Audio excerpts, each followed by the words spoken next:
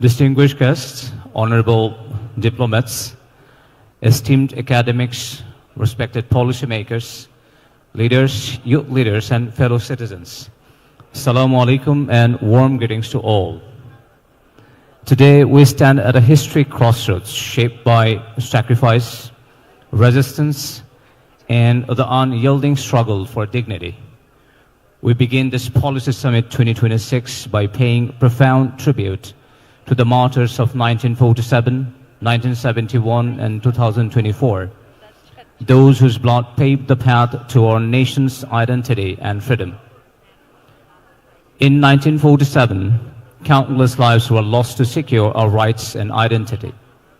In 1971, millions perished to give birth to an independent Bangladesh. Yet, independence demanded more justice and dignity. Then came 2024, a moral awakening, a rupture in fear, when ordinary citizens, especially the youth, stood unarmed against repression and declared, "This nation belongs to its people, not to tyranny." We remember Shahid Abu Said, who faced bullets with open arms in Rampur, Shahid Mir Mahfuzur Rahman Mugdho, who selflessly distributed water to protesters before being fatally shot, and Shahid Abrar Fahad, whose earlier sacrifice against injustice inspired generations and symbolized resistance to oppression. They sought neither power nor privilege, only a just, humane, and accountable Bangladesh.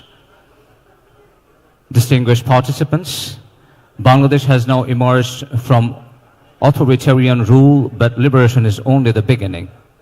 The blood of our martyrs asks, what state will we build? Will policy serve the people or subordinate them to power once more? This summit is about foregoing a new social contract, one where citizens come first, accountability replaces impunity, justice is institutional and impartial, and development is measured in human dignity, not just infrastructure. To diplomats, scholars, and policymakers, we welcome your insights to strengthen our ethical and institutional foundations. To the youth, 2024 restored your voice, 2026 entrust you with responsibility. Let us transform the ideals of our martyrs into fair laws, transparent institutions, and an inclusive future. If we honor them only with monuments while permitting injustice, history will judge us harshly. But if we embed their courage in governance and public life, Bangladesh will thrive as a nation of justice, dignity, and moral strength. Ladies and gentlemen, now we would like to start the session with the recitation of Quran. I'd like to request Qari Muhammad Bilal Hussain to recite the verses of the Quran. Please, Qari Muhammad Bilal Hussain.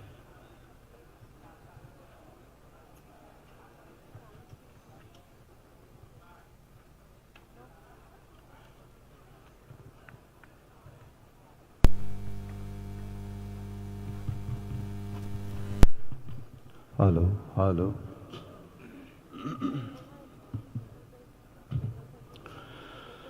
Assalamu alaikum wa rahmatullahi wa barakatuh.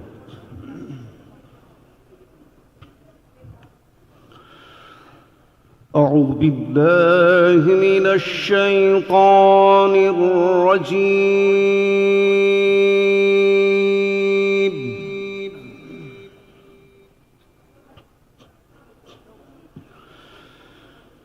بسم الله الرحمن الرحيم.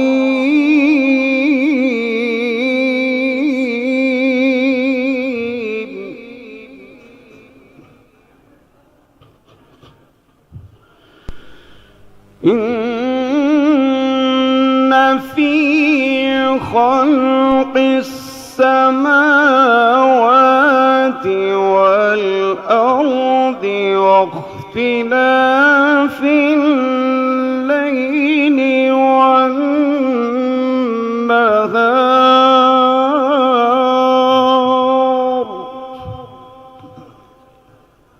السماوات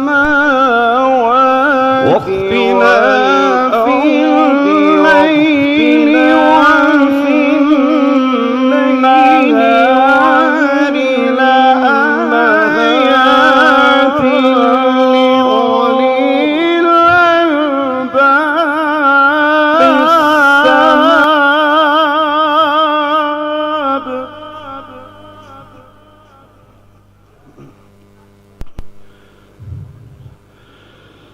الذين يذكرون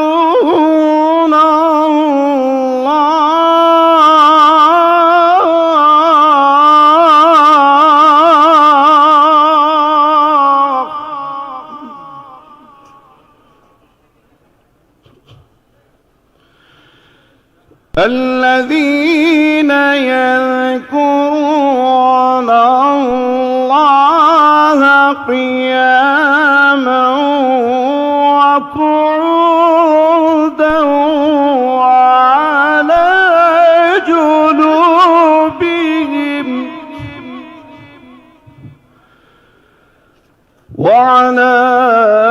جنوبهم ويتفكرون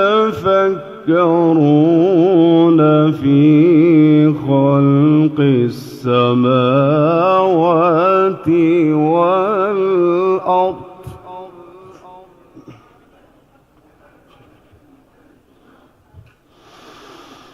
الذين يذكرون الله قياما وقعودا وعلى جنوبهم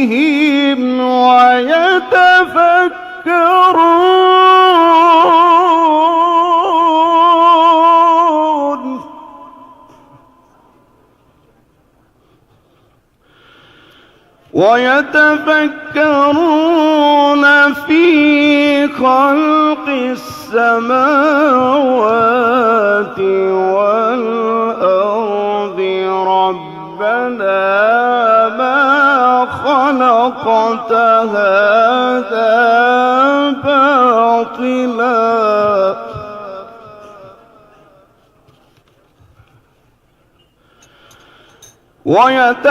ويتفكرون في خلق السماوات والأرض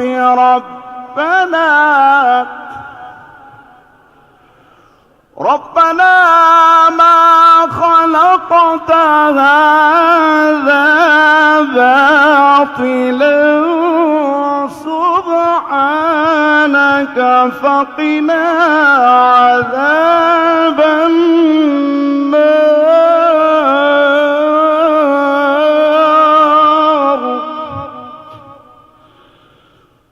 ربنا ما خلقت هذا باطلا سبحانك فقنا عذاب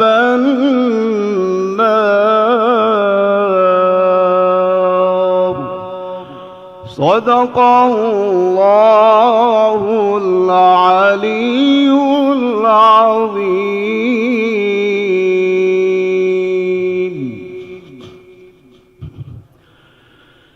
Indeed, in the creation of the heavens and the earth and the alternation of the night and day are signs for people of understanding, those who remember Allah while standing, sitting and lying on their sides, and reflects on the creation of the heavens and the earth, saying, Our Lord, you did not create this without purpose. Glory be to you. So protect us from the punishment of the fire. আসমান ও জমিনের সৃষ্টির মধ্যে রাত ও দিনের পরিবর্তনে ওই সকল জ্ঞানীবান লোকদের জন্যে নিদর্শন রয়েছে, যারা উঠতে, বসতে ও শুইতে সব অবস্থায় আল্লাহকে স্মরণ করে। আসমান ও জমিনের গঠন প্রকৃতি সম্পর্কে চিন্তা ভাবনা করে এবং তারা দিল থেকে বলে ওঠে, হে আমাদের রব, এইসব কিছু তুমি বিনা উদ্দেশ্যে সৃষ্টি করনি, বেহুদা কাজ করা থেকে তুমি পবিত্র। তাই হে আল্লাহ, আমাদেরকে দোজখের কঠিন আযাব থেকে রক্ষা করুন। وآخر دعوانا أن الحمد لله رب العالمين. السلام عليكم ورحمة الله وبركاته.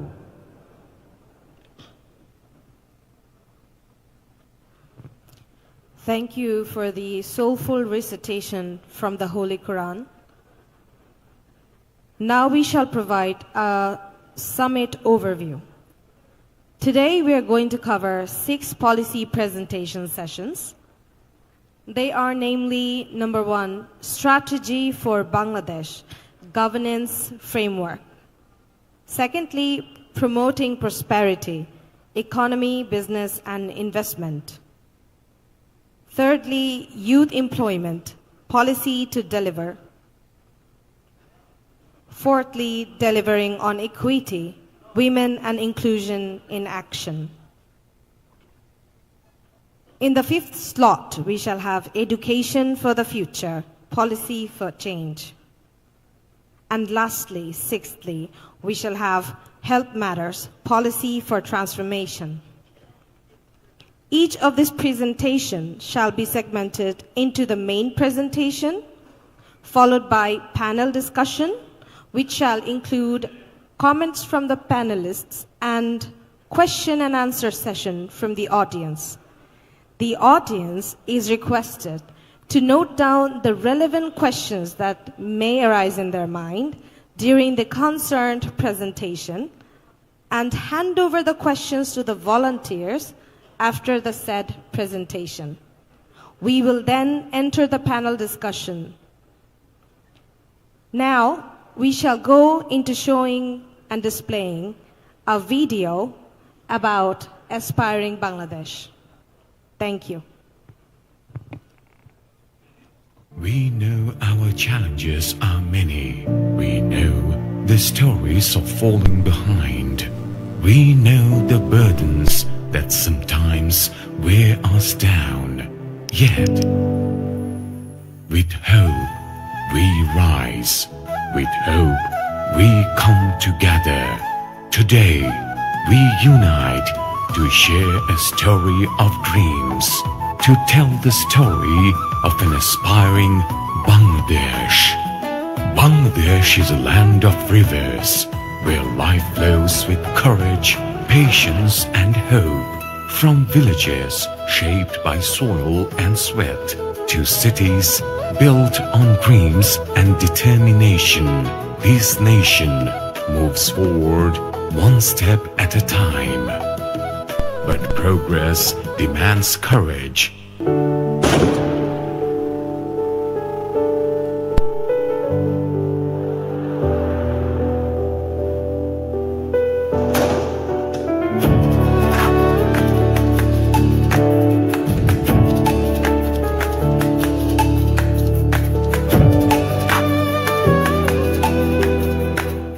It demands a stand against corruption and extortion. It demands the light of good governance and the strength to rise above fascism. In every village, school and city classroom, education lights the path forward. In every clinic and Jamaat hospital, ইসলামীর সঙ্গে health জোটে থাকতে protects রাজি হয়। the future. ভাবুন তো, A মানে strong Jamaat-e Islami economy is এমন not একটা just ঘোষণা, numbers on paper, Jamaat it is একটা আসন food ছাড় on the দেবে ইসলামী table. আন্দোলন বাংলাদেশের Confidence প্রধানকে, in the heart যদিও বা and তার dignity দল in war. কিছুতেই জামায়াত Through ইসলামীর সঙ্গে information জোটে and থাকতে রাজি হয়। communication technology, ভাবুন তো, মানে new জামায়াতে doors ইসলামী open, এমন একটা new ঘোষণা ideas ইউনূস সাহেবের rise, সঙ্গে বৈঠকের new পর কেন দেবেন? মানে তিনি possibilities কি এক রকমের begin. ভাগ করে দিচ্ছেন Employment যে কোন empowers আসনে our কে youth. বিজয়ী হবেন, It কোন makes the আসন কার nation জন্য proud. ছাড় হবে?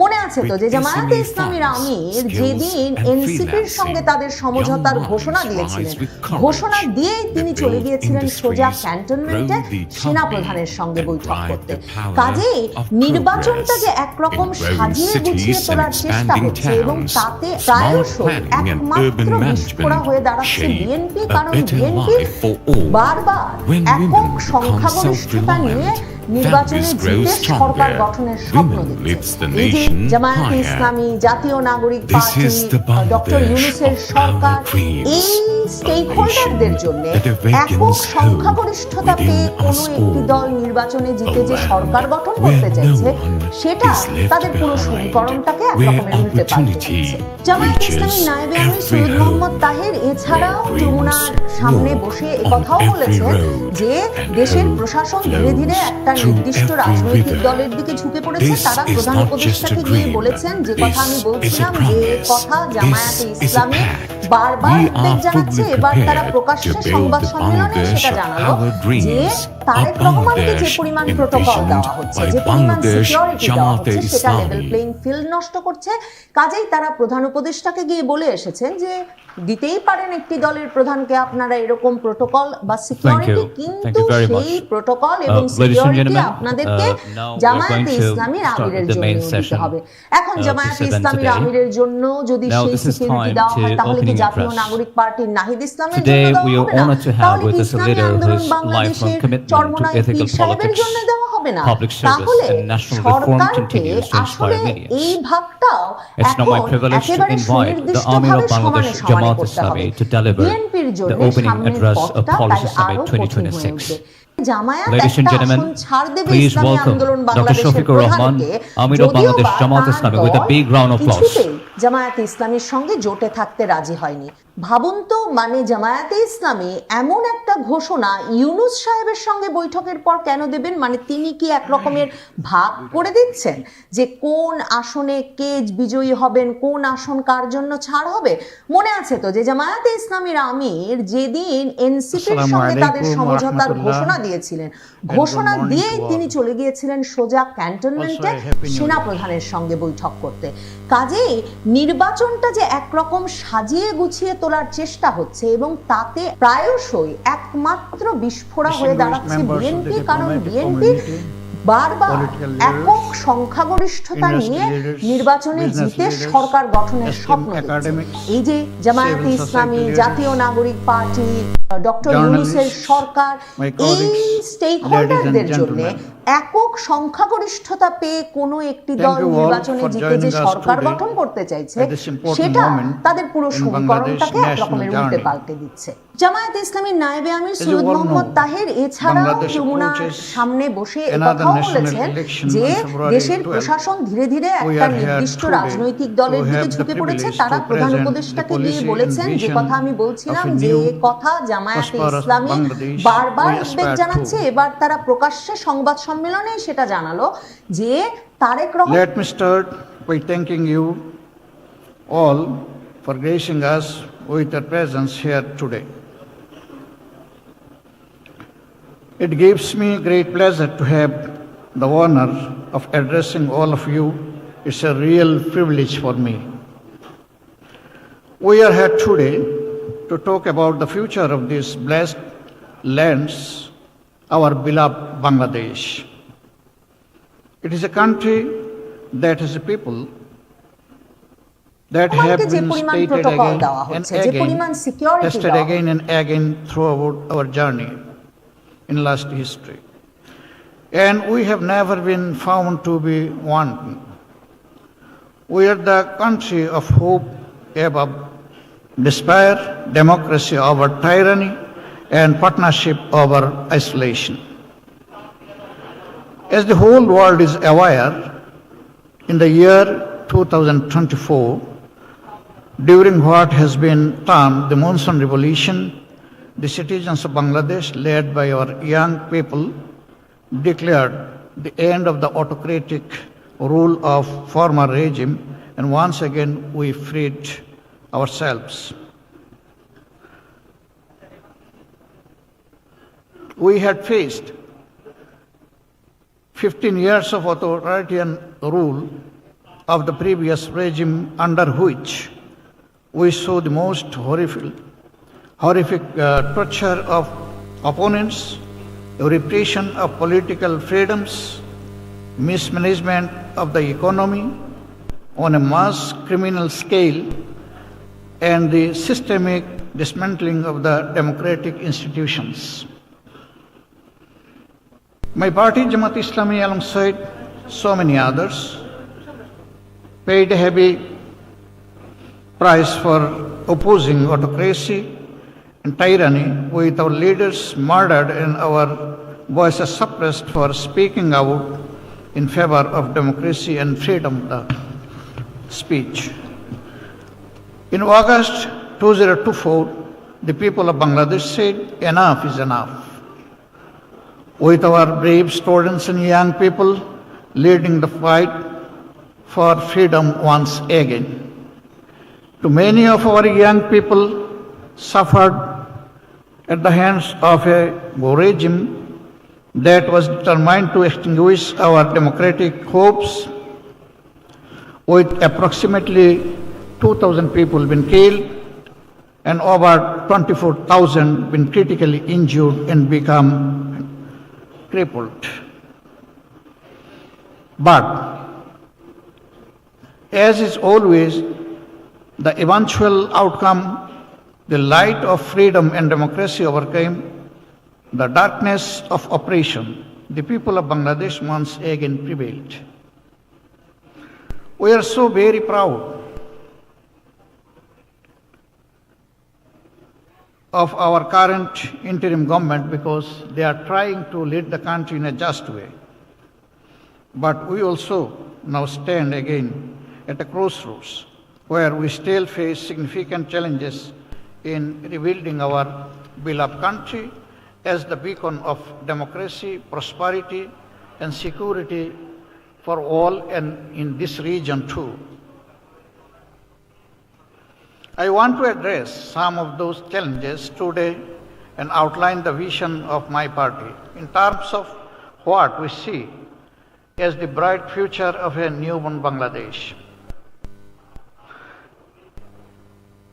A Bangladesh reborn, a Bangladesh renewed, a new Bangladesh. You will have seen the words aspiring Bangladesh here all around you. We want Bangladesh to aspire to be a modern market economy that also believes in social justice and where no citizen is left behind. We want a country that aspires to putting national sovereignty first and also is a responsible and active regional and global partner. We want a nation that aspires to putting technology and innovation at the heart of unstoppable economic prosperity and also believes in an interconnected world where values and principles still matter. We want to rebuild a new Bangladesh that stands on the pillars of pluralist democratic values on which our country was founded. My party believes that only through democracy and free, fair, and transparent elections can we move forward as a prosperous country. But what we need now more than ever before is a vision for the country which is backed by tangible, concrete actions which transforms our Bangladesh and delivers for our people, for our citizens. Over the course of today, you will be hearing from some of the best and brightest minds in our country about the policy and delivery action framework of our party, Jamat Islami, on how to transfer the country and to give Bangladesh back their country and the future Bangladesh is back their country and the future they deserve. What you will hear throughout today is a concrete and ambitious policy framework for effective and citizen-centric governance that embraces technology, innovation, and transformation. We are keen to see essential reforms and transformation there will be some take place as soon as possible system and enhance morality, almost 2 enhance decades salary. of damage It will be to our our democratic and economic মিলে আমরা মনে করি যে institutions. আমাদের আমরা সময় It is নিচ্ছি therefore ইনশাআল্লাহ আমরা essential আসবো আর that the upcoming election on 12th of February are the most আলোচনা জানতে চাই free, আমাদের চিন্তা ভাবনা জানতে fair চাই and এবং transparent একটি রাজনৈতিক দলের that the country has ever seen and which have been denied to the people of Bangladesh for almost 20 years. তো যখন তারা Let me also make clear that our party will be voting and campaigning for yes in the সুযোগ দিবে ও concurrent নিরাপত্তা referendum. সহকারে। Thank you so much. Yes to reform, তারা জানেন আমরা yes এক to জায়গায় July বসে Charter, কথা বলতেও পারি, yes to a new আমরা প্রকাশ্যে and renewed prosperous Bangladesh. And half of But elections are only the beginning. What we require now is a new national political consensus on what a new Bangladesh will look like, and to guarantee democratic freedoms and the rule of law for every citizen of the country. Our pledge to the country is that we will work that any political party that commits to three basic fundamentals: rooting out corruption, promoting social justice, and driving forward essential reforms to build a governance system that the people of Bangladesh can be proud of and the relentlessly delivers for them. For us, governance means service to the people. If we are given the opportunity, we will govern as the servants of the people, and we will always honor this sacred trust. As mainstream Muslim Democrats, we have participated in every free and fair, credible elections throughout the decades, whether that is at a national level or local government level. And we look forward to continuing to do so. In building a new Bangladesh, the role of women is absolutely vital. As you will aware, women are already completely integrated in Bangladesh's economy, and estimated 37% are in the formal workforce. I am proud that this is one of the highest rates in South Asia, and my party is determined to help grow this number further and faster than ever before. But in order to do this, we have to also ensure that Bangladeshi girls and young women have equal access to the education from primary to university level. I am proud that women make up 43% of my party's membership. My party is fully committed to creating opportunities across our country so no girl is left behind, and that they are able to fulfill their full potential as equal citizens in New Bangladesh. We'll stand shoulder to shoulder with anyone who believes in the equal opportunity for all. We also want to work closely with our international partners in rebuilding Bangladesh as a thriving and prosperous modern market economy. Bangladesh is one of the fastest growing economies in the world and is one of the youngest populations globally. The opportunities for trade and mutual growth are endless. Our young people will remain our engine for growth and prosperity, with our youth employment as a key strand of our governance framework. My party believes that through trade and participation in the global economy, can Bangladesh achieves its true potential as an economic leader in our region. In that, our partners across the world can help by showing confidence in the new Bangladesh that we are building, by investing and by partnership with us in creating employment opportunities for our young people. This in turn also brings mutual economic benefits to foreign investors, with guarantees of a transparent and open economy in new Bangladesh. My party is determined to build a modern welfare system driven by the engine of the growth. We are drawing inspiration for this from many parts of the world, and which we can learn from. We will promote agricultural development and food security, driving projects that empower farmers, increases productivity, and establish food security. In industrial growth, we will promote policies that revitalize local and global industries, create jobs, and promoted economic growth whilst integrating into the global economy. We will champion initiatives for small and medium-sized businesses, opening doors for local entrepreneurs and bolstering Bangladesh's industrial base with opportunities set for FDI. We have already made clear that we will stand strongly behind any efforts to ensure that no future government in Bangladesh will be able to subvert the economic system and state resources for their own.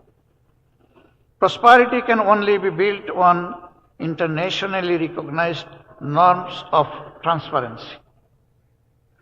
But a prosperous, modern and new Bangladesh can only exist where all citizens, regardless of their faith, gender, creed or race, are treated as equals.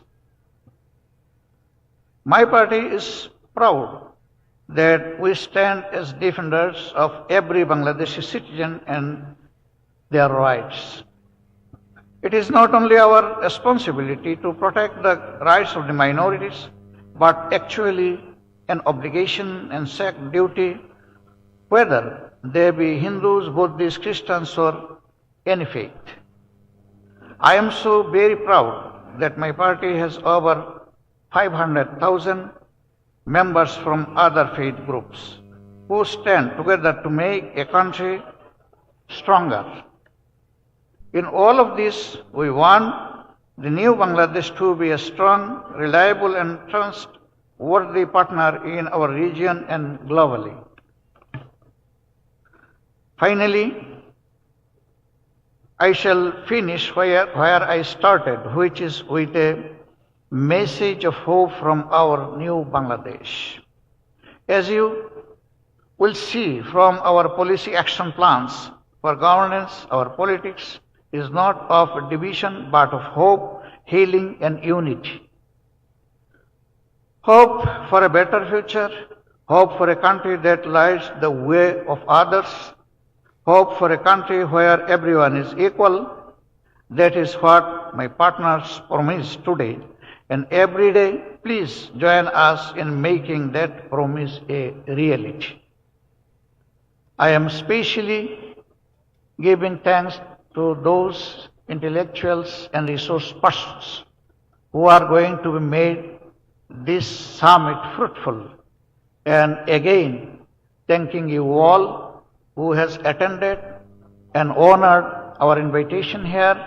We are really grateful to you. Please, we unite together locally, regionally, and globally for a prosperous Bangladesh and to move forward. Thank you all. Assalamu alaikum wa rahmatullah. Thank you very much, Honorable Amir Jamat of Bangladesh Jamat Islami, for your thoughtful and inspiring opening address. Your reflections on ethical leadership, national responsibility, and principled governance have provided meaningful direction for our discussions today. Your words remind us that sustainable policy reform must be grounded in justice, integrity, and service to the people. On behalf of the organizers of the Policy Summit 2026, we sincerely appreciate your time, presence, and valuable guidance. We are truly honored by your participation. Ladies and gentlemen, please join me once again in giving the Honorable Amir Jamat a warm round of applause again.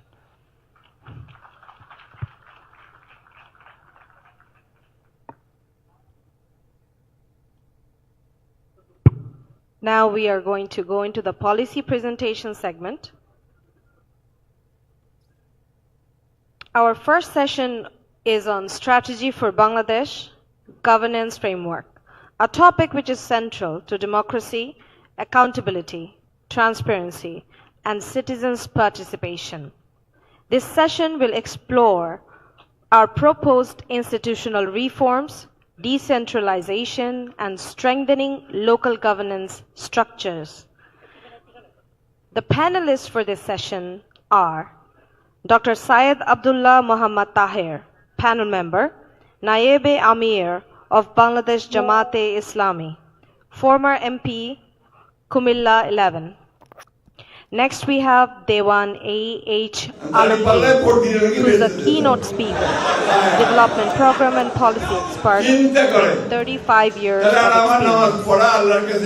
We then have Shariful Alam joining as a panel member, former Secretary, Government of Bangladesh, Professor, Department of Political Science, Dhaka International University. Then we have Shah Alam Bakshi, panel member, former Secretary, Ministry of Administration, MP candidate, Ghazipur 1. Lastly, as the fifth, we are going to have Engineer Niyama Islam, panel member, electrical consultant, private firm, Joint Secretary, Shommilito Nari Proyash. I kindly invite the honorable presenter and respected panel members to take their seats on the stage. A big round of applause to welcome them on stage, please. I would like to remind the audience to kindly take notes as the main presentation goes on. You can either hand over the questions to the volunteers to be read out by the volunteers or moderator, and if you so wish, you can ask them directly to the presenter and panel members during the panel discussion. Are we all seated? Let us now begin the session with the keynote speech by Dewan A.H. Alamgir. Thank you. I would like to request Mr. Dewan A.H. Alamgir.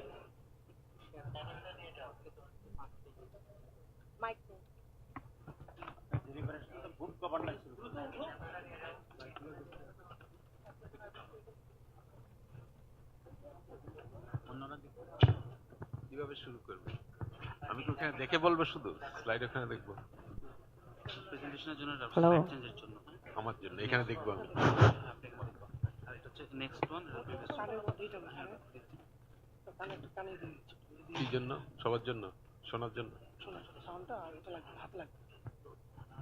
Dear audience, we again humbly remind you to take notes of the questions that you want to ask the panel along with the presenter.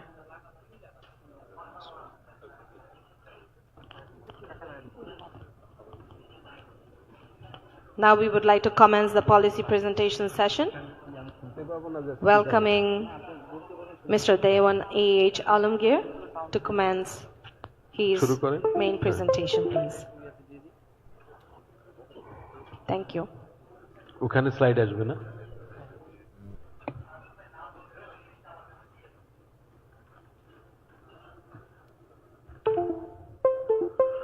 Distinguished guests and distinguished panelists, Assalamu alaikum and good morning. I am Dewan Alamgir. I will be presenting on the governance framework for Bangladesh. Before I go there, let me introduce myself slightly differently. I will be first-time voter, although I am almost 65 years old. I will be voting this time along with millions of other young people who will be voting in coming election. Secondly, I am a really concerned citizen. We are at the crossroad, as Mr. Amir has mentioned. We have a choice to make. One is the choice for democracy, prosperity and justice, or going back to business as usual. For Bangladesh, let me just mention, during independence or following independence of Bangladesh, we expected a nation of democratic system, justice and prosperity, but did it happen? And what we saw after, a very, very different economic system where some people took control of the economy and basically plundered our banking system and others. And you will see, even today's newspaper shows that the poor state of banking system in Bangladesh. On the political system, we suffered from one-party rule. We have seen military rules. We have seen sham elections. And over the last 15 years, we have seen how political system has been captured without any election. And of that came the 2024 revolution of millions of people came out within the street to protest and demand that we want democracy, we want prosperity, we want justice. That's the basis for my presentation as well as for the future of Bangladesh. So, after all the analysis, and if you can, we really consulted people, and it is very common that made the conclusion that the basic problem is the absence of good governance. And from that we have seen authoritarian rule, we have seen corruption and crony capitalism, and combine that too we see the concentration of power in political area as well as in the economic space. And we like to change that. Through this presentation as well as the next election, we would like to see change in that. However, although this is very pessimistic, Bangladesh and we Bangladeshis are hopeful people. Our farmers feeding a population of 180 million people. We see our garments workers, millions of women, our micro-entrepreneurs, SMEs and businesses actually keeping us afloat. Our remittance, poor people, skilled, many of them are unskilled, working outside Bangladesh, send us remittance. Although we'll see a presentation this afternoon where we'll show you that how we can really train our people and send them abroad, at the same time create jobs for them within the country. Combine all them, we like to really continue. We got to build what we have already made progress. Now, what is the vision? Just simple way, vision for Bangladesh, as Mr. Amir also mentioned, I will be paraphrasing him. We want democracy, we want economic prosperity, we want justice and unity. A united country where every person, every citizen has the opportunity to really reach highest of his or her capability. So if we do the program we have developed, almost all sectors policy papers we have developed, if you can implement that, and we plan to implement that, we'll create these four things. One is a permanent democratic system. We like to see the outcome. We want prosperity for all, not for few. So the poor, all over the country, to anyone, everyone, we should have a basic shared prosperity. We should not have illegal, ill-gotten wealth captured by few people. We would like to see extreme poverty eradicated as soon as possible. We have a program for that, and ultimately a just society. So, what will be the governing principle for this party? One is, of course, economic justice, a pro-Bangladesh policy. We like to see our interests protected, whatever the sector is. An effective government, not a large wasteful government, but an effective one. We like tools issue really has become very, very critical for this nation. We feel insecure within the country, and corruption is at the highest, and the worst situation is that. So, citizen security will come as the core of all governing principle, anti-corruption measures, at the same time equal opportunity for all. Whatever the competence and the capability of a person should have that opportunity to capture the opportunity in the economy and in the society. So what are we proposing? What is the framework or the thought process for us? We are simply proposing three elements that will lead us to the outcome we are proposing. One is the fundamental one is the good governance, as I mentioned. Second point is inclusive growth through investment by the government and the private sector. The private sector will invest in business, and government will be investing in all other things, especially in people, education, health, infrastructure and others, will provide the basis for investment for the private sector. And of course, as you know, almost 30% of Bangladesh population lives in extreme poverty. We like to have a very strong social safety net for them so that we can eradicate poverty within as soon as possible. Although we will not be discussing this issue in details today, but we have a detailed program to eradicate extreme poverty. We will be happy to share with you sometime in the future. So my presentation will be focusing on the good governance. The following presentation by Professor Warisul Kurim will discuss on the growth, economic issue. Let me just focus on the governance part. We see governance as 4 elements. As far as we are concerned, there may be other frameworks, but for us, we are talking about 4 elements. One is good political governance. Political governance. Second one is good economic governance. We want macroeconomic stability. As you know, we are in a real crisis. Then we are proposing a strong local government system and shared urbanization, planned urbanization throughout the country. A country of 180 million people cannot be governed from one city, and it should be the political power and development should be spread throughout the country. So let me just briefly mention few elements of political governance. First of all, a democratic governance. For the first, this should be the last time that people has to come out in the street to democracy.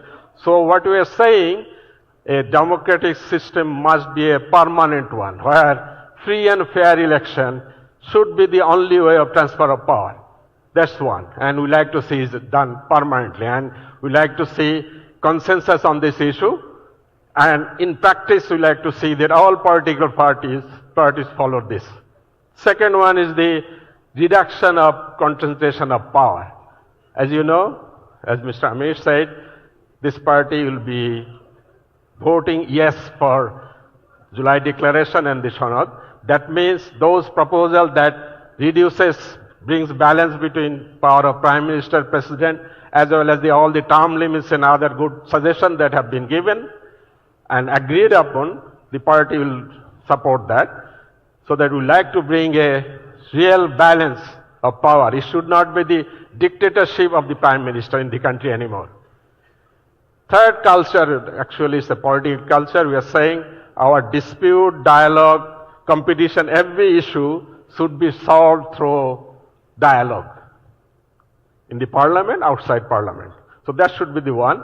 Fourth, as I said, I will also discussing strong decentralization. A country of 180 million people cannot be ruled from just one city. Dhaka as a city, I think Dhaka, Chittagong, almost unlivable. Then the issue of economic governance. I like to emphasize on the first issue. We like to see a rule-based system. If you want to start a business, you don't have to have connection with a minister or MP or anybody. You know the rules, you know the system, you start your business and go ahead with it. So that kind of a rule-based system, we like to really make it the way of life, economic life in Bangladesh. There will be strong corruption.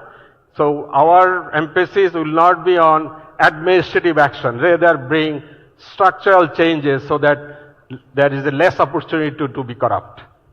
Financial sector reform, Professor Wazil Karim also speak about it. So it's very important that we have to really fix our financial system. Non-performing asset is very high, and this sector has been used as a conduit to siphon out money out of the country. Then capital market also we need reform, because over the decades we have seen at least twice stock market has been used as the conduit for plundering. So that has to stop. On the state-owned enterprises, we like to have reform, but the next immediate step would be to make them profitable. Almost all state-owned enterprises are losing concern, very bigly losing concern. and we like to see more and more digital transaction, digital changes, and eventually we like to see in few years that Bangladesh become a noteless country, no paper note. It should be more and more digital transaction of financial sector. That I think will act as a deterrent for corruption. On the stability, although Professor Wasil Karim also will discuss about it, but these are the key things we need immediate action. Of course, we have to control inflation. Inflation is too high for the poor people in general. We like to really go for military policy, appropriate one, at the same time more and more investment. And also one of the reason of high cost of commodities is extortion from the villages to the towns. That has to stop, so that it will have an effect on inflation as well. Improve, of course, we have to collect more taxes, but instead of really raising rate, Professor Wasil Karim will propose a different way of thinking revenue collection. We have to increase remittance also. As you know, most of Bangladeshis who work outside Bangladesh, especially Middle East and other areas, these are mostly unskilled people. We like to really develop an skilled workforce for Bangladesh inside as well as for international job market. And we have a detailed plan for that, and there will be a presentation on how we develop skilled workforce for this country to improve create jobs, at the same time improve productivity of our enterprises, at the same time export, let the world have our skilled people. And as you know, diversifying export is very important. We have to really earn export dollars, reduce our wasteful public finances, and bring more and more transparency to especially big public investment. There should be really scrutiny of making big projects. It should not be depend on the whims of one person or just for visibility. We really need to have a transparent process of selecting public investment.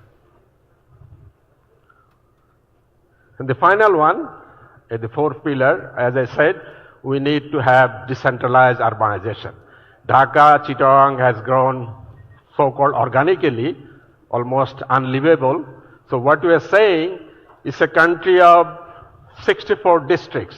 So we should have planned 64 cities, and each upazila should have one or more than planned urban centers. That means Bangladesh should not be a country of 2 cities. It should be 64 cities planned and 500 plus smaller towns integrated with each other. So that we can create jobs in the small towns. We should have health, education everywhere, so that we don't have to come to Dhaka for all the services, whatever the area is. For that to happen, I think we need a strong local government also. Our local government system is really weak. We all have 3 tier of Jila Parishad, Upazila and Union Parishad, but still we don't have real consensus on how to strengthen local government. I think it needs consensus of the political parties, because without that, we like to system where local government system does not change with change of government, change of party. It should have a permanent setup, permanent system, so that concentration of power and development should go throughout the country. So when we have a small district or a small town, we like to see hub of 4 things. One is, of course, housing, living, that will be people. We like to see jobs and economic growth in each area, with industrial zones in each district, each upazila. We should have education and skill. Without education, service people will not want to live in small towns. And health services. Because for health service, even a poor person has to come from all the way from remote area to Dhaka to get a basic surgery. Or as you know, millions of people go outside Bangladesh to get health service. This has to stop. This is a big commitment from our part, that we should have towns and cities and towns throughout the country where we have basic 4 services: employment, job opportunities, education and health services, so that we don't need to have rural to urban migration in Bangladesh. So let me just finish this saying, we equate good governance with national transformation. That's our fundamental promise, and that's our fundamental way of thinking development of Bangladesh for the future. Thank you very much for your attention. Okay, thank you. We are available for any question and answer. Our panelists are available. I will be available also for any question or any clarification you may need. Thank you. Thank you. Thank you for that insightful presentation. As our audience works on their questions for the panel members, we would like to welcome the panel members to provide their brief perspectives, remarks, or comments. Meanwhile, if any audience has any question, please raise your hands and you will be approached by the volunteers. You can hand over your written questions or read them out loud on your own in the mic for the panel. Can we now move on to the panel discussion for the comments as we collect questions from the audience? Thank you. আপনি comment করতে বলছে কিছু বলবেন local গভর্নমেন্টের উপরে 1 or 2 minutes that's introductory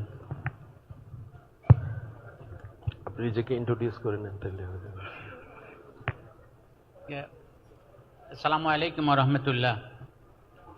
Distinguished guests, before I touch upon the local government briefly, let me introduce myself first. I'm Dr. Shariful Alam.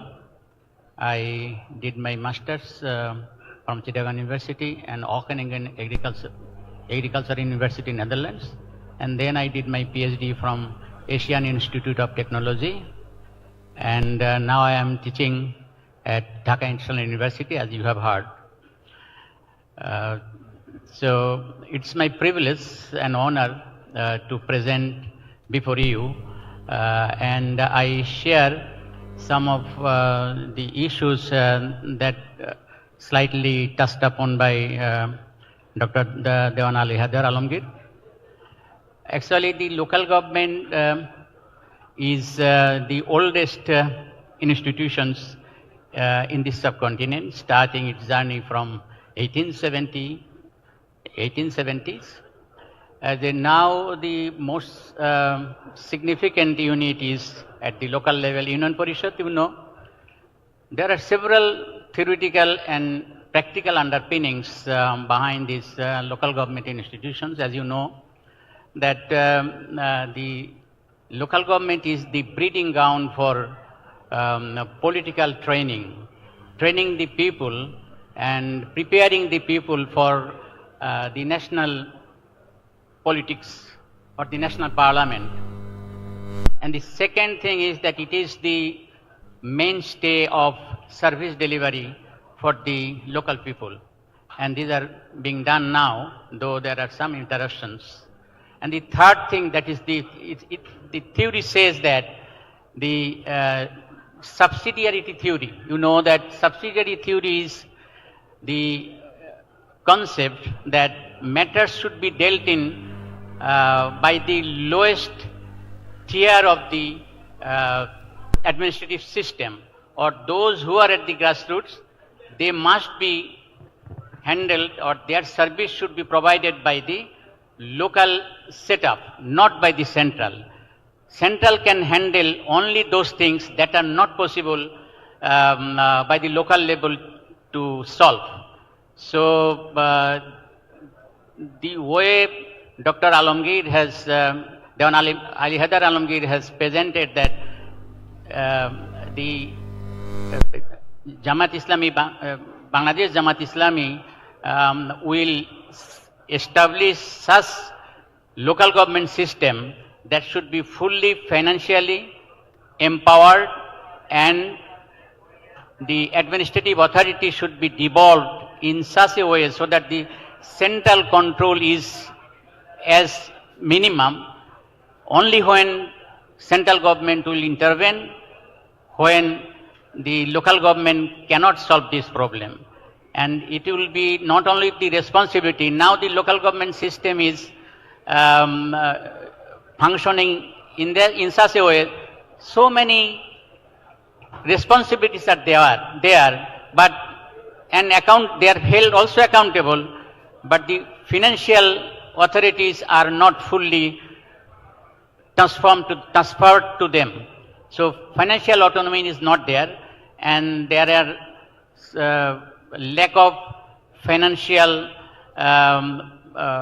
opportunities as well. So few areas of financing are there, but not they are fully financially solvent or capable of serving the people as the people are expecting from it.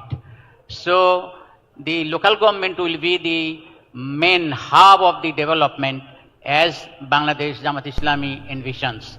So I think in the future, if Bangladesh Jamat Islami is given the responsibility of taking care of the services and the affairs of the people, it will try its best to devolve the system to the lower level, Union Parishad, Upazila level, Upazila Parishad and Jala Parishad as the political consensus permits. Say for example, first Bangladesh Jamat Islami will try its best to come to a consensus what will be the setup and system and structure of local government. And then it will start some pilot reforms program and try to gradually develop the system, and then it will start developing the capacities of the local people so that they can become their own master. They can become the master of their own affairs. So in that way, Bangladesh Jamat Islami will try to scale up the system nationally. So with this, I will welcome more questions. If you have, then we will respond. Assalamu alaikum wa rahmatullah.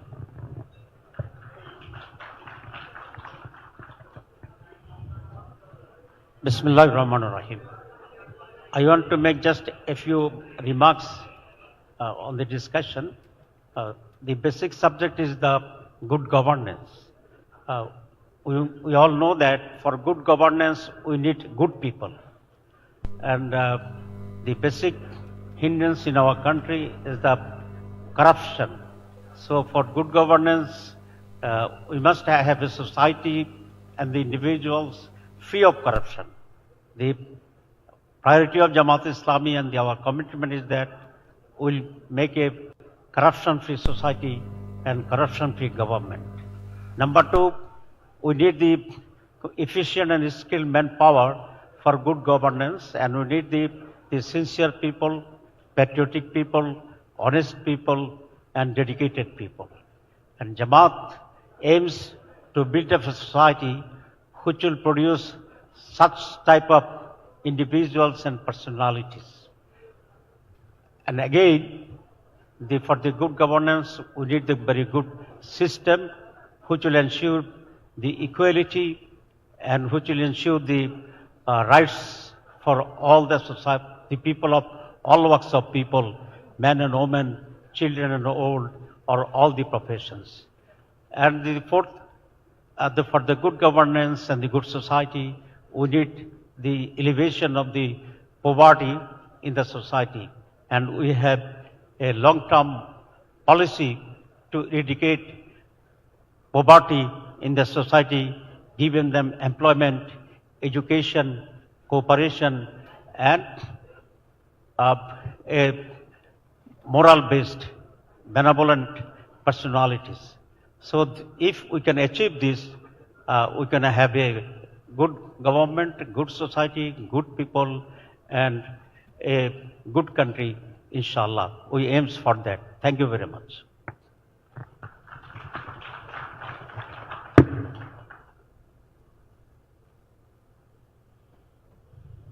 So, thank you so much for your remarks.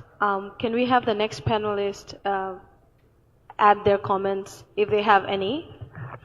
If not, we can move on to the question and answer session. Hi, my name is Najibur Rahman. I am a lawyer by profession. I did my PhD on commercial law from the UK, and currently I am an MP candidate for Bangladesh Jamat Islami. I think my takeaway from this is that decentralization is a must. We saw in the last 16 years how the ruling class centralized everything, consolidated the power to a family and to a group of people. Even we saw in rural level, in constituencies, MPs, although they are function as a legislator to make laws, but they acted as the head of the government in the local areas. So that needs to be reformed, and I think the way it has been presented, if we can decentralize the power and give the power to the people, that will elevate the poverty level. Also, that will reduce the corruption, because absolute power makes absolute corrupt. So the political leaders, they should have their own designated roles in terms of law, in terms of legislators, MPs. They shouldn't involved in local governance, and the local government should work. I mean, the allocation of funds that should go to the local government directly, not through the MPs. So I think that should be the goal, to decentralize the work and decentralize the power. Through that, we can reduce the corruption. We can actually empower the people. Thank you.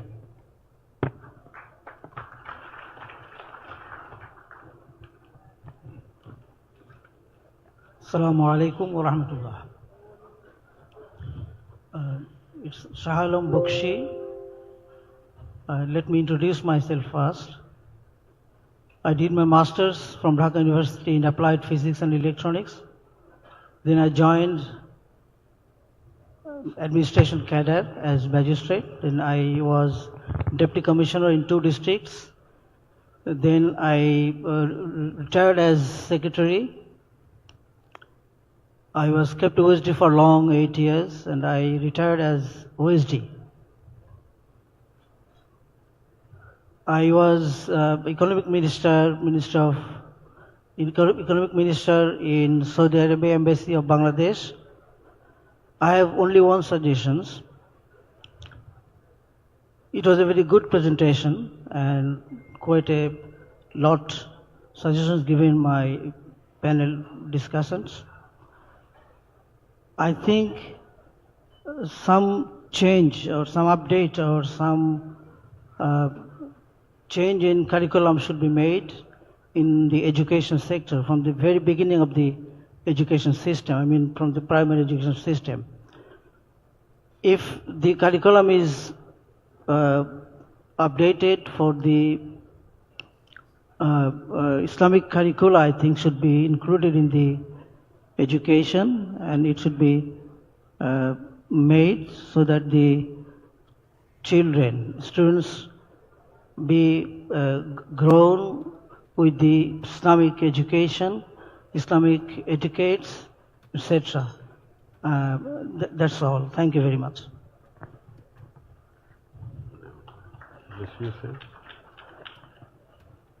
Assalamu alaikum and good morning. I'm engineer Niyama Islam, an electrical consultant at private firm and joint secretary of Sammilito Nari Prayash.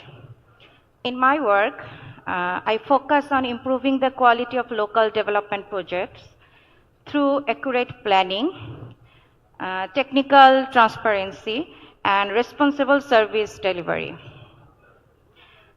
As an engineer, I believe good governance at the local level depends on reliable infrastructure, clear information, and honest decision making. Our role is to support these values by ensuring that every project is safe, efficient, and beneficial for the community. Thank you.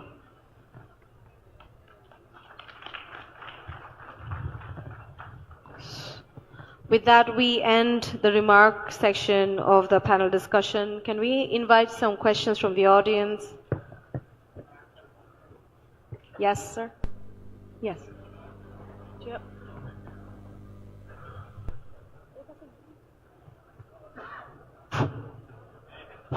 Hello, Mr. Dewan. Presenter, thank you for a good presentation. I have questions. Why our local government could not be effective so far? You did not mention it. We have many local governments in the last 54 years after independence, but why they couldn't be effective? Though they are run by elected local government representative. Second, how local representatives' accountability can be ensured? Okay. We know that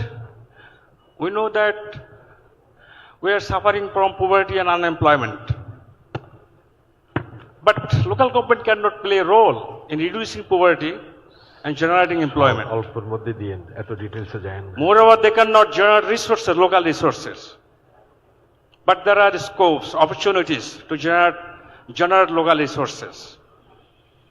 But local government became ineffective in this area. You know that our people's problem lies with their illiteracy. Thank you. And 60% of their income are spent on health. But local government cannot do anything. Why? Why there is deficiency? Your presentation did not point out this. Please. Yeah. Thank you. Thank you for the questions. Maybe there are some opinions as well. So thank you very much. Actually, your first question was related to the non-functionality of local government for the last 54 years, isn't it? So I think that you will share with me that local government has not been given due authority to function properly, be it at the local level or at the central level. At the local level, they are facing the problem of resources and the trained manpower. And at the central level, there is an attitude that if the adequate resources are pumped to the local economy or the local government level, then corruption will be rampant. This false argument, on the basis of this false argument, the central level people are not inclined to give them the full authority. But it is true that corruption can be handled easily if the system is in place. So I think that it is the political mindset and the decision of the political masters that what will be the structure and the functions and the authority and the independence of the local authorities or the local government institutions. If it is politically decided and consensus is arrived, then I think the local government will be in a position to function properly and they will become capable of handling the affairs of the local people very effectively. Thank you very much.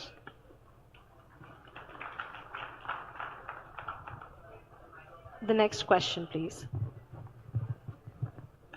Assalamu alaikum. My name is AKM Saidat Hussain, but I'm from Algeria Embassy in Bangladesh.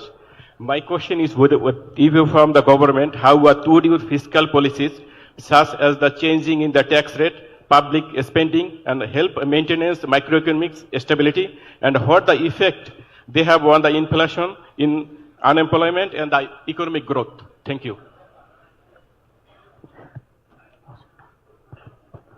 Well, first of all, as you know, that the public finance at this stage is in a very difficult situation. So the way we like to do basically stop wasteful spending. This is one. Within this, make it transparent, make it demand driven. On the other side, as Professor Warsul Karim will describe, we have investment plan for the growth and other areas. But so that means we really have to balance it. One is what I would say, the wasteful spending part has to be curtailed, especially the big hemorrhages we have in the economy should be stopped. On the other hand, we really have to come up with the investment, especially in the business for private sector investment and for the government to invest in education, basic infrastructure, health and other services. So that's the balance we'd like to make. Thank you. Thank you. May we now have the next question? We request the audience to make the question brief so that we can have the maximum time allocated to the presenter to present their view.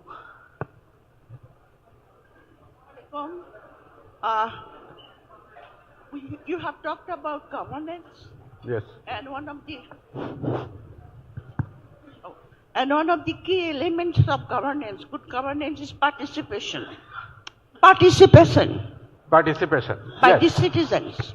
So, how would you ensure the participation of women Yes. at the highest decision-making level? Okay. And this is my question. And another question is, are you committed to CEDAW and SGD? Are you committed? To CEDAW and SGD? If you could spell out the full form for the audience. These are my questions. Okay. First one, I would like to mention that there will be full session on women development where we'll deal with the participation. So I will refer to that session. But the issue is, let me just summarize. More than 50% of Bangladesh population are women. We made improvement, of course, a lot. Lots to be done, especially in education. Now more girls are graduating from primary school, high school, SSC. And in undergraduate level, the proportion is becoming almost equal. So we made really big stride on that. But still there has to be a lot of things to be done. Second issue is the access to health services. That is a huge issue. We need to really improve access to health for all women, poor and area. Then the political participation is something we really have to improve further, really improve further, especially political participation in the local level as well as the national level. We need to really improve on that. I fully agree. And then, of course, women, for them to participate, we really have to, I think it's a combination of many things. Education, at the same time opportunity and choice, and then finally give them the opportunity to participate in economic as well as the political space. So this is more of a general frame I am mentioning. There will be a detailed discussion on this in a specific, a full session on this issue. Yeah, yes. Excuse me, I have a supplementary question here. Please. I mean, why hasn't Bangladesh Jamat Islam nominated any women candidate? Ma'am, I'm not sure I understood you properly. No, my question is that Bangladesh Jamat Islam has not given nomination to any women. Okay. In the upcoming election. I think this is for you.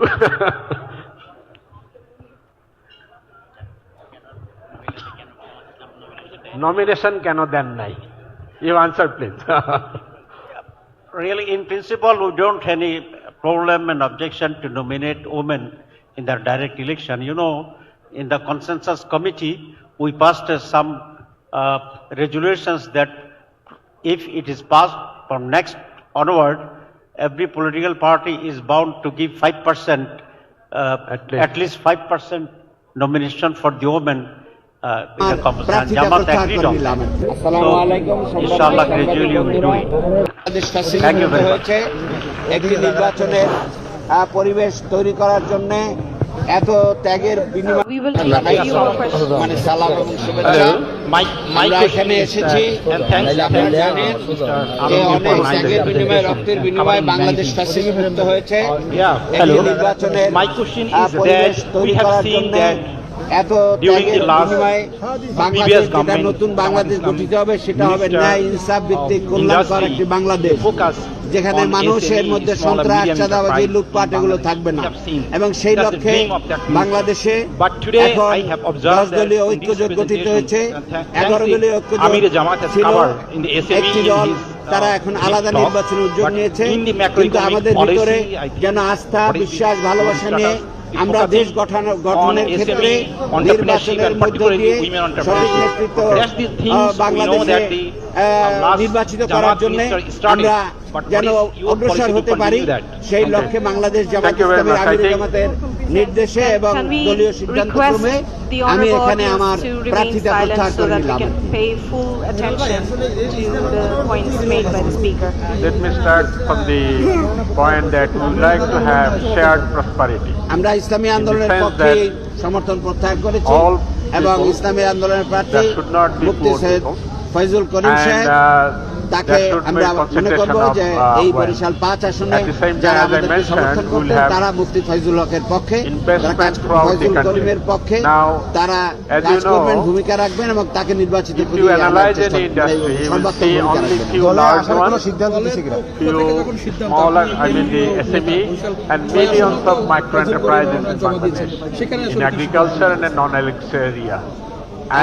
সেখানে তো আমাদের প্রার্থী আছে, mainly because of growing economy, at the same time access to finance.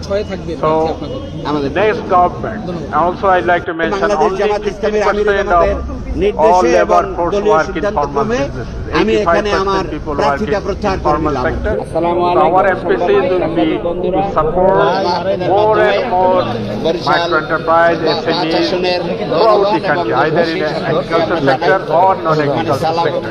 For that, we have proposed that there should be planned urbanization opportunities. যে অনেক ত্যাগের বিনিময়ে, রক্তের বিনিময়ে বাংলাদেশ স্বাধীনতা হয়েছে, একটি নির্বাচনের পরিবেশ তৈরি করার জন্য এত ত্যাগের বিনিময়ে বাংলাদেশ যেটা নতুন বাংলাদেশ গঠিত হবে সেটা হবে ন্যায় ইনসাফ ভিত্তিক কল্যাণকর একটি Bangladesh. Entrepreneurship including women. As you know, Bangladesh, the land of microfinance, almost 95% of the borrowers are women. They are the ones contributing in agriculture as well as other entrepreneurship. So we like to support that, and for that also, you will mention in the skill development and entrepreneurship presentation, you will see we will prioritize women entrepreneurship in particular.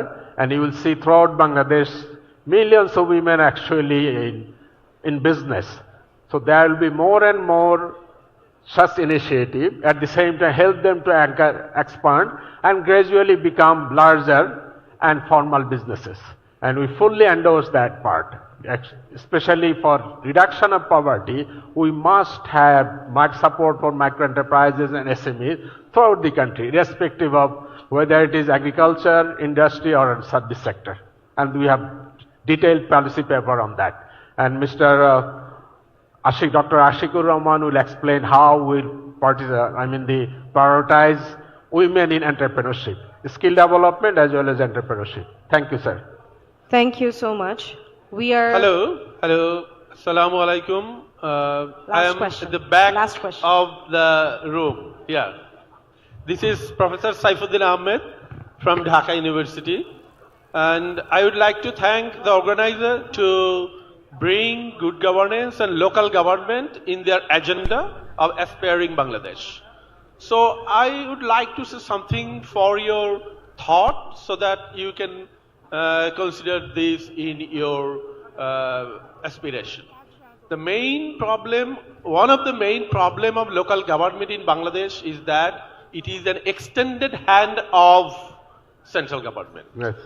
At Upazila level, it was a very good arrangement, but the 13 departments which were transferred to the Upazila level, but their boss sits in district or at central level.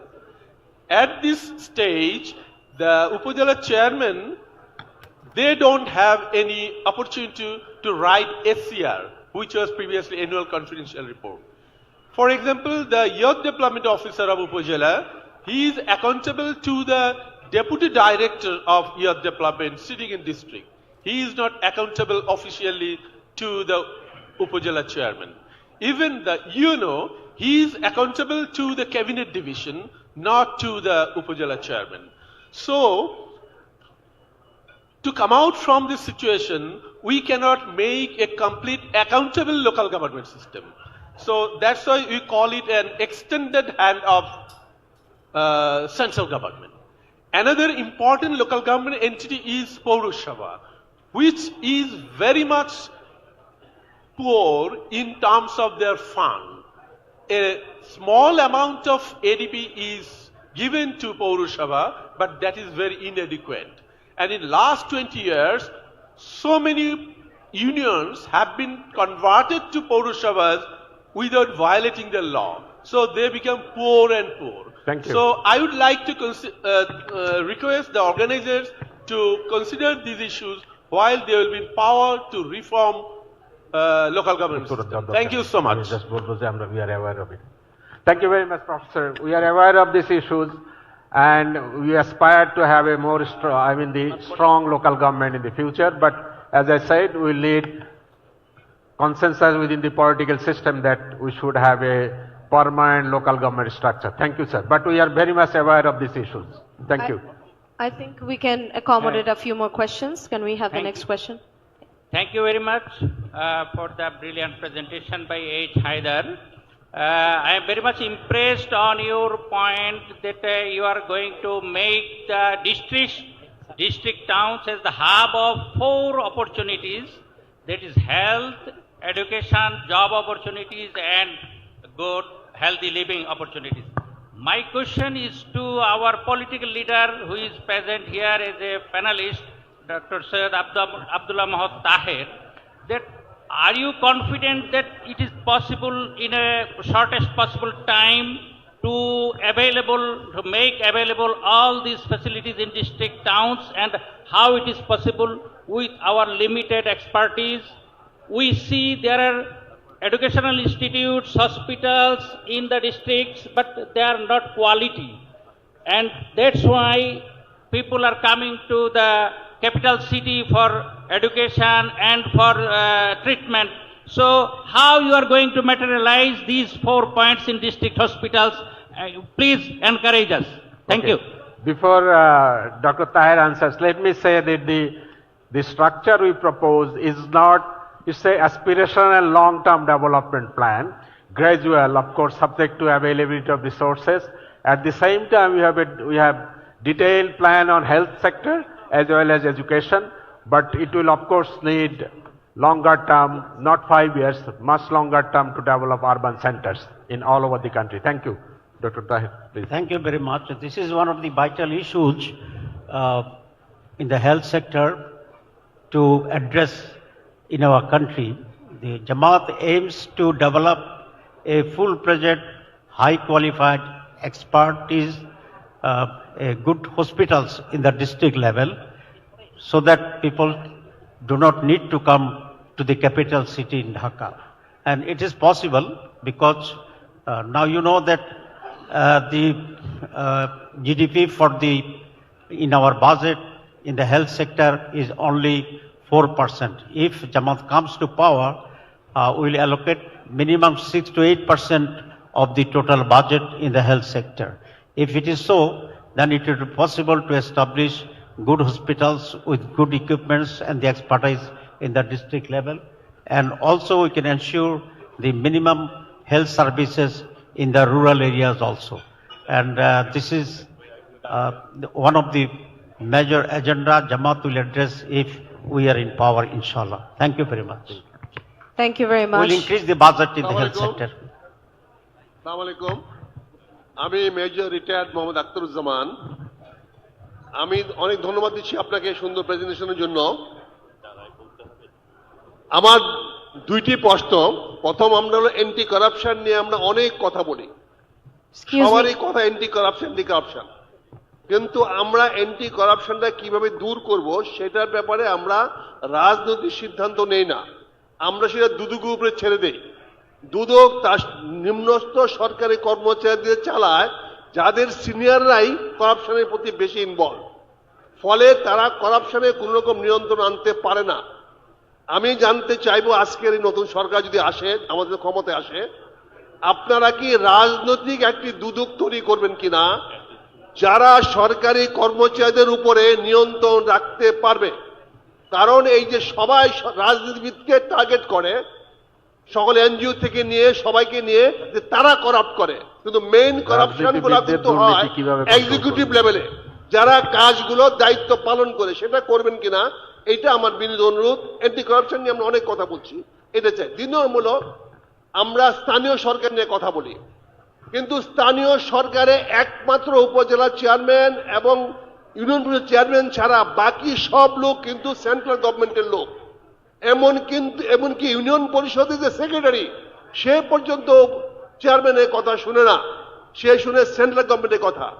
আর বাজেটটা দেয় central government. অনেকে বলে এমপিরা কেন যাবে, টাকাটা তো এমপিরা অ্যালট করে। বাজেট থেকে যখন টাকা অ্যালট করে, তখন সেই টাকাটার খোঁজ খবর নেওয়ার দায়িত্ব, নৈতিক দায়িত্ব সংসদ সদস্যের। সেখানে তাকে অবশ্যই দেখতে হবে তার উপজেলায় বা ইউনিয়ন পর্যায়ে যে টাকাটা বরাদ্দ করা হয়েছে সেটি সঠিক ব্যয় করছে কিনা। সেখানে এমপিদের একটা অন্যতম দায়িত্ব হতে হবে। আমার এমপি ভাই যিনি দাঁড়িয়েছেন, ওনাকে অনুরোধ করব, it is your fundamental right and duty যে আপনি যে টাকাটা বরাদ্দ দিবেন বাজেট থেকে, সেই টাকাটা সঠিকভাবে ব্যয় হচ্ছে কিনা এটাকে আপনাকে নিশ্চিত করতে হবে।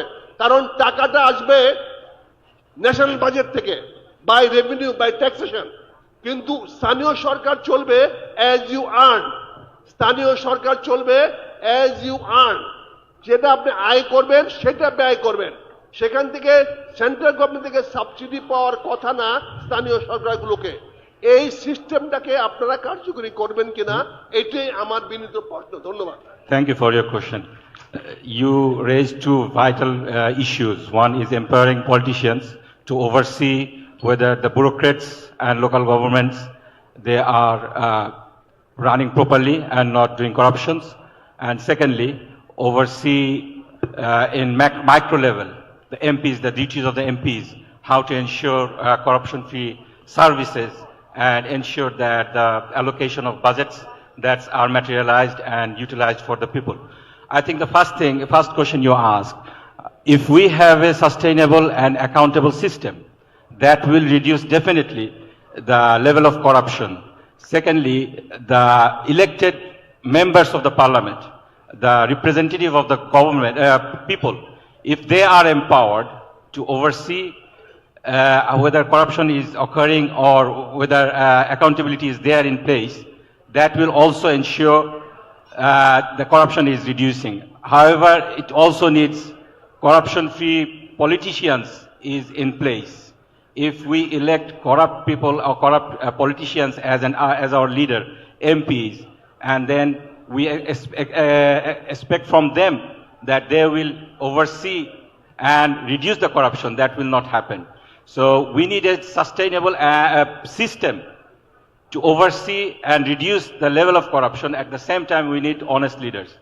Secondly, I think there should be decentralization of power. As I mentioned in my panel discussion, we have a system for last 15 years, or I think more than that, that the MPs, they are like local lords. They oversee everything. The budgets are allocated through them, and because of that centralization of power that has been constitutionalized in the 15th Amendment, the Prime Minister and the MPs, they are given so much power that make them absolute corrupt. I think we should have a shift and we should have a balance of power. Local governments, they should have some responsibilities. As one of our distinguished guests mentioned, the local chairmen, they don't write ACR of the local government. That is not a good practice. I think the local governments, they should be given more responsibilities and they should be empowered.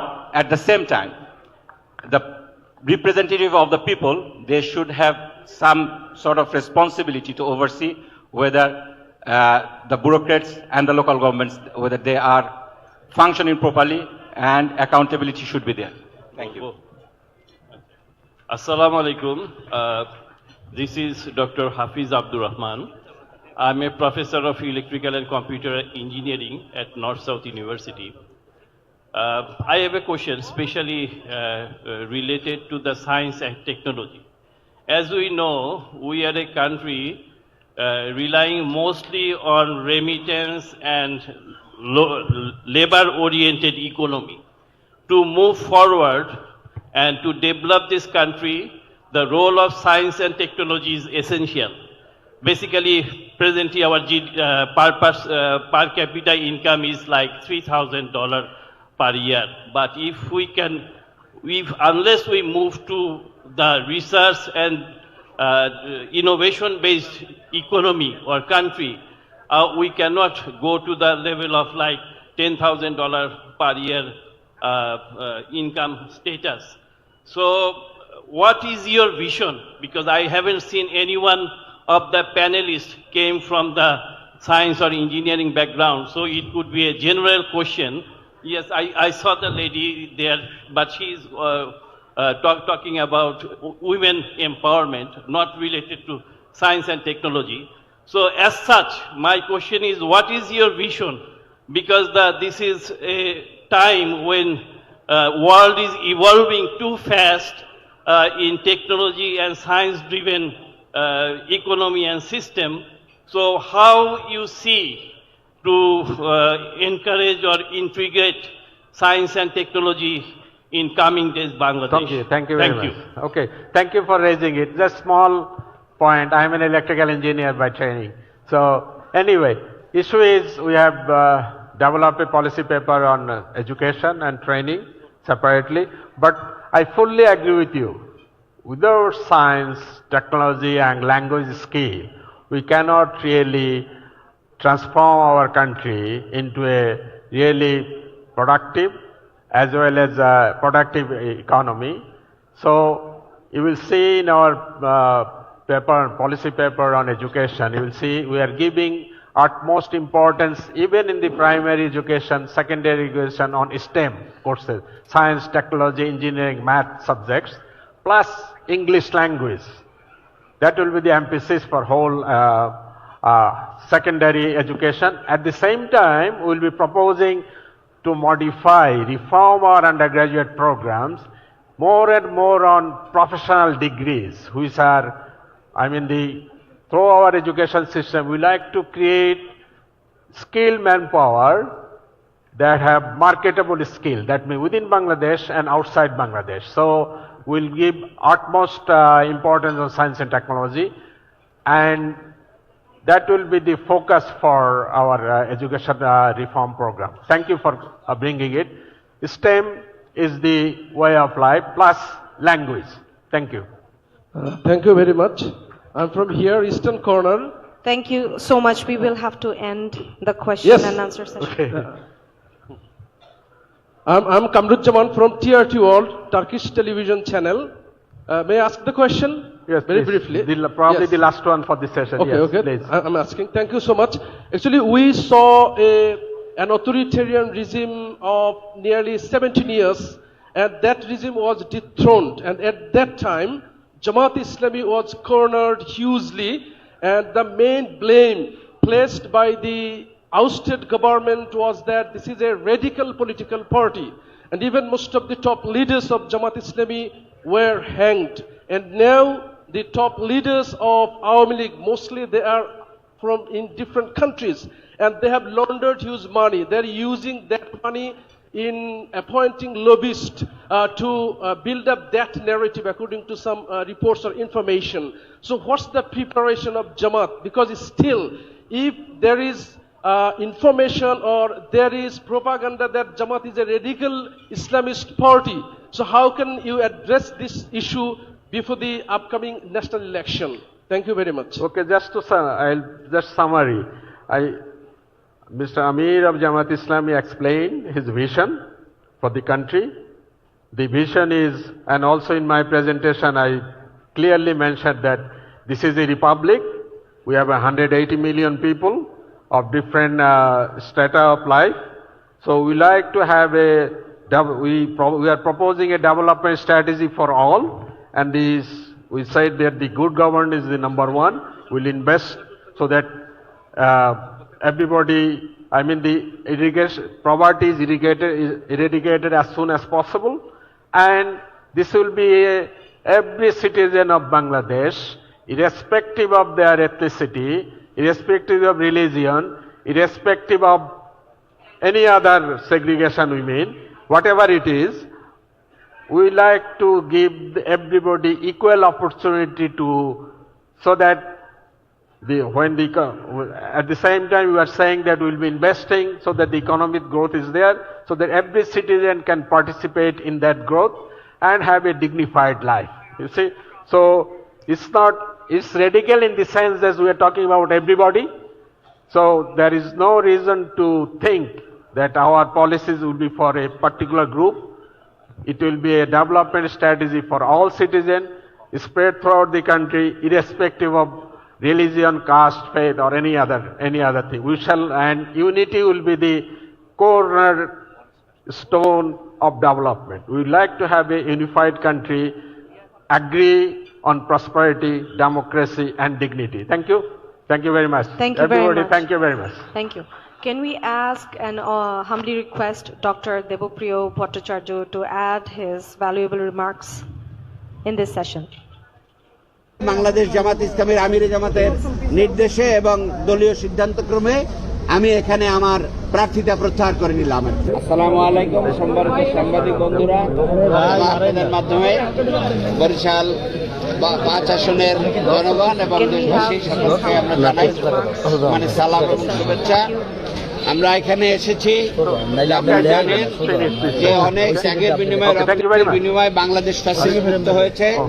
একটি নির্বাচনের পরিবেশ তৈরি করার জন্য এত ত্যাগের বিনিময়ে বাংলাদেশ, যেটা নতুন বাংলাদেশ গঠিত হবে, সেটা হবে ন্যায় ইনসাফ ভিত্তিক কল্যাণকর একটি বাংলাদেশ, যেখানে মানুষের মধ্যে সন্ত্রাস, চাঁদাবাজি, লুটপাট এগুলো থাকবে না। এবং সেই লক্ষ্যে বাংলাদেশে এখন 10 দলীয় ঐক্যজোট গঠিত হয়েছে।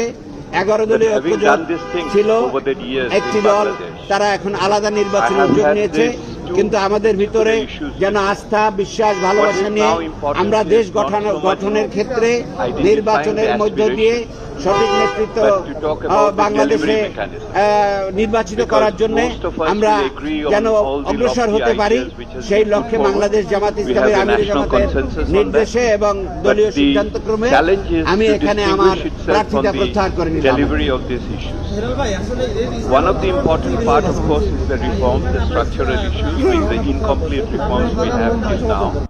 How you are going to continue with them in the future, the continuity and predictability of the reform নির্বাচিত process করার জন্য আমরা the যেন other part is অগ্রসর that হতে পারি, সেই all these লক্ষ্যে বাংলাদেশ জামাত programs ইসলামের usually আমিরে come জামাতের নির্দেশে from এবং the দলীয় demand সিদ্ধান্তক্রমে side. আমি এখানে What we আমার don't see প্রার্থিতা as an প্রত্যাহার করে নিলাম। economist, the supply side, and the supply side are the resources.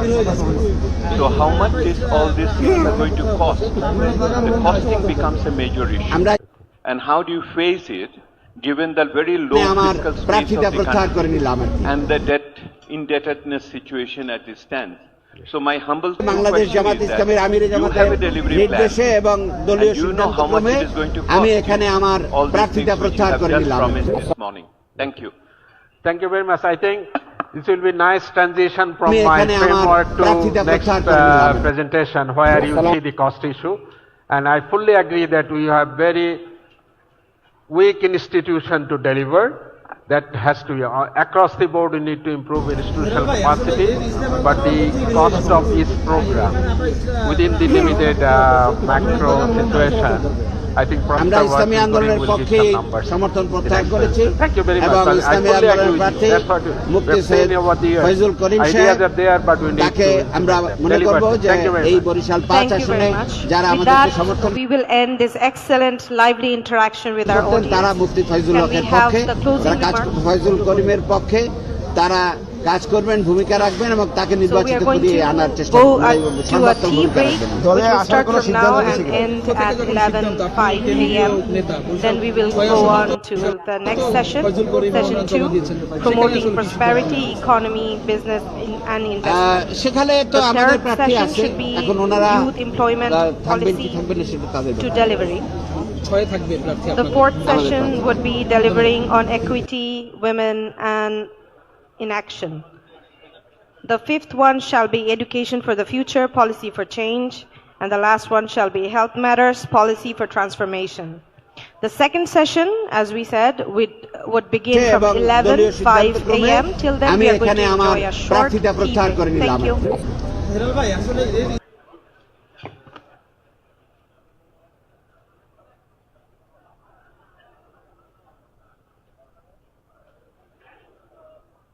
প্রত্যাহার করে নিলাম।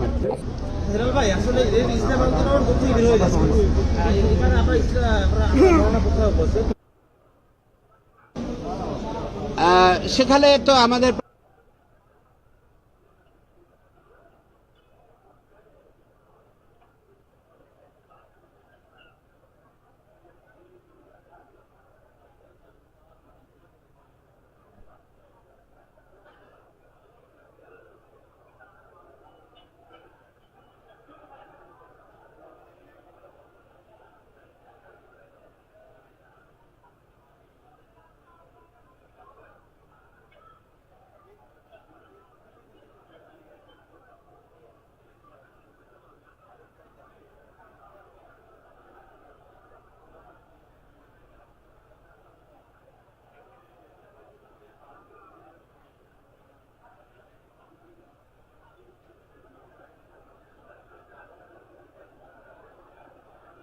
বাংলাদেশ জামাত ইসলামের আমিরে জামাতের নির্দেশে এবং দলীয় সিদ্ধান্তক্রমে আমি এখানে আমার প্রার্থিতা প্রত্যাহার করে নিলাম।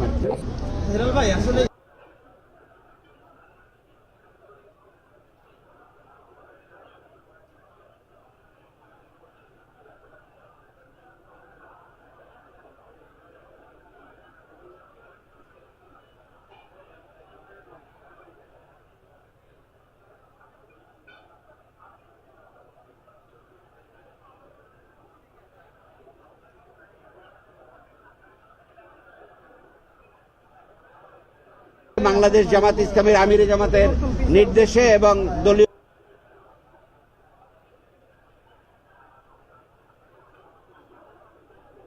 সিদ্ধান্তক্রমে আমি এখানে আমার প্রার্থিতা প্রত্যাহার করে নিলাম।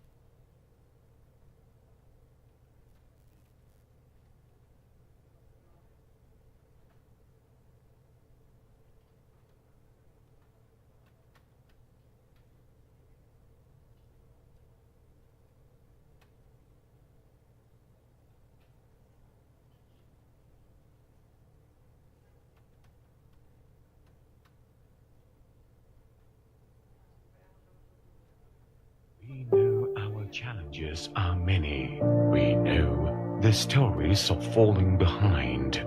We know the burdens that sometimes wear us down. Yet, with hope, we rise. With hope, we come together.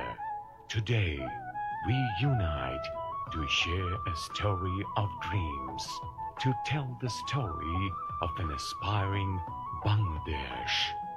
Bangladesh is a land of rivers, where life flows with courage, patience, and hope. From villages shaped by soil and sweat, to cities built on dreams and determination, this nation moves forward one step at a time. But progress demands courage.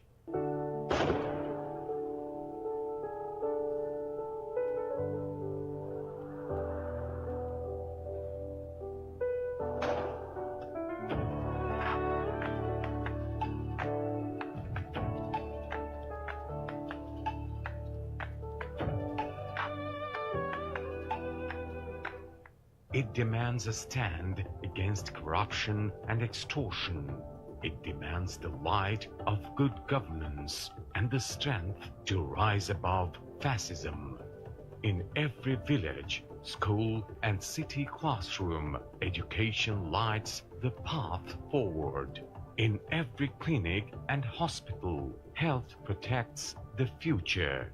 A strong economy is not just numbers on paper, it is food on the table, confidence in the heart, and dignity in work. Through information and communication technology, new doors open, new ideas rise, new possibilities begin. Employment empowers our youth. It makes the nation proud. With SME funds, skills, and freelancing, young minds rise with courage. They build industries, grow the economy, and drive the power of progress. In growing cities and expanding towns, smart planning and urban management shape a better life for all. When women become self-reliant, families grow stronger. Women lifts the nation higher. This is the Bangladesh of our dreams, a nation that awakens hope within us all, a land where no one is left behind, where opportunity reaches every home, where dreams walk on every road and hope flows through every river. This is not just a dream. This is a promise. This is a pact. We are fully prepared to build the Bangladesh of our dreams, a Bangladesh envisioned by Bangladesh Jamat. We know our challenges are many. We know the stories of falling behind. We know the burdens that sometimes wear us down. Yet, with hope, we rise. With hope, we come together. Today, we unite to share a story of dreams, to tell the story of an aspiring Bangladesh. Bangladesh is a land of rivers, where life flows with courage, patience, and hope. From villages shaped by soil and sweat to cities built on dreams. Dear audience, ladies and gentlemen, honorable guests, we are humbly requesting you to have your seats once again. We are going to start the next session within a minute. We would be grateful if you have your seats within the time. In the next session, we are going to talk about promoting prosperity, economy, business, and investment. It demands a stand against corruption and extortion. It demands the light of good governance and the strength to rise above fascism. In every village, school and city classroom, education lights the path forward. In every clinic and hospital, health protects the future. A strong economy is not just numbers on paper, it is food on the table, confidence in the heart, and dignity in work. Through information and communication technology, new doors open, new ideas rise, new possibilities begin. Employment empowers our youth. It makes the nation proud. With SME funds, skills, and freelancing, young minds rise with courage. They build industries, grow the economy, and drive the power of progress. In growing cities and expanding towns, smart planning and urban management shape a better life for all. When women become self-reliant, families grow stronger. Women lifts the nation higher. This is the Bangladesh of our dreams, a nation that awakens hope within us all, a land where no one is left behind, where opportunity reaches every home, where dreams walk on every road and hope flows through every river. This is not just a dream. This is a promise. This is a pact. We are fully prepared to build the Bangladesh of our dreams, a Bangladesh envisioned by Bangladesh Jamat Islami. We know our challenges are many. We know the stories of falling behind. Dear audience, ladies and gentlemen, we are humbly requesting you to be silent and have your seats. We are going to start the next policy presentation session.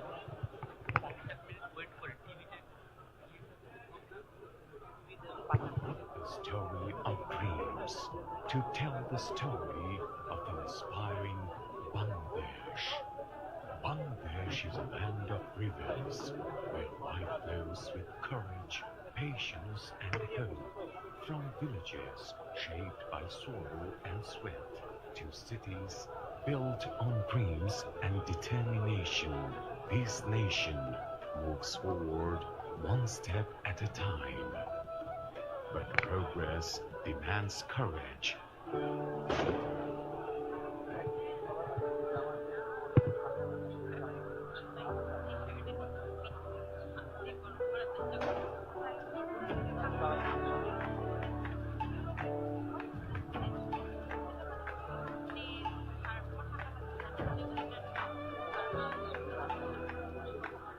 It demands a stand against corruption and extortion. It demands the light of good governance and the strength to rise above fascism. In every village, school, and city classroom, education lights the path forward. In every clinic and hospital, health protects the future. A strong economy is not just numbers on paper, it is food on the table, confidence in the heart, and dignity in work. Through information and communication technology, new doors open, new ideas rise, new possibilities begin. Employment empowers our youth. It makes the nation proud. With SME funds, skills, and freelancing, young minds rise with courage. They build industries, grow the economy, and drive the power of progress. In growing cities and expanding towns, smart planning and urban management shape a better life for all. When women become self-reliant, families grow stronger. Women lifts the nation higher. This is the Bangladesh of our dreams, a nation that awakens hope within us all, a land where no one is left behind, where opportunity reaches every home, where dreams walk on every road, and hope flows through every river. This is not just a dream. This is a promise. This is a pact. We are... Ladies and gentlemen, we are going to start the next session within very short time. You are requested to have your seats. And in the coming sessions, we are going to cover several policy presentation sessions. The first one would be promoting prosperity, economy, business, and investment.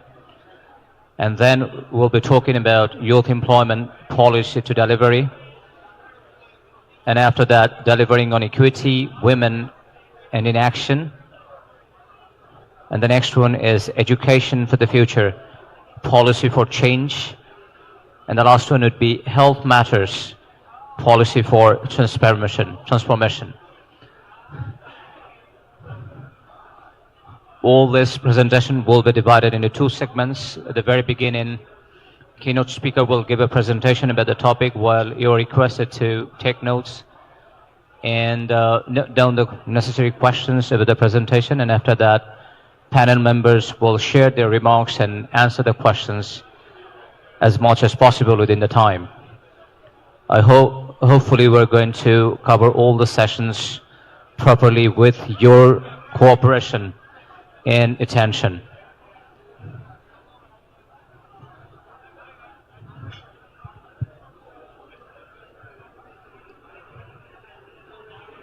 We would be grateful to you if you have your seat.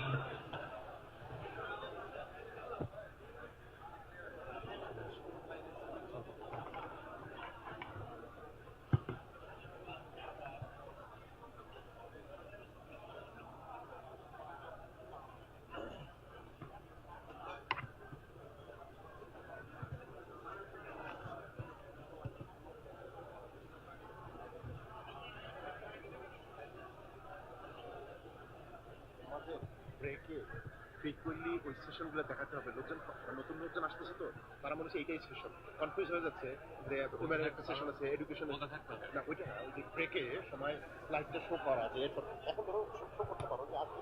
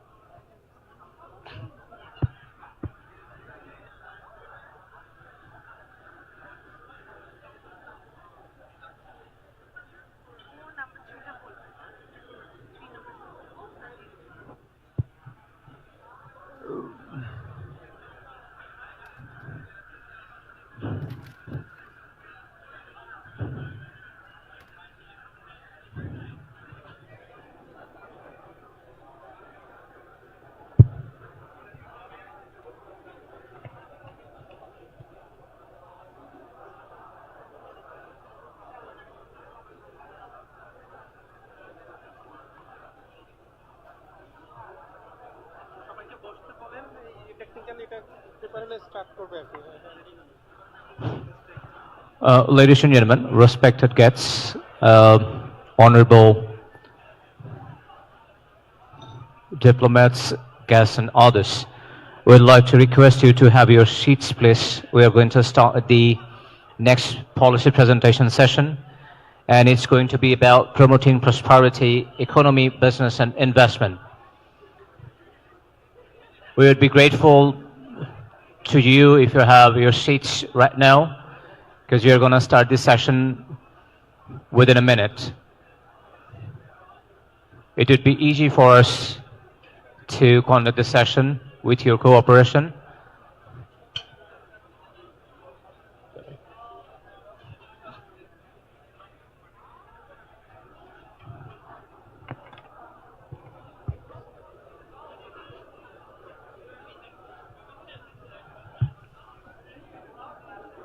Bangladesh Jamaat ইসলামের আমিরে জামাতের নির্দেশে এবং দলীয় সিদ্ধান্তক্রমে আমি এখানে আমার We're going to cover 5 more policy presentation sessions with 5 different topics. The first one would be promoting prosperity, economy, business and investment. Next one would be youth development policy delivery.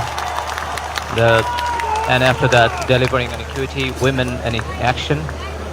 And the next one would be education for the future, policy for change. And the last one would be health matters, policy for transformation.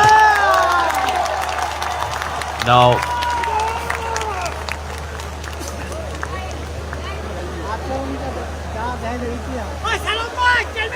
আল্লাহ পাকের শুকরিয়া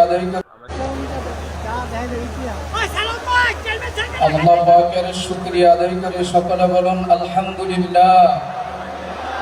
মদিনার রাসূল সাল্লাল্লাহু আলাইহি ওয়াসাল্লাম বলেন, মান লাম ইয়াশকুরিন নাস লাম ইয়াশকুরিল্লাহ। আগে আল্লাহ পাকের পক্ষ থেকে কোনো নিয়ামত পাইলে প্রথম বান্দার কৃতজ্ঞতা আদায় করো, এরপর আল্লাহর শুকরিয়া আদায় করো। আজকে আমরা এখানে উপস্থিত হয়েছি, একটা হলো ব্যথা আর একটা হলো আনন্দ। ব্যথা, আমাদের সাবেক প্রধানমন্ত্রী, সফল প্রধানমন্ত্রী, একে তিনবার যিনি জনগণের ভোটে নির্বাচিত হয়েছেন, তিনি আজকে আমাদের মধ্যে নাই। এটা হলো দিলের মধ্যে আমাদের ব্যথা।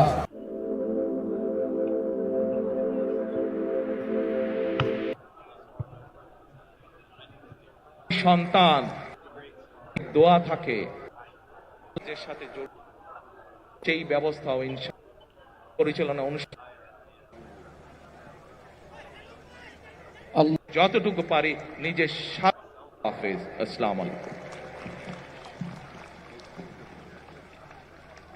আপনাদের এলাকার সন্তান, এলাকার ভাই জননেতা তারেক রহমান, তার পক্ষে কি আপনারা আছেন? আছেন আপনারা? ইনশাআল্লাহ আপনারা যদি থাকেন তাহলে আল্লাহও আছে। আমরা যেহেতু প্রথমেই বলেছে এখানে কোনো বক্তৃতার সভা না, শুধুমাত্র দুটি কথা আমাদের চেয়ারম্যান বলবেন, তিনি বলছেন অন্যদিন আমরা আগামী 23 তারিখ ভাষণ ত্যাগ জনসভা হবে, সেইখানে আমরা রাজনৈতিক বক্তব্য দেব। আজকে এখানে কোনো রাজনৈতিক বক্তব্য না, আমাদের মহব্বত হয়েছে। এখন আমি অনুরোধ করব মোহাম্মদ ইব্রাহিম বিন আলী, উনি আজকের মোনাজাত পরিচালনা করবেন। আপনারা এখানে বাইতুর রসুল মদিনাতুল উলুম নুরিয়া মাদ্রাসা ও মহাখালীর খতিব, উনি এখন মোনাজাত করবেন। হুজুর।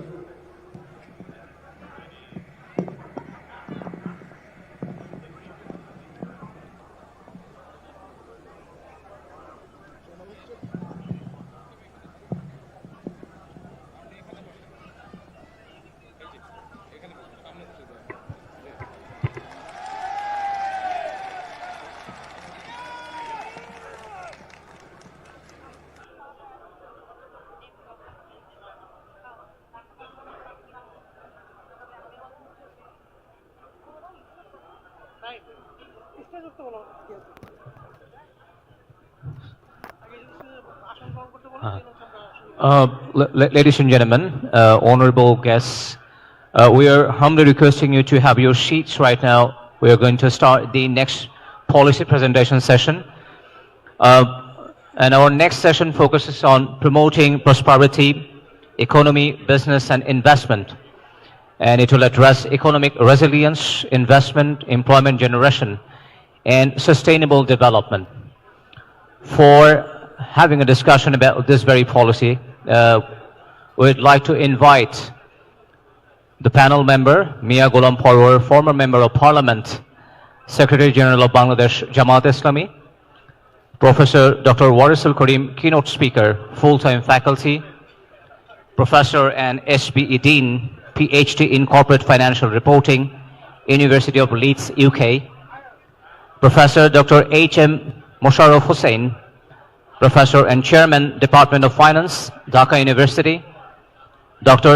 Shibbir Ahmed, Assistant Professor of Economics at North-South University, Shamim Sarah Khan, former Additional Secretary, Ministry of Industry, Dr. Nasiruddin Ahmed, Policy Advisor, International Growth Center, former Chairman, NBR. Now, I'd like to request the Honorable keynote speaker and the panel members to have their seats on stage. I'd like to humbly request the keynote speaker and the panel members to have their seats on stage.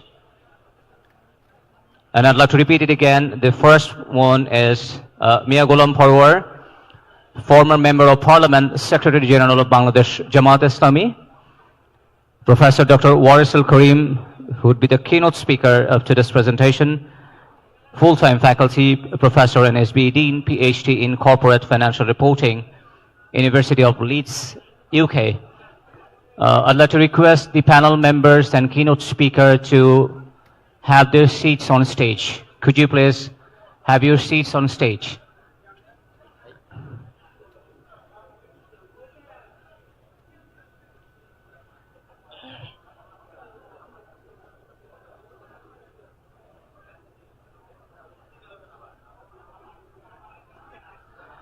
Professor Dr. H.M. Musharraf Hussain, Professor and Chairman, Department of Finance, University of Dhaka. Dr. Shibir Ahmed, Assistant Professor of Economics at Northside University, who earned his PhD in Applied Economics from Michigan State University and previously served as a postdoctoral fellow at the University of Virginia. Please, ladies and gentlemen, a big round of applause for the panel members and keynote speaker. Thank you. Thank you. Now, I'd like to invite Honorable Keynote Speaker, Professor Dr. Warisul Karim, to deliver his keynote address. I'd like to request the audience again for having a round of applause for Dr. Warisul Karim.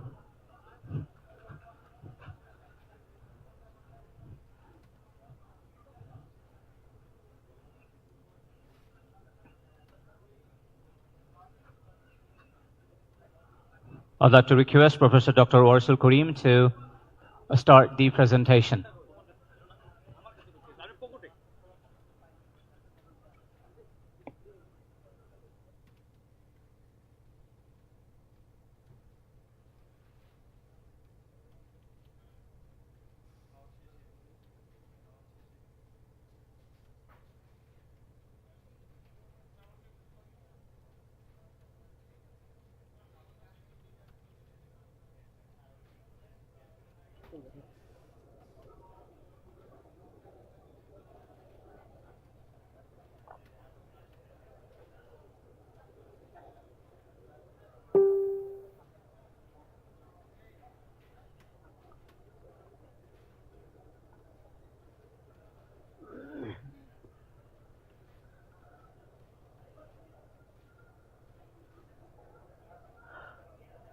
Hello everyone.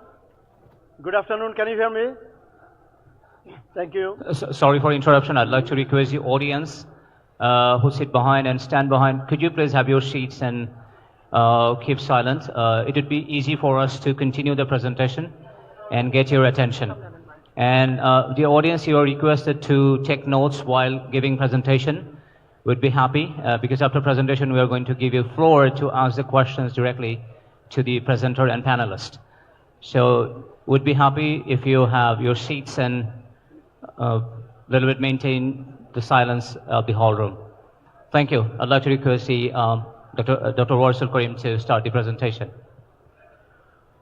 All right. Assalamu alaikum everyone. A very good afternoon. My name is Warisul Karim. I'm currently working at North South University and in charge of the Dean of the School of Business and Economics. I started my career at Dhaka University as a student of finance and then as a teacher of finance. I still consider myself a student of finance and economics. I taught at different places in the world, but over the last three and a half decades, I tried to find out how best to help this country that we all love, the country that is so full of potentials, the country that has an enormous level of talent, but we do not have the right kind of, or did not have the right kind of governance, the right kind of policies. So my assignment today is to go over the economic policy, the fiscal policy, mostly tax and banking, central banks, bank independence, revenue, healthcare. So overall, the economic policy envisioned by Jamat Islami, Bangladesh Jamat Islami, and the alliance that they have formed.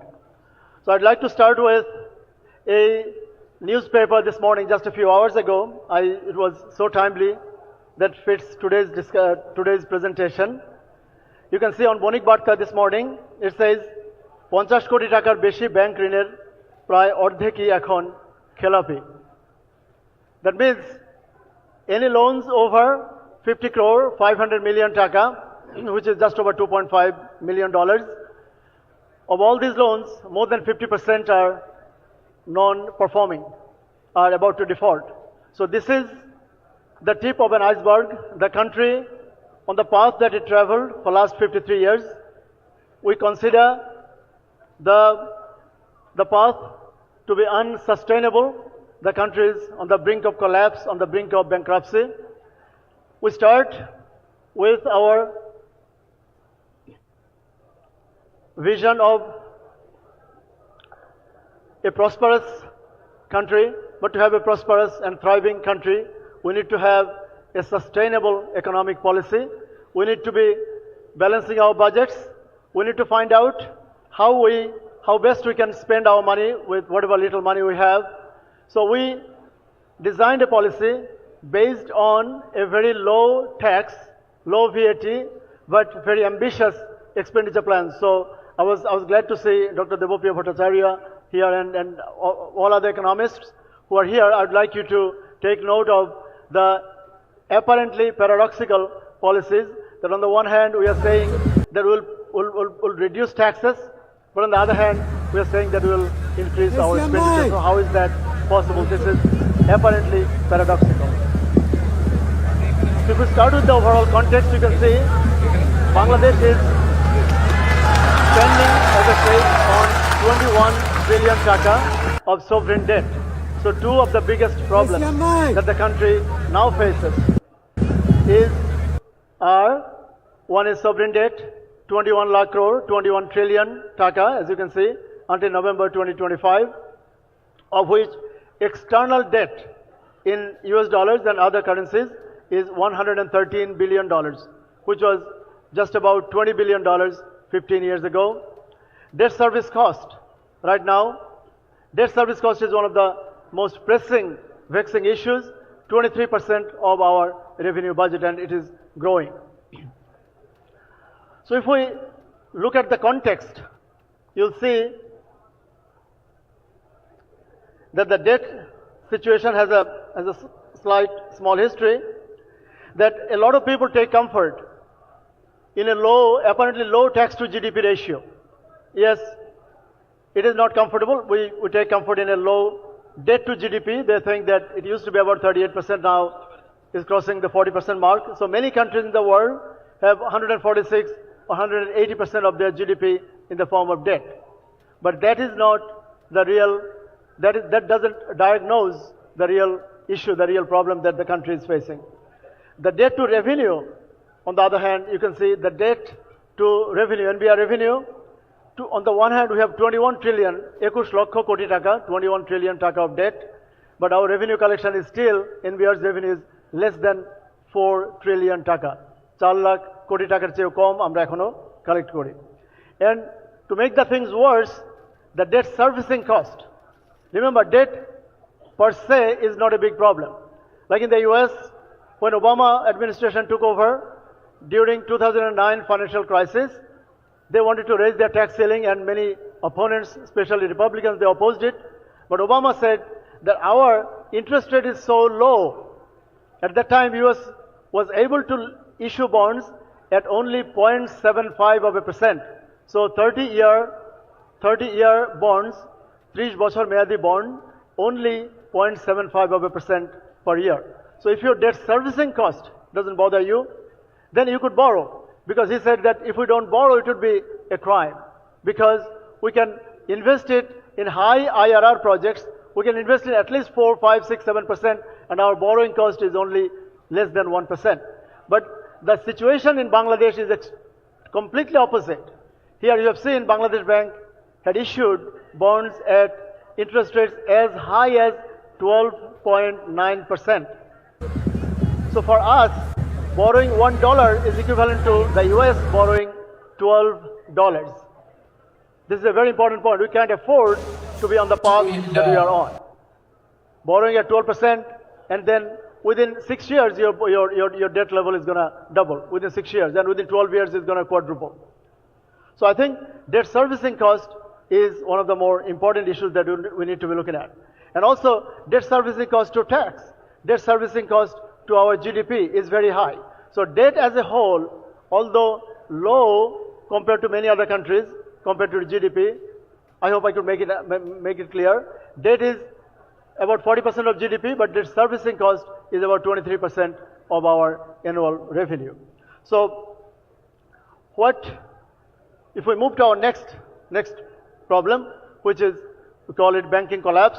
You have seen about 10 banks have been described, have been identified as seriously in trouble. 5 had to be merged into one, Sammilit Islami Bank.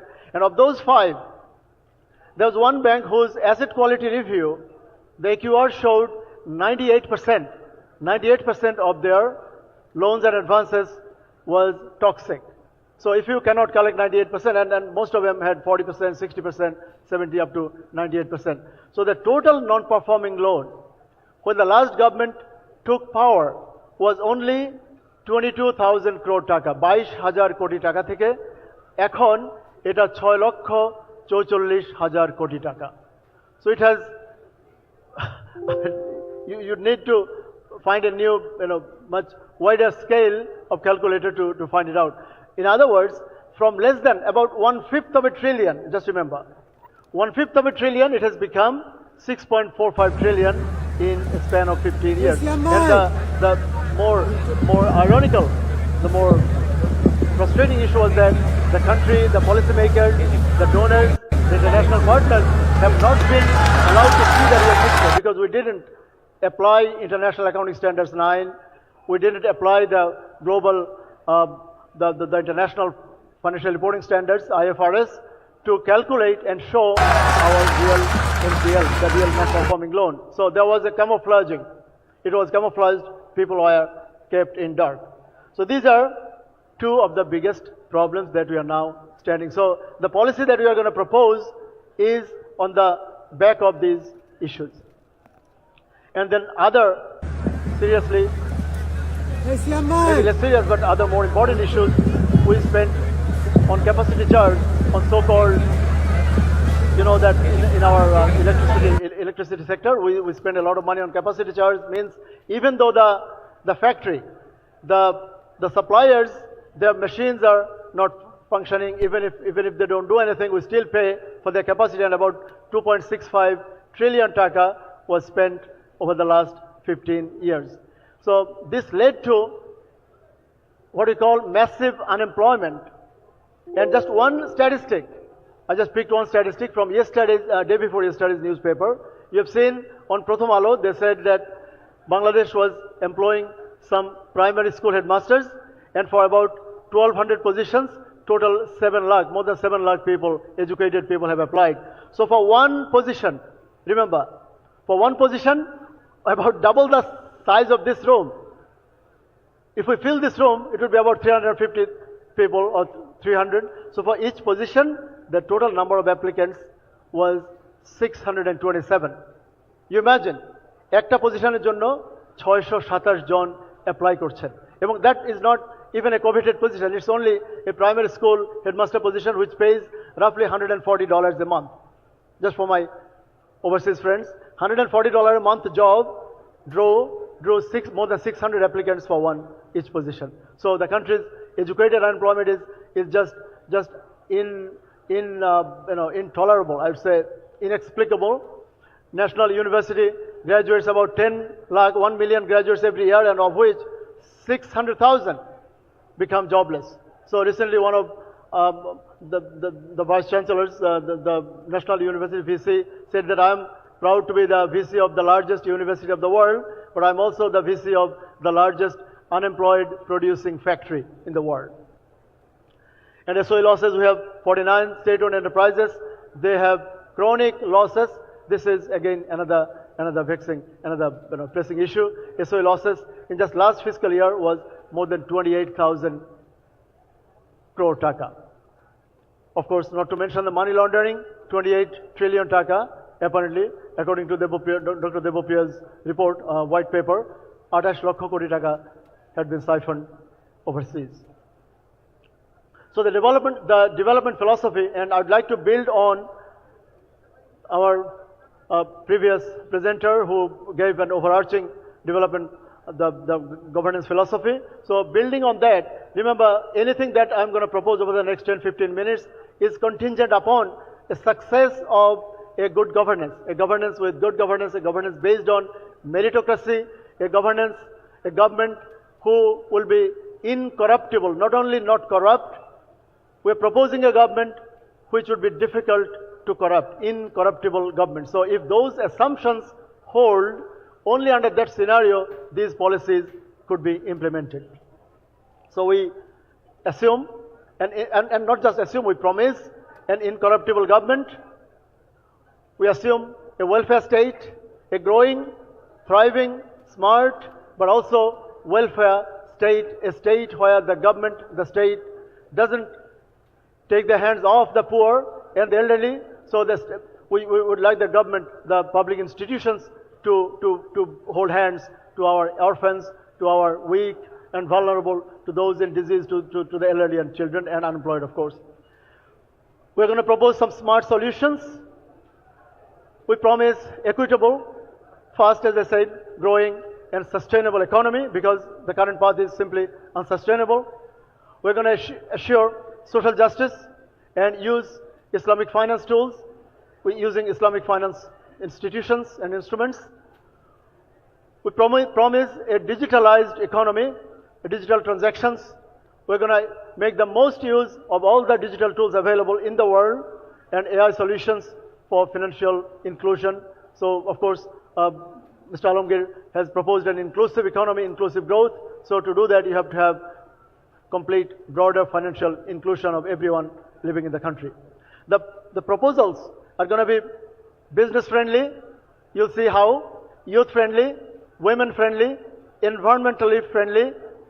It will be based on an exploitation or aimed at an exploitation free society where poverty would be said goodbye, poverty would be sent on exile. So we'll not say zero poverty, but the government will try to reduce poverty to a more tolerable, reasonable level. And the long-term goal, of course, desire is to have zero poverty.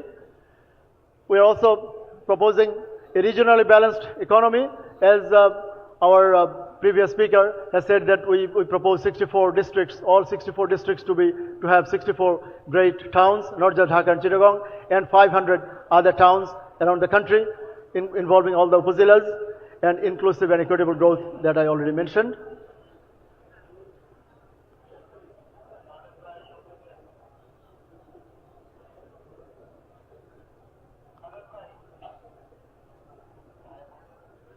So to do that, some of the very ambitious proposals. We are proposing the highest tax rate, and to any tax professional who has served here, former chairman of NBR, Dr. Nasiruddin, the highest income tax in this country is going to be 19%. No Bangladeshi citizen, no one will pay more than 19% of their taxable income. This is something we'll achieve gradually. We'll not just have it in the first year. It will take some 2 years to bring it down from current 30. Right now, the highest individual tax rate is 30%. The highest corporate tax rate is exorbitantly high. 45% in some cases, 40% for some of the successful telecom companies, and 35% for others. So the corporate income tax rate is also going to be 19%. This is extremely ambitious, so I'd like you to hold your breath to see how we are going to achieve that. So both individual and corporate tax rate will be capped at 19%, one of the lowest in the world, except for Kuwait, Qatar, and some of the tax havens. So the countries where people pay taxes, I don't think you're going to find any country where you'll find more than 19% of taxes. Then VAT rate will be capped at 10%. Currently it is 15%, but there are other lower rates. So we'll not touch the lower ones. The top rate is going to be 10%. Gradual reduction will take place from the current 15 to 10. We're going to propose a smart social security card. So this is also another hallmark of this proposal. It may look just like one line. So what we're going to propose is, right now, we have NID cards, and we also have TIN numbers, tax identification numbers.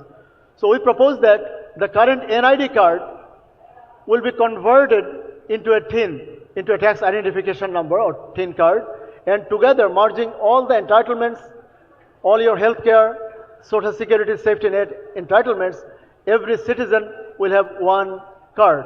And that one card will be called whatever smart card or citizen's card, but it will be a smart social security card. I'd like you to refer to other developed countries, like in the US, we have a social security card, social security number, and there is no other NBR number. In New Zealand, we have an IRD number. In Sweden, I used to work there as a visiting professor. We used to see a number called person number. So these two numbers, and NBR is struggling to have people have a TIN, although in the recent years it has gone up, but still has not gone up to the desired level. So we're going to we'll abandon the current TIN, and NID card, your NID card will become your TIN card, and it will merge all other features, your healthcare features. More importantly, all your health data will also be recorded there, and your entitlements, like we have got some proposals for elderly, for children, for lactating mothers, for pregnant women, for students, for women. So everything will be embedded in that one card, and it will be probably different colors. Elderly people will have one color, people under 5 will have one color, pregnant women will have one color, students will have one color. So, but it will be one card, a single card, and it will overnight. I'd like our Nasir sir to take note that overnight we'll have millions of TIN numbers.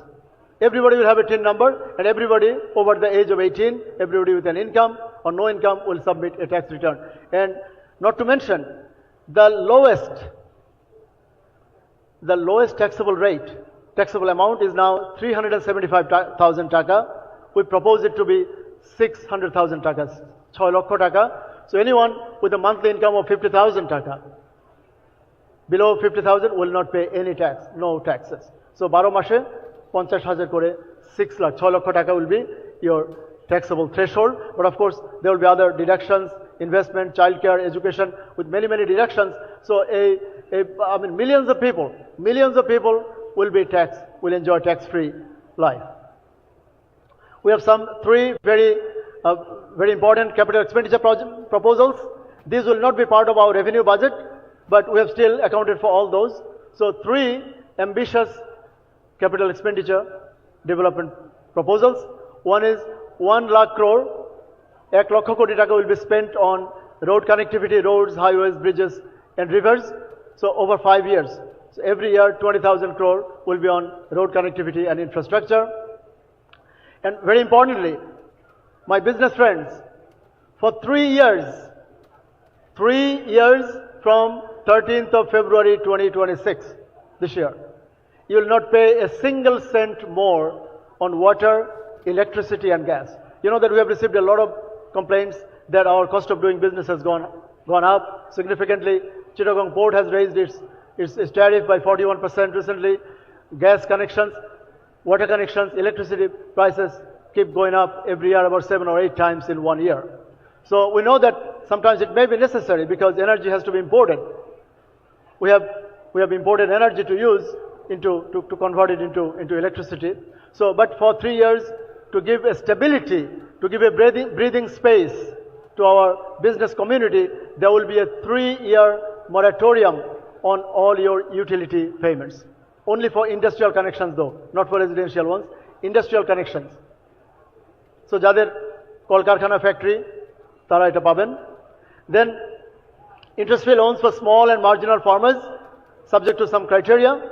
Qarz Hasana, one of the Islamic principles. So we use those Islamic values that for small and marginal farmers, like some financed by Grameen Bank and others, there will be interest-free loans to those.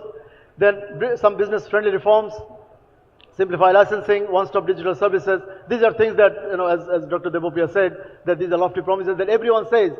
If you look at the prospectuses of the last few, several elections, we had 12 elections already since independence. So every time we saw these promises, but no one actually stood by their promises and no one showed how. We have a policy to tackle NPLs, non-performing loans, asset management, asset quality, recovery framework.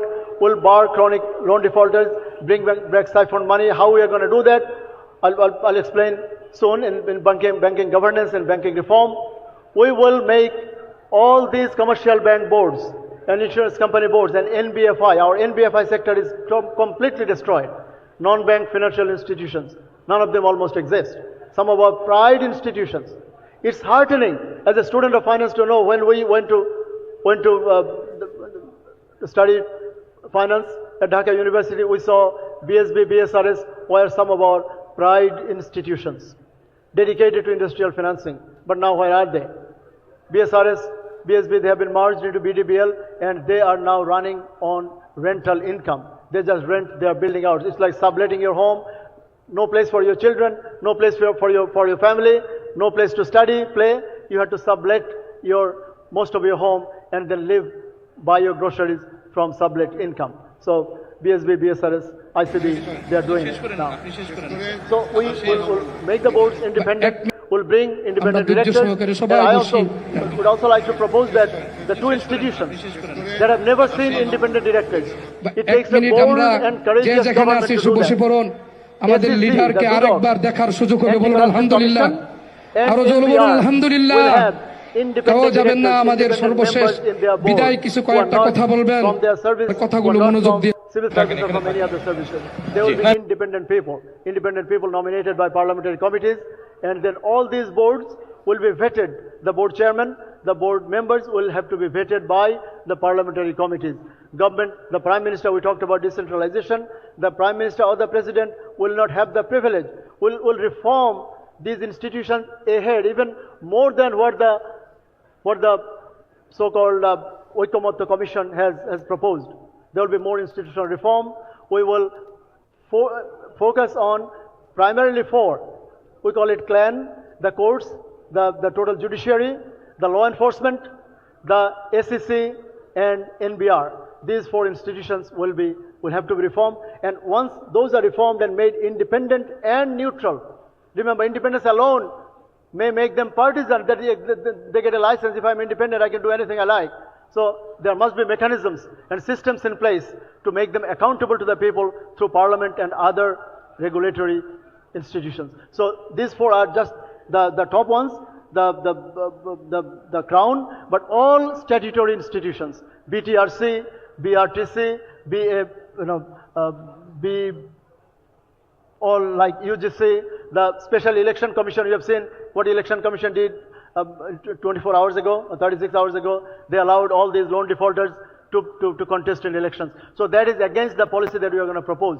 You can never get rid of non-performing loans if you allow them at the highest level of government. Because once you become an MP, you can be a Prime Minister. So technically this Election Commission on which the people of this country, the martyrs, the 1400 martyrs, and the martyrs of our liberation war, everybody entrusted a role of governing this country, of choosing people who would govern. They have betrayed with the spirit of liberation war and the spirit of July revolution. I want to say it unequivocally as Warisul Karim. I'm not saying it on behalf of these policies, but I'm sure everybody in this room echoes my sentiment that it is not the prerogative of the Election Commission or any of the election commissioners to use their personal feelings that maaf kore diye and please, we're sorry, we have to approve you with a heavy heart, but please pay back the loan. This is not how it works. It is not your money, sir. It is people's money, and we are now drowning. We are drowning with more than 6 lakh crore taka of non-performing loan, and you have the guts to sit at that office in Sher-Bangla Nagar with our money. The air that you are breathing, the water that you are drinking is our money, is my children's money, my students' money, my parents' money. And you are saying that doya kore loan ta shod kore diyan. So I don't think constitution or common sense allows you that prerogative. Anyway, so this is the spirit with which we like the Jamat leaders to look at these policies. These are not just paper. You cannot implement any of these unless you have governance changes, because governance has bred corruption. My previous speaker said that power breeds corruption and absolute power breeds absolute corruption. We just didn't have absolute power. We had absolute, unbridled, unaccounting power. We had almost omnipotent power. And one of the late parliamentarians of Awami League, Mr. Suranjit Sengupta, he said that the Prime Minister of this country, and he actually mentioned Sheikh Hasina's name, he said that she has the power. She cannot just alter your gender. She cannot change a man into a woman and a woman into a man, but she can do anything other than that. So we don't want a Prime Minister to have omnipotent power. We want Prime Minister and every minister and every members of the Parliament to be serving the people who elected them, because they are representatives. It's like you sending me to buy your lunch, and I must buy the lunch that you assigned me, that you mandated. Anyway, so our banking reform will come on the back of those independent boards. Will make sure that Bangladesh Bank is independent and neutral and accountable. So mere independence is not going to be allowed to you. You'll be made accountable, and there will be no blanket bailouts. No bailouts at all. There is, of course, as you can see, SME and startup. So now education, jobs, youth and education. This is another big piece of our policy. And I want you to go home with this good news that will offer interest-free loans to our graduates, because when my daughter was graduating in May of 2016, she was nervous. We are nervous as parents that what is she going to do? And this is one of the most nerve-wracking times of a student. When we lived in residential halls, we didn't know after graduation what we would be doing. I was lucky enough to have a job offer, but most of us do not. We want our students not to live in despair. If you don't have a place to live, if you don't have your parents living in Dhaka city, then you know that what it means, what it feels to be leaving your hall of residence where you lived for like last 4 or 5 years almost with no rent. So we want to offer them 10,000 taka free loans to graduates, but this is not just free money handing over. We'll call it skill recalibration scholarship. Skill recalibration stipend. It means there will be very strict criteria. They have to meet those. They have to get enrolled in some skill building training, maybe a master's, maybe another degree, maybe some other training, vocational or occupational. They may want to change their occupation. A student, one of my daughters, say graduating with a social science or arts degree, she might want to learn nursing. Someone might want to do from engineering to computing, or computing to photography. So they may want to recalibrate their skills. Anyway, so it will be not for everyone. About 500,000 youth. We know about, the 23 লক্ষ মানুষ প্রতি বছর job market enter করে. 2.3 million people, youth, they enter the job market, and only about 1 million jobs, and of which I say not more than 23,000 decent jobs. আপা 23,000টাও dissent jobs নেই। BCS এ 3 থেকে 4,000, বাংলাদেশ ব্যাংকের সহকারী পরিচালক অ্যাবাউট 80-90 জন, 100 জন, কয়টা কমার্শিয়াল ব্যাংক কতজন নেয়? ম্যানেজমেন্ট ট্রেনিং অফিসার 35 to 40, খুব বেশি হলে অনেক ব্যাংক তো কাউকে না জানিয়ে you don't get to know when they recruit. So 23,000টাও আমার মনে হয় ওভারস্টেটমেন্ট, আমি ক্যালকুলেট করি নাই, কিন্তু আমার কথা হচ্ছে 23 লক্ষ মানুষের জন্য 23,000 job is not good enough. ফুড প্যান্ডার, খাবার ডেলিভারি, বাইং হাউস, আটা, ময়দা, সুজি, এগুলো ডেলিভার করার জন্য আমরা ইউনিভার্সিটিতে গ্র্যাজুয়েট করি না। 23 লক্ষ মানে যুবক যুবতীর জন্য there is no hope. So we are living a futureless society, a futureless future for them.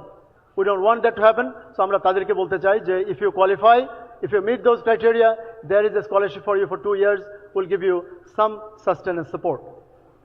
But this will be loan. This will not be free money. Then merit-based student loans. That's the first one is after graduation. Then the second one is while you are still at the university.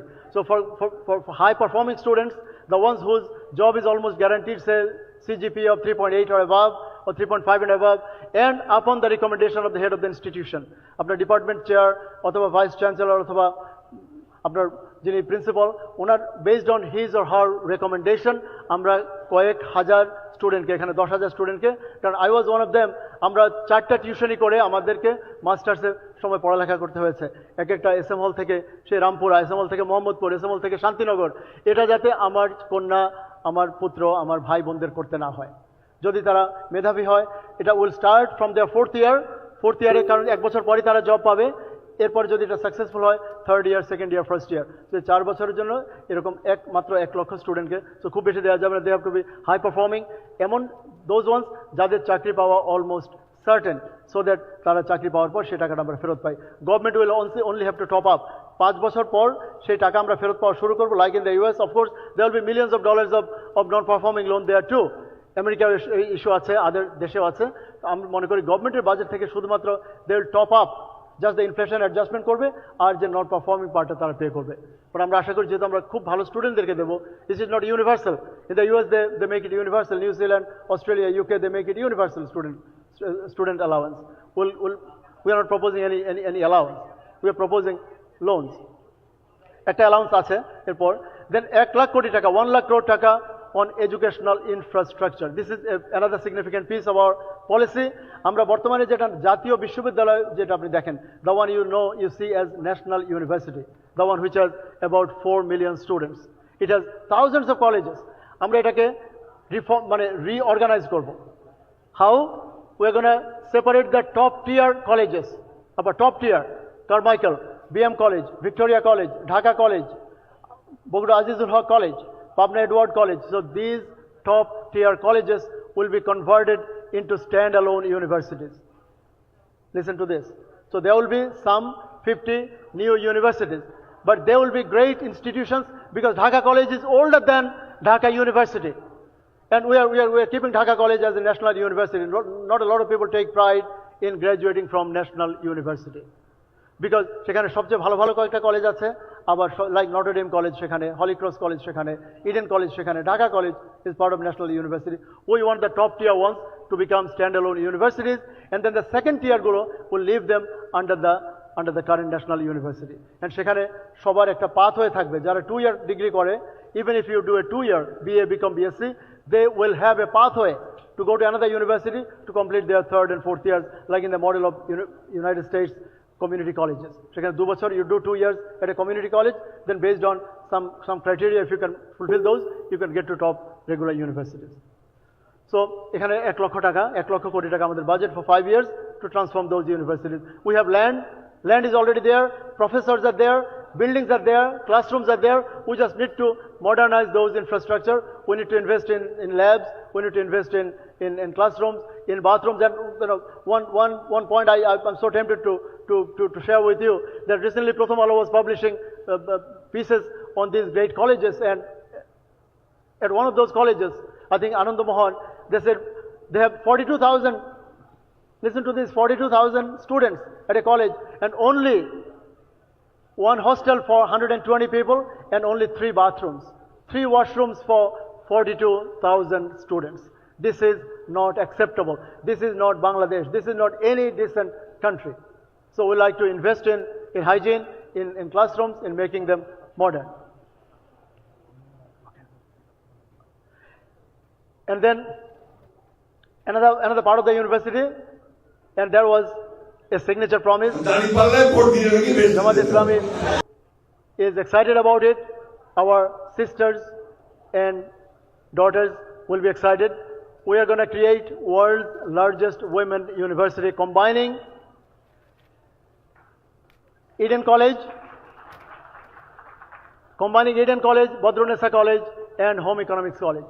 These 3 colleges are in one location, at a very prime location, so we don't need a single square inch of land.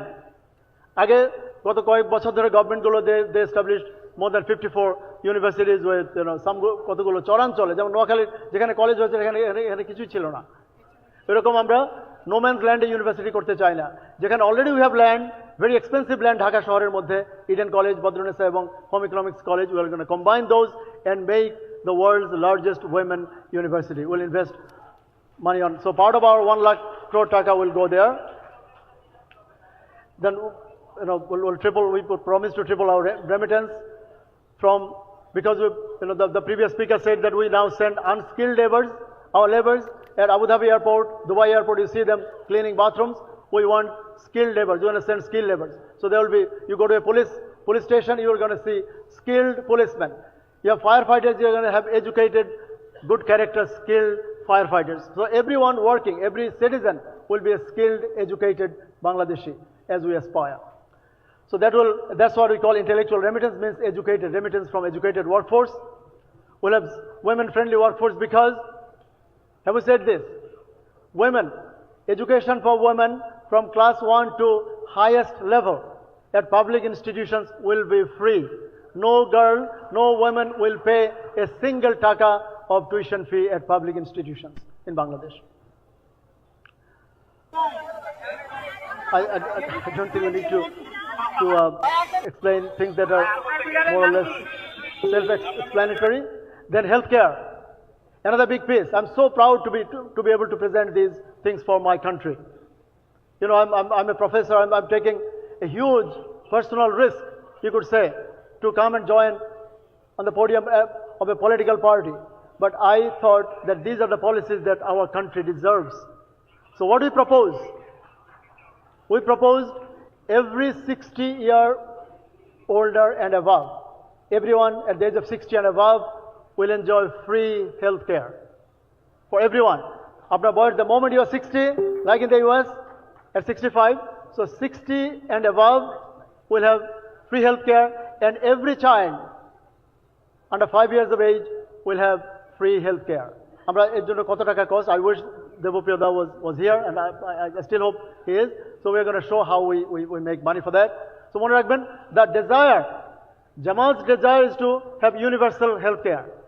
পৃথিবীর অনেক দেশে সবচেয়ে সভ্য দেশগুলোতে universal health care আছে। আমাদের দেশেও technically Dhaka medical কলেজে আপনি 10 টাকা দিয়ে একটা টিকিট করে আপনি চিকিৎসা পেতে পারেন, কিন্তু you know what the condition of our hospital. তো আমরা 60 অ্যান্ড অ্যাবাভ প্রত্যেককে ওই যে স্মার্ট কার্ড থাকবে, সেখানে ওনার কার্ডের আলাদা কালার হবে, he or she they will be entitled to free health care, and any child under the age of 5, জন্ম থেকে 5 বছর পর্যন্ত free health care.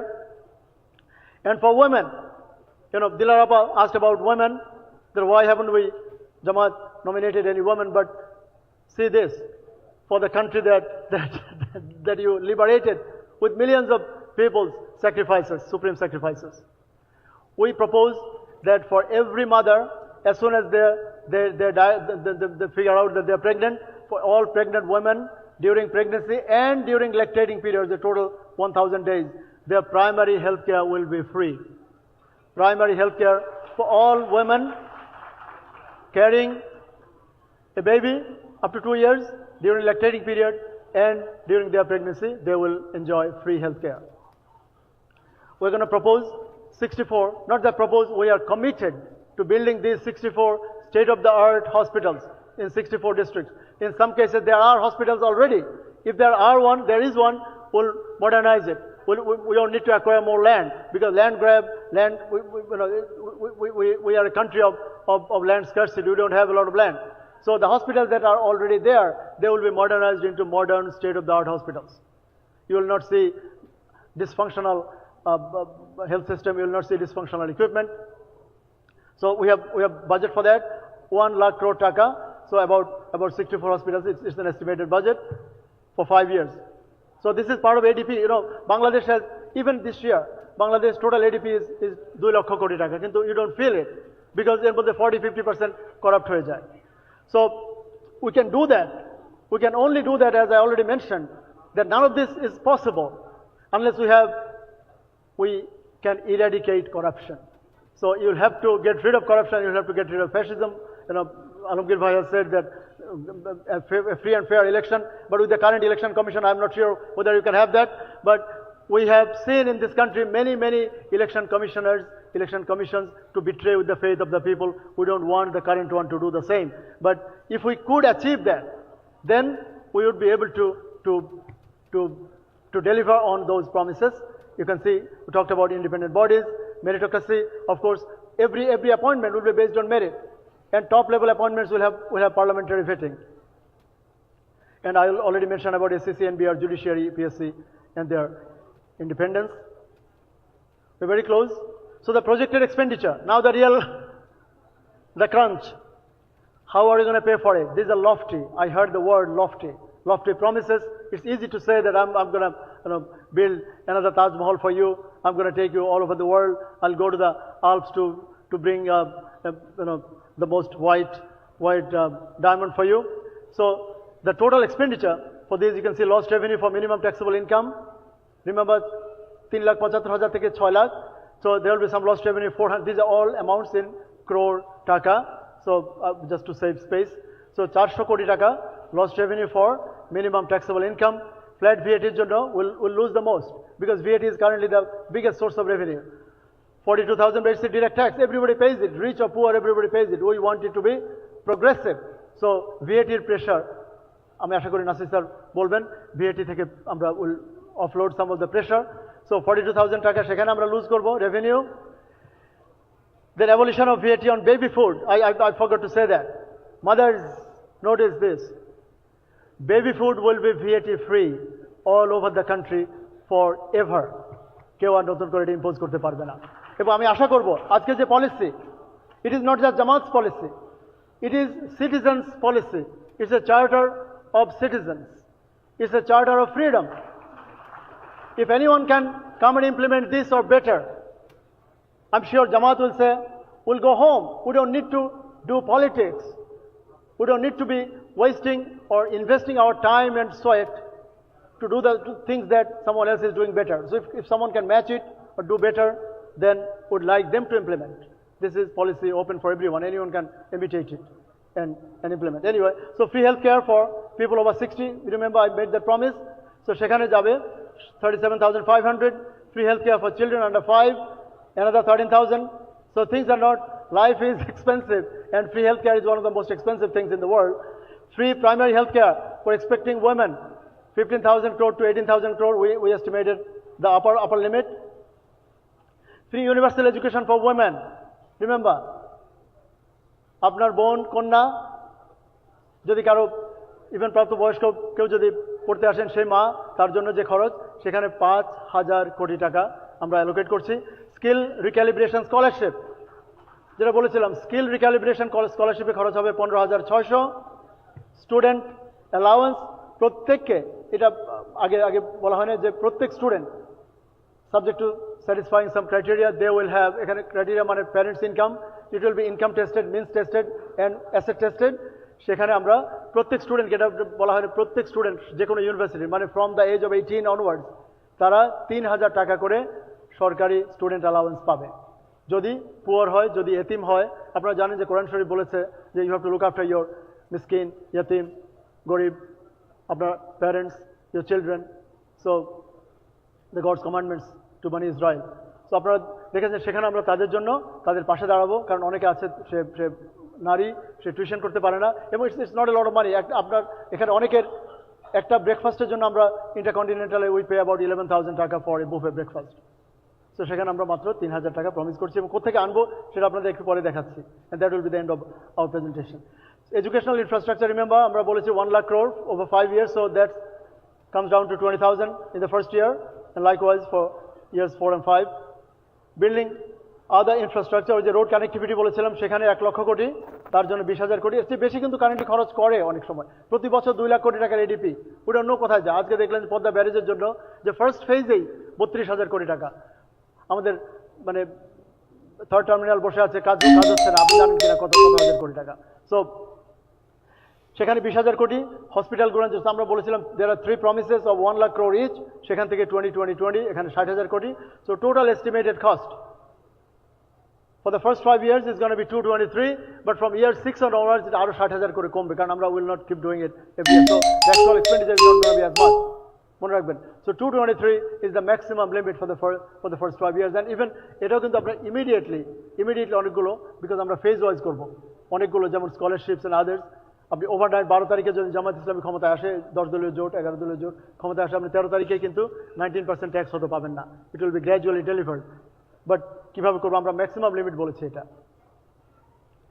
রেভিনিউ কোথেকে আসবে টাকাটা?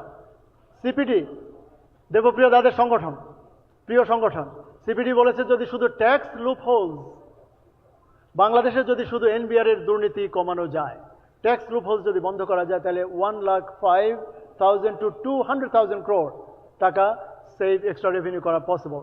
I spoke with some of NBR members, my friends who just retired from NBR as members, sir erstwhile colleagues, অনেকের সাথে আমরা এটা ভেটিং করেছি, তারা বলেছে বাংলাদেশের tax revenue can be double or triple, 2 থেকে 3 গুণ ট্যাক্স রেভিনিউ করা যায় without increasing any tax rates.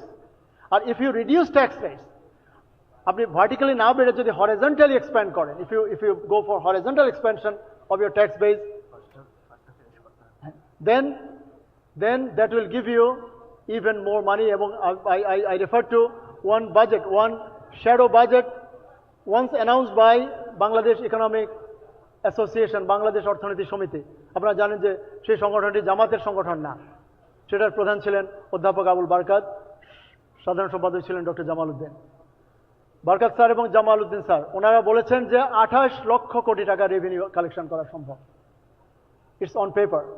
So we don't need 28 lakh crore. We need only 1 or 2 lakh crore. এবং কিভাবে আসছে দেখুন আপনি। So we are going to, because আমরা বলেছি the big assumption there is that there will be good governance. There will be an incorruptible government. There will be a free and independent and accountable and neutral NBR and SEC. So আপনাকে যদি NBR হয়রানি করে আপনি কোর্টে যাবেন, court আপনাকে জামিন দেবে।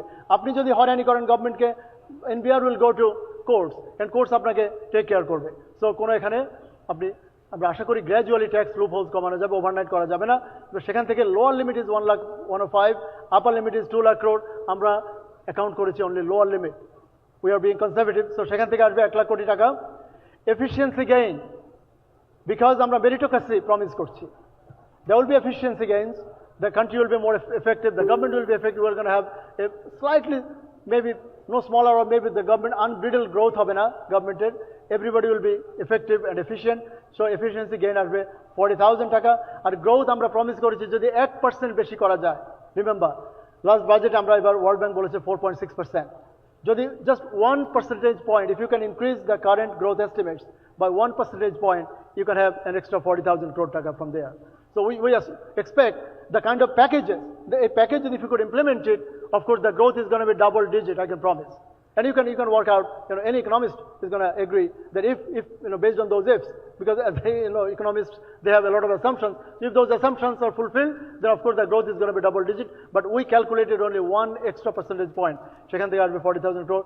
And modest efficiency improvement of SOEs, সেখান থেকে মাত্র 3 থেকে 4,000 কোটি। And also we're going to restructure, এটা এখানে লেখা নেই, restructure the current debt.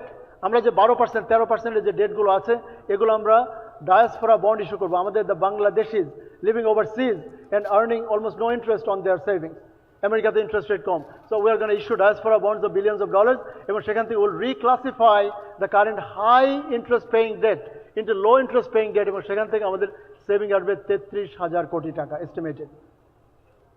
So total money coming back is lower limit is 221, upper limit is over 3 lakh crore. How you can achieve that? You can achieve that if you can ensure these 4, 5 good governance, if institutions are reformed, and so আমাদের ওই যে হ্যাঁ vote, যে yes ভোটের কথা বলেছেন mister Alamgir, we will have to promise and we will have to convene, invite everyone to execute the reforms, to approve the reforms, and our reform proposal goes even further. The SEC, the ঐক্যমত্য Commission, couldn't achieve a lot of reform proposals because of political differences, because of political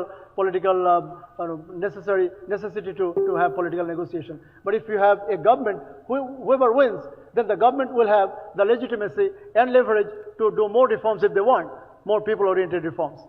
Then private sector-led export and export-oriented growth, financial, of course, yeah, I don't think we need to explain these.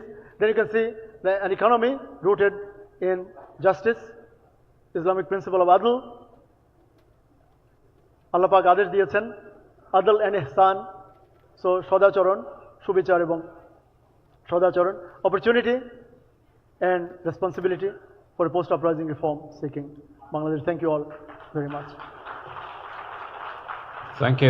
Thank you very much, Professor Dr. Warisul Karim, for your valuable insights. Now, I'd like to proceed to the panel discussion. Due to the shortage of time, I'd like to request our panel members to give a short remarks about the presentation. I'd like to go with Dr. Shibir Ahmed, Assistant Professor of Economics at North South University, and then one by one, if you could go with it. So please, Dr. Shabir Ahmed.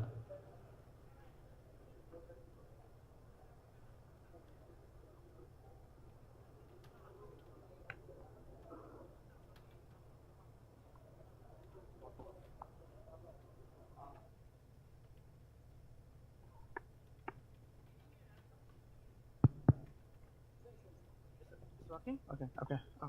Thank you very much, Dr. Warisul Karim, for a wonderful presentation.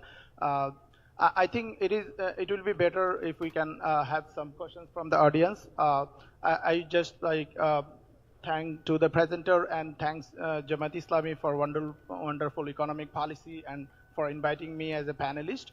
I'm very excited about the education program Jamat Islami is planning for the country, and this is wonderful to have like students loan the loans for the graduates, interest-free loans for the graduate instead of like just giving some unemployment allowances.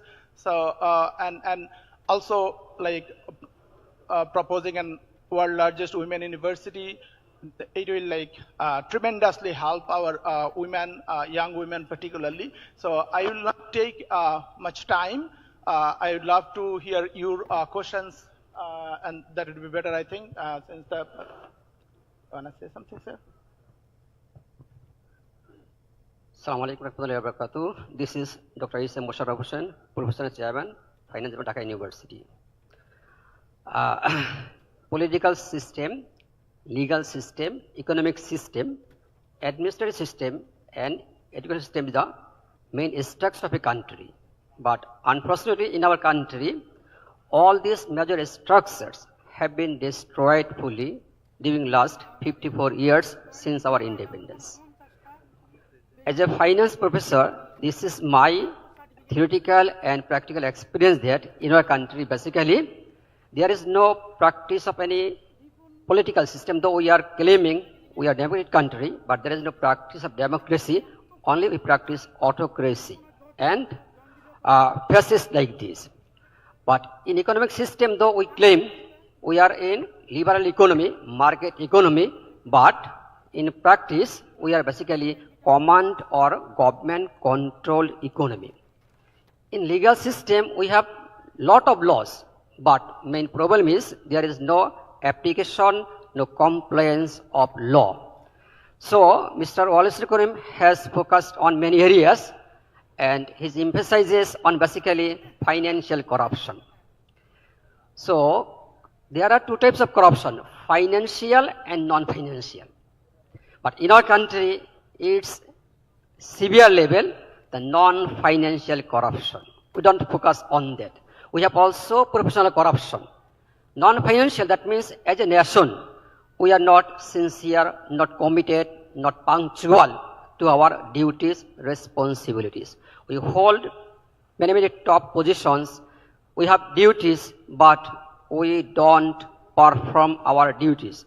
We don't fear Almighty Allah. So we enter the office, but we don't give our efforts for our development office work for the development of the country. So we know the event of old women and her daughter in the regime of Khalifa Hazrat Umar about the conversation between their responsible duties. But because we don't have firm belief on Almighty Allah, we don't believe that after death there will be the Qiyamah. For the reason, actually we are a nation like a blood cancer patient. I think we are a nation like a patient admitted into CCU. Because during last 16 months, I have been performing as director of 3D companies in our country.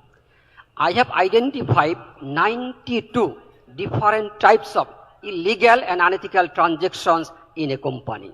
That's unimaginable for a human being.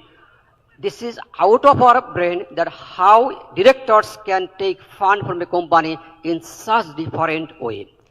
So, like it's, depositors have deposited money in banks, but amount has not been credited to customers' account. Amount have been taken away by the directors, by the chairman. This type of unexpected events have been incurred in our country. So, not only financial corruption also, we should focus on non-financial corruption also. Actually, we need ethical people, we need honest people. So the most important problem in our country, lack of transparency, honesty and integrity.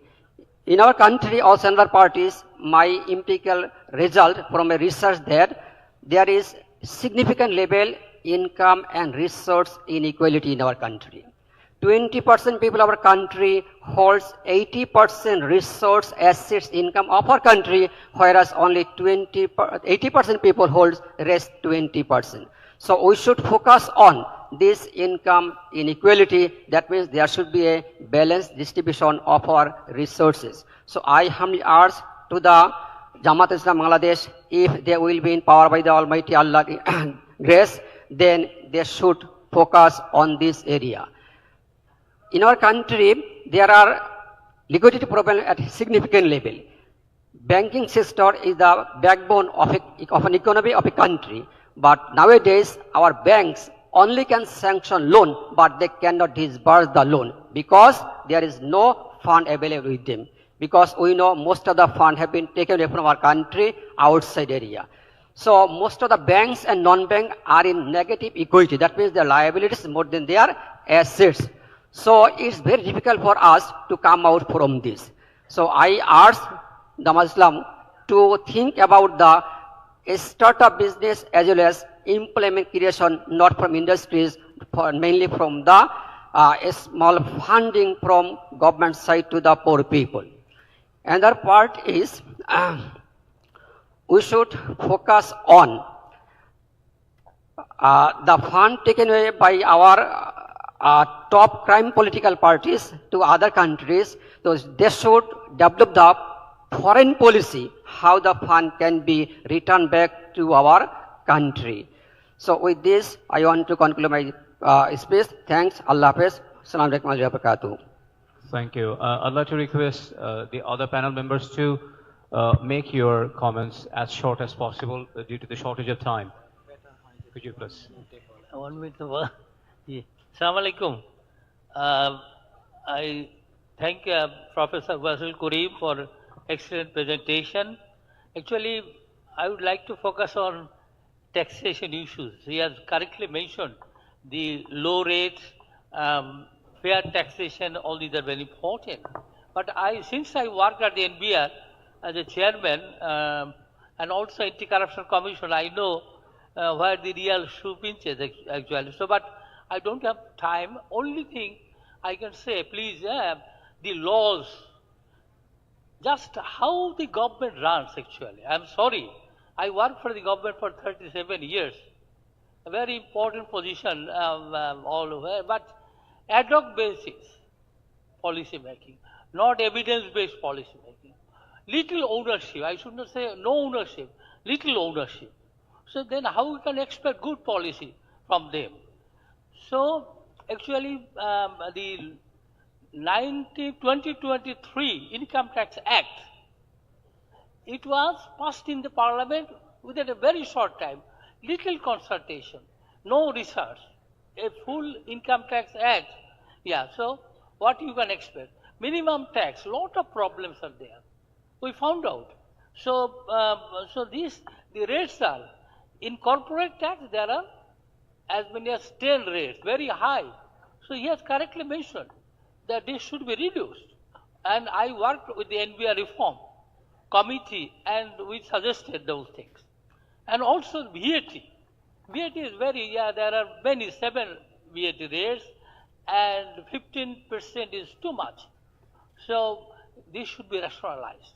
But I request that this should be, there should be some study, simulation, or whatever it may be, then decision can be taken, not ad hoc. Nothing should be ad hoc basis. And you see, teen bin, you know, taxation, there is a teen number, for VAT bin number. Why these two?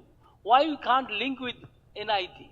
So these things can be very simple. So there are many points I would have raised, but he has already mentioned that only 1 minute, so I have already crossed that. And finally, what Professor Wasul Karim did not mention or may not be his experience is that tax administration.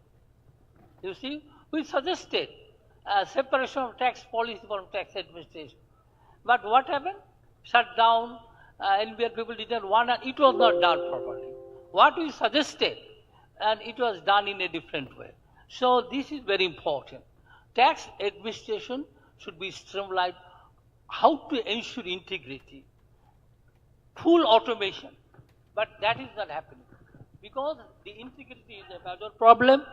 And since I thank the Jamat Islami Bangladesh for their organizing this, there is a political settlement.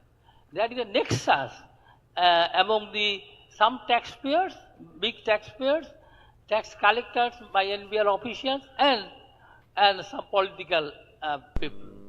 So that is a win-win situation at the cost of government exchequer.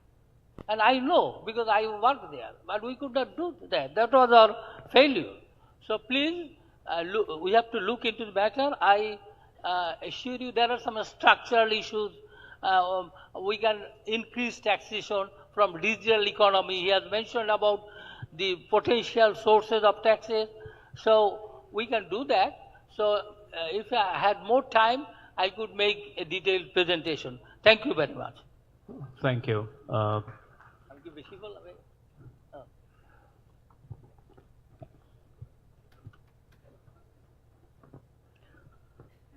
Assalamu alaikum. Good morning to all. Inna alhamdulillah, wassalatu wassalamu ala rasulillah. I thanked Professor Warisul Karim regarding economy, business and investment for a well presentation. On behalf of Bangladesh Jamat Islami, I sincerely thank our respected panelists, presenters and all participants for their thoughtful insight and constructive engagement in this important session on the economy. Your reflections have enriched this discussion and strengthened our collective understanding of the challenges and opportunities before us. Today's dialogue reaffirms that Bangladesh needs a just, transparent, and private sector-led economic system that creates jobs for এজন্য প্রিয় দেশবাসী এই সকল পরিস্থিতি সামনে রেখে ইসলামী আন্দোলন ইসলাম উম্মাহ এবং রাজনীতির বৃহৎ স্বার্থ চিন্তা করে ইসলামী আন্দোলন দেখেছে এখানে থাকার কোনো মানে নেই ইসলামী আন্দোলন সরে এসেছে আমাদের কর্মী যারা আছেন তাদেরকে আমি অনুরোধ করব আহ্বান করব আসুন ইনশাআল্লাহ আমরা যে আদর্শের উপর আছি সেই আদর্শ নিয়ে আমরা রাজনীতিতে এগিয়ে যাব আমাদের আমিরের সিদ্ধান্তের উপর আমরা চূড়ান্ত আনুগত্য প্রদর্শন করে আমরা যে যেখানে আছি সেখান থেকে আমরা ইসলামী আন্দোলনের যে নির্বাচনী ইশতেহার আসছে সেই ইশতেহার নিয়ে আমরা মানুষের economy rooted in justice, opportunity and shared prosperity. Thank you all once again and may Allah guide us in serving the people and the nation. Assalamu alaikum. Thank you very much.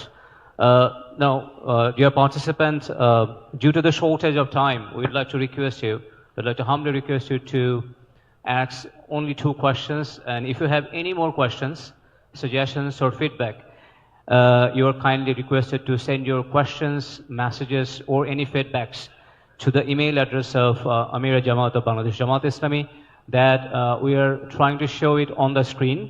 Or we'll give it later, inshallah. So we'll just take 2 short questions due to the shortage of time. The first one, please.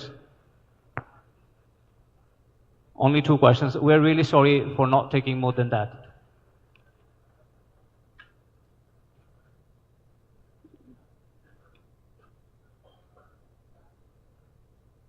এনসিপিকে ওনারা 30টা আসন ছেড়ে দিয়েছেন এবং পরবর্তীতে লিয়াজু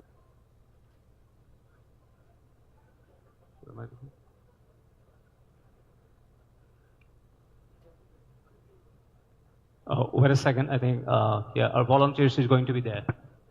Wait a second.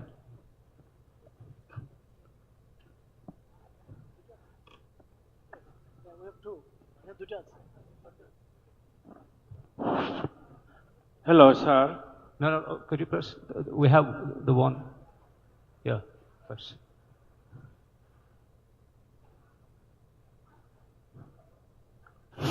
All right, yeah.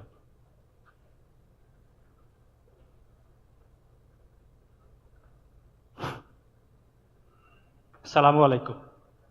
I'm Masood Kobir from BJME Standing Committee Chairman, PR and Publicity. Thanks for presentation. I have two questions especially. You know, there is the LDC graduation is coming on, and there are the big factor for RMG sector. There are the 84% foreign currency earning from here. So whatever your preparation and youth position in LDC graduation, where most of the businessmen and industrymen are asking for the 3 years exemption and 3 years extension on it. Second question is, you have already mentioned there is the NPL is high, our ease of doing business is very narrow, our bank interest is extremely high. How you will define and you will your position to encourage the new investment? There is there is zero FDI in Bangladesh at the present. So what is your preparation and your addressing to new investment and sustain in the existing business? My last question, there are always every government in last 15 years is they have some package in budget, then they are always emphasizing in black money into white. So you already explained there is the huge corrupted money in looting and transferring from our country. So what is your position once Jamat will be coming to power? So what is their position that কালো টাকা সাদা করার তাদের policy কি থাকবে? Thank you very much. Thank you for the question.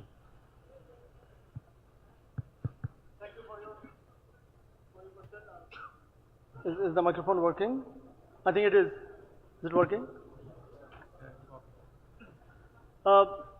First of all, our policy, you can see it's a whole package. It's not just export-based policy. So LDC graduation is going to affect our exports to some extent. We, even at individual level, I've been advocating LDC graduation deferment by at least 3 years. So we have been part of a team who have advocated this. We met with BGMEA and the finance advisors, and you know, on one occasion, 3 advisors together. So I think I cannot speak on behalf of Jamat, but I believe Jamat also is aligned with the policy of deferring LDC graduation by 3 years. Second, the policy, our package is more contingent upon investing in home. We wanted to invest in our education, in our health, in our infrastructure. So we are going to be investing in our women, our daughters, as I said, that you have never seen in the last 54 years a policy that can celebrate womanhood, I would say, that can celebrate studenthood, that can celebrate youth through policies than just by words of mouth. So if this policy is implemented, and as I said, it's a package, unless the top is fixed, unless governance is fixed, then nothing else. So if governance is fixed, if Bangladesh Bank can become more independent and neutral, if commercial bank boards, NBFI boards, insurance company boards, and even other public interest entities, I didn't mention, PIEs as classified by Financial Reporting Council.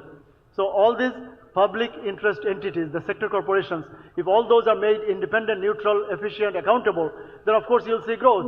And the answer lies in, I have to warn the nation, my country, that there is a tsunami, and if beyond that, if it goes by just the inflation rate, only inflation adjustment, if you do 7% growth, then in 2050 you're going to see a total loan of 149 trillion taka. So we, even at 5%, at a weighted average rate of 5%, assuming overseas debt carries only 0% and domestic debt carries 10%, which is, of course, the most conservative that you can be, because no one is going to lend you money for 10% or 0%. But even if that is the case, then a weighted average of 5% will wipe out all the budgetary allocations, all the tax that NBR can collect. So we'll have to get rid of our debt, some of high interest debt. We said we're going to reclassify some of it and issue diaspora bonds, and of course borrow from our friends in Qatar, in Kuwait, in many other countries, and we can have international, we can have low interest overseas debt as well. On other thing that you said, Also, how we attract foreign FDI. FDI has been zero, and you have seen, if anyone is here from Dhaka Stock Exchange, I heard that the DBA president, Mr. Saiful, was here, so the Dhaka Brokers Association. You know that for last 4 years, brothers and sisters, for last 4 years, there have not been a single initial public offering in Bangladesh capital market. The capital market has been wiped off once in 1996 and again in around during the several times during the last government's regime. So they have made toys out of our best institutions. They have made toys out of Dhaka University. Since when you saw a Senate election at Dhaka University? 2-3 consecutive vice chancellors, each one rounding for almost 8 to 9 years, never cared about elections at Dhaka University Senate. So we said that we are going to have an accountable government, a representative government, a democratic government, not just government. You have to democratize the institutions, right from Union Council level to the top of the government.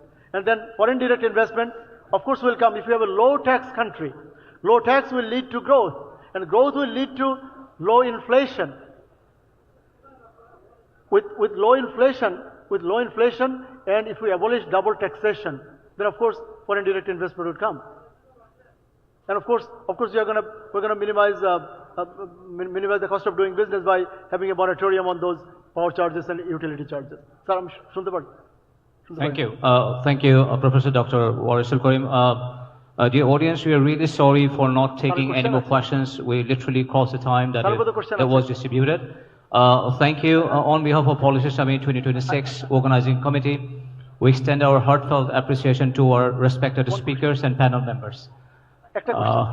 Okay. I think if you have any more questions, we'd be happy just to send the questions and feedbacks on the email address amir@jamatislami.org.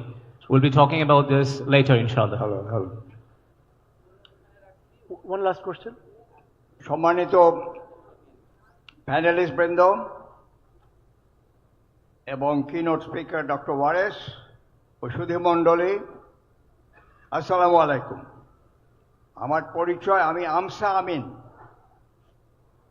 আরেকটু পরিচয় দিতে বলবো, আমি একজন অত্যন্ত concerned citizen, খুবই দুশ্চিন্তাগ্রস্ত নাগরিক। আমি বক্তব্য লম্বা করব না। প্রথমে আমি বলবো, আমি জামাত ডক্টর শফিককে আমি আন্তরিক ধন্যবাদ জানাই যে উনি জাতীয় সরকার গঠনের একটা প্রস্তাব রেখেছেন। দোয়া করে যেন এটা তারা বাস্তবায়িত করতে পারেন এবং এর জন্য সুনির্দিষ্ট, শুধু দুটো শর্ত নয়, সুনির্দিষ্ট একটা কোর্স অফ অ্যাকশন জাতীয়ভাবে জামাতের যে দলীয় স্টেটমেন্টের মধ্যে দেওয়া উচিত।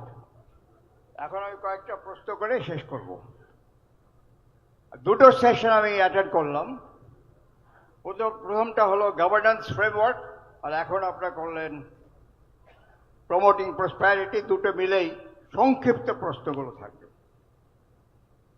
প্রথম হলো গভর্নেন্স, লোকাল গভর্নমেন্টের কথা বলেছেন। আপনারা কি ক্ষমতায় গেলে বা বিরোধী দলে গেলে ফেডারেল সিস্টেম অফ গভর্নেন্স বাংলাদেশে চালু করবেন কিনা, চিন্তা ভাবনা আছে কিনা? দ্বিতীয় হলো লোকাল গভর্নমেন্ট ইলেকশনগুলো নির্দলীয়ভাবে করবেন কিনা, নাকি দলীয় প্রতীকে আপনি করবেন? তৃতীয়টি হলো সমস্যাগুলো আমরা সবাই জানি, আপনারা জানেন, সবাই আমরা বুঝি, এবং সব সরকার এই দোষটা করে গেছে। সেটা হলো politicisation of all services and institutions. আপনারা এগুলো বন্ধ করবেন কিনা? ডিফেন্স নিয়ে কোনো কথা বলা হয়নি। ডিফেন্স সার্ভিসেস রিফর্ম এবং জাতীয় নিরাপত্তা ও প্রতিরক্ষা বিষয়, এটা গভর্নেন্সের সাথে যুক্ত, ফরেন পলিসির সাথে যুক্ত। আপনি কি ব্যবস্থা নেবেন? একই সাথে কানেক্টেড, খুবই গুরুত্বপূর্ণ, কোথাও আমি আলোচনা দেখি না, বাংলাদেশের ইন্টেলিজেন্স সিস্টেমটাকে আপনারা আধুনিক, প্রযুক্তি সমৃদ্ধ এবং দক্ষ করবেন কিনা। যে ইন্টেলিজেন্স সিস্টেম আছে এটা সম্পূর্ণভাবে ব্যর্থ। Could you please এখন আমি prosperity make it short? NBR এর কথা বলেছেন। এনবিআর কে যদি দুর্নীতি মুক্ত করা না যায় তাহলে কিন্তু আপনাদের ইকোনমিক প্রোগ্রাম কোনোটাই সফল হবে না। আর শেষ কথাটা হলো, আপনার শিক্ষা নিয়ে কথা বলেছেন, স্বাস্থ্য নিয়ে কথা বলেছেন। এই গরিব দেশে শিক্ষা এবং স্বাস্থ্য অবশ্যই জাতীয়করণ করা প্রয়োজন প্রত্যেকের জন্য। এই বিষয়ে আপনাদের মনে থাকলে জানাবেন। আপনাদের সবাইকে ধন্যবাদ জানিয়ে আমাকে এখানে আমন্ত্রণ জানানোর জন্য ধন্যবাদ জানিয়ে শেষ করছি। আল্লাহ হাফেজ। Thank you for the questions. I think we'll be answering all the questions one by one in different sessions. If possible, among the questions, one could be answered. স্যারকে লাস্ট কয়েক সেকেন্ড। Oh, all right. জি, আসসালামু আলাইকুম। আমি আব্দুল হক। আমি একজন ব্যবসায়ী, Japan Bangladesh চেম্বারের প্রাক্তন প্রেসিডেন্ট এবং ফেডারেশন চেম্বারে বহু বছর আছি। আমার মনে হয় অত্যন্ত গুরুত্বপূর্ণ এই সেশনটির জন্য আমি ধন্যবাদ জানাচ্ছি জামাত ইসলামীকে। সম্মানিত জামাত ইসলামের প্রধান এখানে আছেন এবং আপনারা যেটা করেছেন খুবই চমৎকার। আমার মনে হয় আমাদের জীবনের অভিজ্ঞতার আলোকে আমরা কিছু কথা বলবো। সেটা হচ্ছে শিক্ষার ব্যাপারে আপনি যেটা বলেছেন, প্রাইমারি শিক্ষার একটা শব্দ আপনার ব্যবহার করেননি। প্রাইমারি শিক্ষাকে বর্তমান অবস্থায় রেখে ইউনিভার্সিটি বাড়ানো হবে মারাত্মক রকমের বিপর্যয়। ইউনিভার্সিটির চাপে বাংলাদেশ ইতিমধ্যে যে গ্রাজুয়েট তৈরি হচ্ছে তাদের কিন্তু বিশ্বে দেশেও তারা জব পাচ্ছে না। অতএব এখানে ব্যাপক একটা সংস্কার দরকার। আপনি সেটা চায়না, ভিয়েতনাম, জাপান যদি ফলো করেন তাহলে কিন্তু আপনাকে ওই জায়গায় যেতে হবে যে প্রাইমারি থেকে শুরু করে হাই স্কুল, স্কুলের কথা আপনারা বলেন নাই, মাদ্রাসার কথাও বলেন নাই। তাহলে আমাদের আসল জায়গাটা ভিত্তিটা কি হবে সেটা একটা বড় প্রশ্ন। আইটির ব্যাপারে কিছু বলেননি, যেখানে বিশ্ব বাজারে কি ধরনের গ্রাজুয়েট দরকার, বাংলাদেশের বাজারে কি ধরনের লোক দরকার। এখন জাপানের লোক যাচ্ছে, জার্মানি, ইউরোপের লোক নিতে চায়, কিরকম লোক? সবাই স্কিল মানুষ যাচ্ছে। স্কিলের দিকে আমাদের প্রাধান্যতা খুব দরকার। আমি আরেকটা কথা বলবো, বিনিয়োগের জায়গায় আছে না? ওকে ওকে, আর না উনি বলেছেন শিক্ষার, সেজন্য বললাম। বিনিয়োগের জায়গাটা আমার ইন্টারেস্ট, সেটা হচ্ছে বাংলাদেশে বিনিয়োগের জন্য আমি বহু বছর যাবৎ, প্রায় 30 বছর যাবৎ ফেডারেশনে আছি। আমি জাপান বাংলাদেশ চেম্বার থেকে জাপানের প্রাইম মিনিস্টার সহ বাংলাদেশকে অনুরোধ করে গিয়েছিল, মিস্টার আবে, যে তোমরা বিনিয়োগের এনভায়রনমেন্টটাকে উন্নত করো। কিন্তু আনফর্চুনেটলি আমরা সাহায্যই নিতে চাচ্ছি, কিন্তু ওই সব জায়গাগুলি, ভিয়েতনামের মতো কান্ট্রি একক এজেন্সি করেছে, এজেন্সির নাম হচ্ছে ভিয়েট্রেড, জাপানে হচ্ছে জ্যাট্রো, কোরিয়াতে কোট্রা।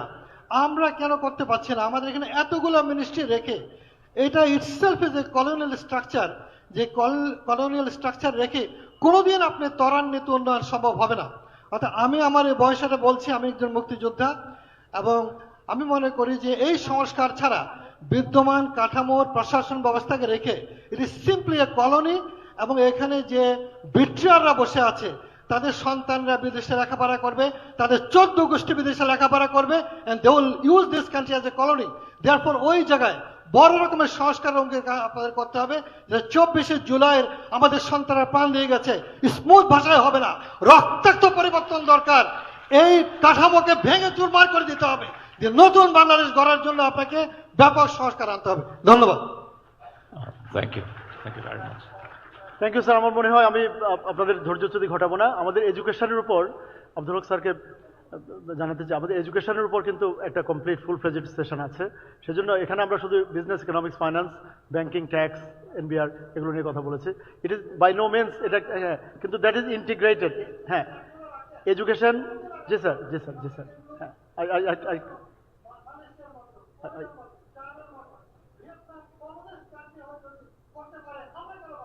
I absolutely agree, sir.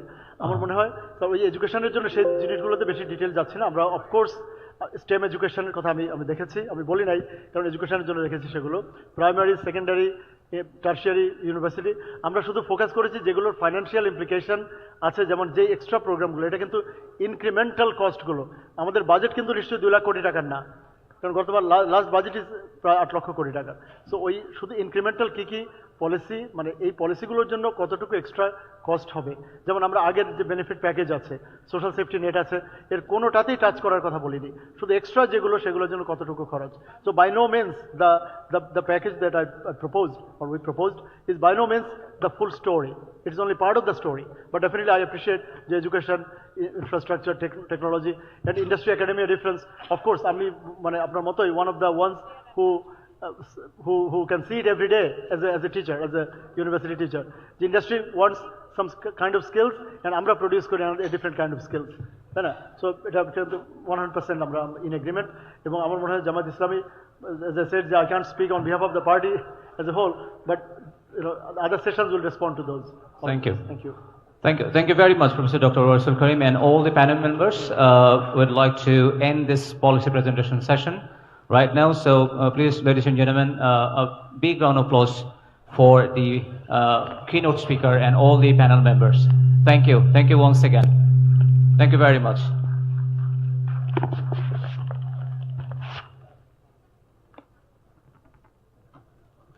Ladies and gentlemen, are you still with us? Good, because now I will be delivering the policies on stand-up comedy. No, I'm just kidding. That's the fault of us youth, you know. But you know, the youth policy is a matter of no joke. Even though us youth, we tend to make a lot of joke. So, the future of Bangladesh lies with its youth. And as a Gen Z woman, I'm really excited that our next session focuses on youth employment, unleashing the power of Gen Z and Gen Alpha. This will be a very short session because we'll be, immediately after that, we will have our lunch. So I will, to explore the innovation, skill development, entrepreneurship, and digital transformation, I welcome our speakers and panelists, including Dr. Ashikur Rahman as keynote speaker. He is the Regional Manager of Asia, centralized support to the ENFP network, as well as Masud Rahman as panel member. He is a former senior design engineer. We also have Muhammad Abdullah Al Mahmood, CEO of Thriving Skill, Nurul Islam Saddam, Central President of BICS, Engineer Bilal Ahmed, Executive Committee Member of Bangladesh Association of Software Information Services, Engineer Tunazina Rahimu, Teacher's Assistant in Brack University, and Consultant to Disaster Management. Ladies and gentlemen, join me in a round of applause for our esteemed guests. I respectfully invite our guests to assume their seats. Yes, and now I invite Dr. Ashikur Rahman to deliver his keynote speech. Dr. Ashikur Rahman. You will go ahead. Okay, no worries. Go ahead.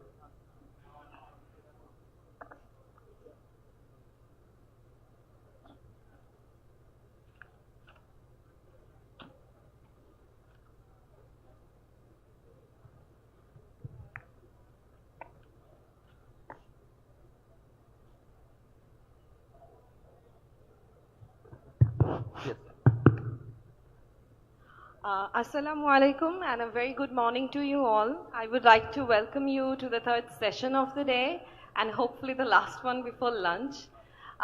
It feels like an absolute miracle to be sitting here and discussing and talking about good governance and prospering economy and everything. And I cannot, I would like to share that for many young voters in their 30s, this would be the first time to vote, including myself. And I would like to seize this opportunity to remind us all with grave gratitude in my heart that this very moment wouldn't be possible without a youth movement. July movement started on the question of asking equal opportunity towards jobs. And Abu Said, Abrar Fahad, Osman Hadi, and countless others, they gave their bloods and lives for giving us insaf. And Bangladesh Jamat-e-Islami acknowledges this and is deeply inspired by the youth and is very welcoming to provide them the reward, the scope, and the lives they deserve. There is no way that we can ever repay the martyrs, but at least we can try and uplift the dreams of them so that we can build a better Bangladesh. Now, whenever we are talking about youth, there are just so many things to discuss, but as we have very limited time for today, we will be focusing towards youth employment. In a country like Bangladesh with so many human capital, it is of utmost importance that the youths are given the jobs of their desired and the jobs they deserved. If we don't, then they would turn to a wasted potential, and we cannot let that happen because they can be a cherished asset. On that note, we can hope that we can build a better Bangladesh together, and I would like to give the stage to Dr. Ashik to further enlighten us on this matter. Thank you. Thank you. Thank you so much. Hello, good afternoon. I would like to start from the very last word what our panelists mentioned, a time for building Bangladesh together. It's not a limerick or it's not a poetry alone. It demands responsibility. According to the statistics of Bangladesh Labor Force Survey 2024 of Bangladesh Board of Statistics, it presents a very hard reality for Bangladesh. Currently, we have 2 million youth unemployed. According to the government statistics, the actual number could be much higher. This is a very concerning, even the number is like 2 million. It's all about the age group who is expected to be the most energetic, most innovative, most productive. If they don't find a job, employment, they lost. Literally, they lost. The situation is helping them, turning them toward irregular immigration or become part of social unrest. And even more severe problems than unemployment is underemployment. According to the Labor Force Survey 2024 of Bangladesh Board of Statistics, around 10 million underemployed people are in Bangladesh. The number could be much higher in reality. But the concern is about the individuals who are with higher educational qualifications, with skills and capabilities, who could perform high-valued jobs. But the present situation in Bangladesh forced them to work in low-skilled jobs, to accept low wages employment. As a result, the individual potential is wasted, the productivity declines, and in the economy, basically economy falls into the low productivity traps. In summary, our people are working, but the economy is not benefiting fully from their day labor. It also shows us that the education we are providing in our institutions, school, college, university, madrasa, Tibet, vocational, whatever we have, the institutions that do not match the skills demand that are looking forward from the industry nationally and globally. At the same time, if we think about the international market, let me begin from the international market. We have seen there is a increasing demands in different types of sectors: construction traders, care workers, industry technicians, let's say hospitality professionals, seafarers, drivers, agricultural specialists from many different countries. But the first world, they also want the youth trained with proper knowledge on the activity they're going to do. They want professionalism.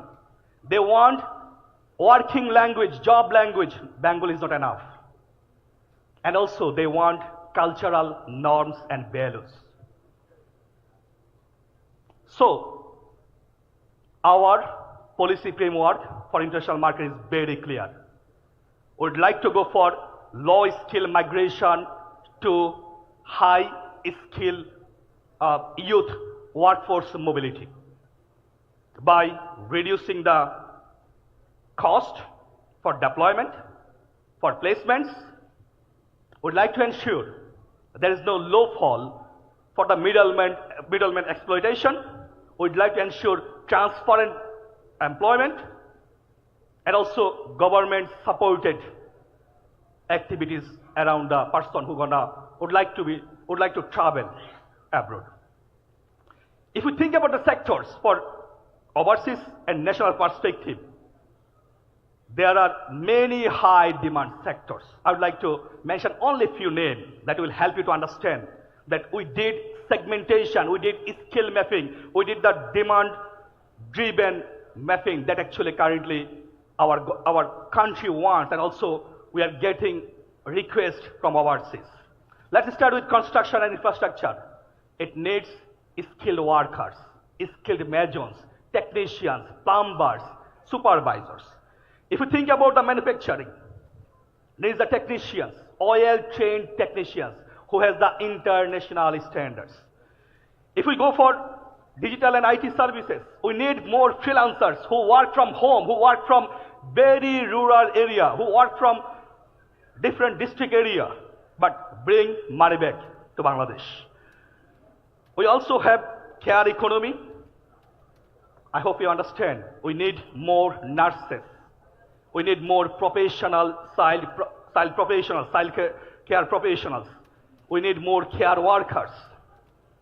If you think about the green economy and agriculture, this is the future for Bangladesh. We need more specialists, trained specialists in these fields, as well as retail, hospitality and transports. We need the trained managers.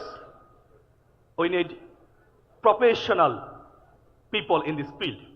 So let's go for water transport marine service. This is which could be newly implemented in Bangladesh, and we could export our talents because we have the opportunity. But still there are a lot of challenges. We did several researches for a long time to understand what exactly happened. Thanks to Dr. Warisul Karim, who mentioned that each year we're actually sending 23 lakhs, 2.3 million people in the job market, but hardly the decent job is only 23,000. If you think about the informal job, it barely has like 1.3 million. Still, there are 1 million who didn't find the job. The main problem is skill mismatch. Our mentality is very clear. We would like to go for certificates in the university. Hardly we find the exact training that demanded by the industry.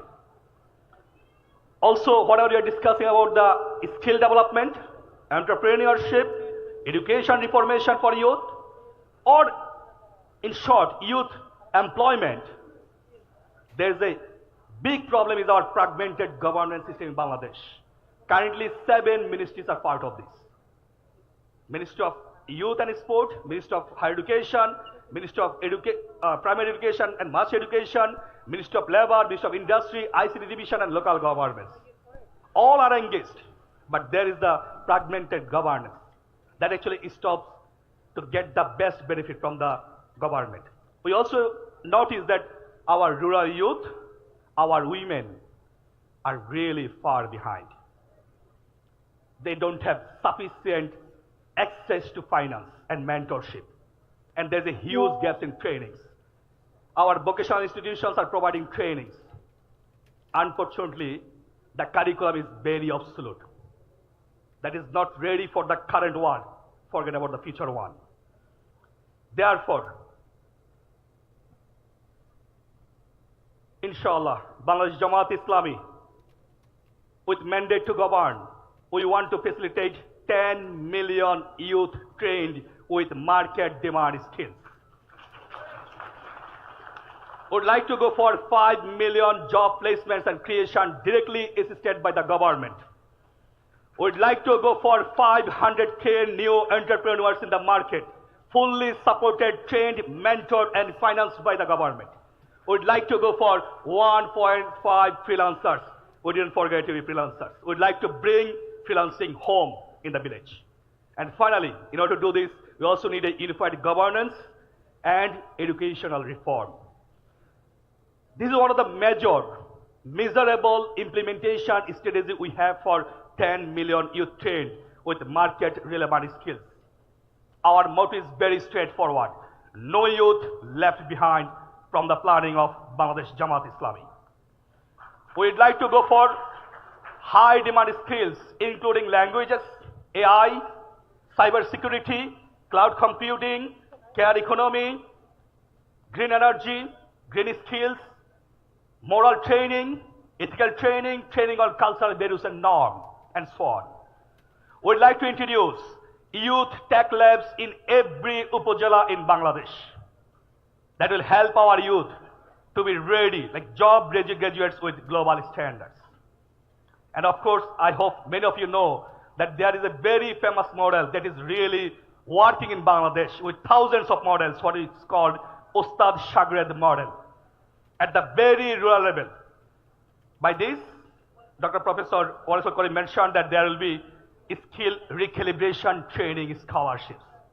So those who are studying, let's say those who are dropouts, illiterate students or primary students, those who are like SSC, HSC, 2-year diploma students, those who are studying in vocational TBED or technical education, those who are in the madrasa, religious students, everyone has been considered in our plan.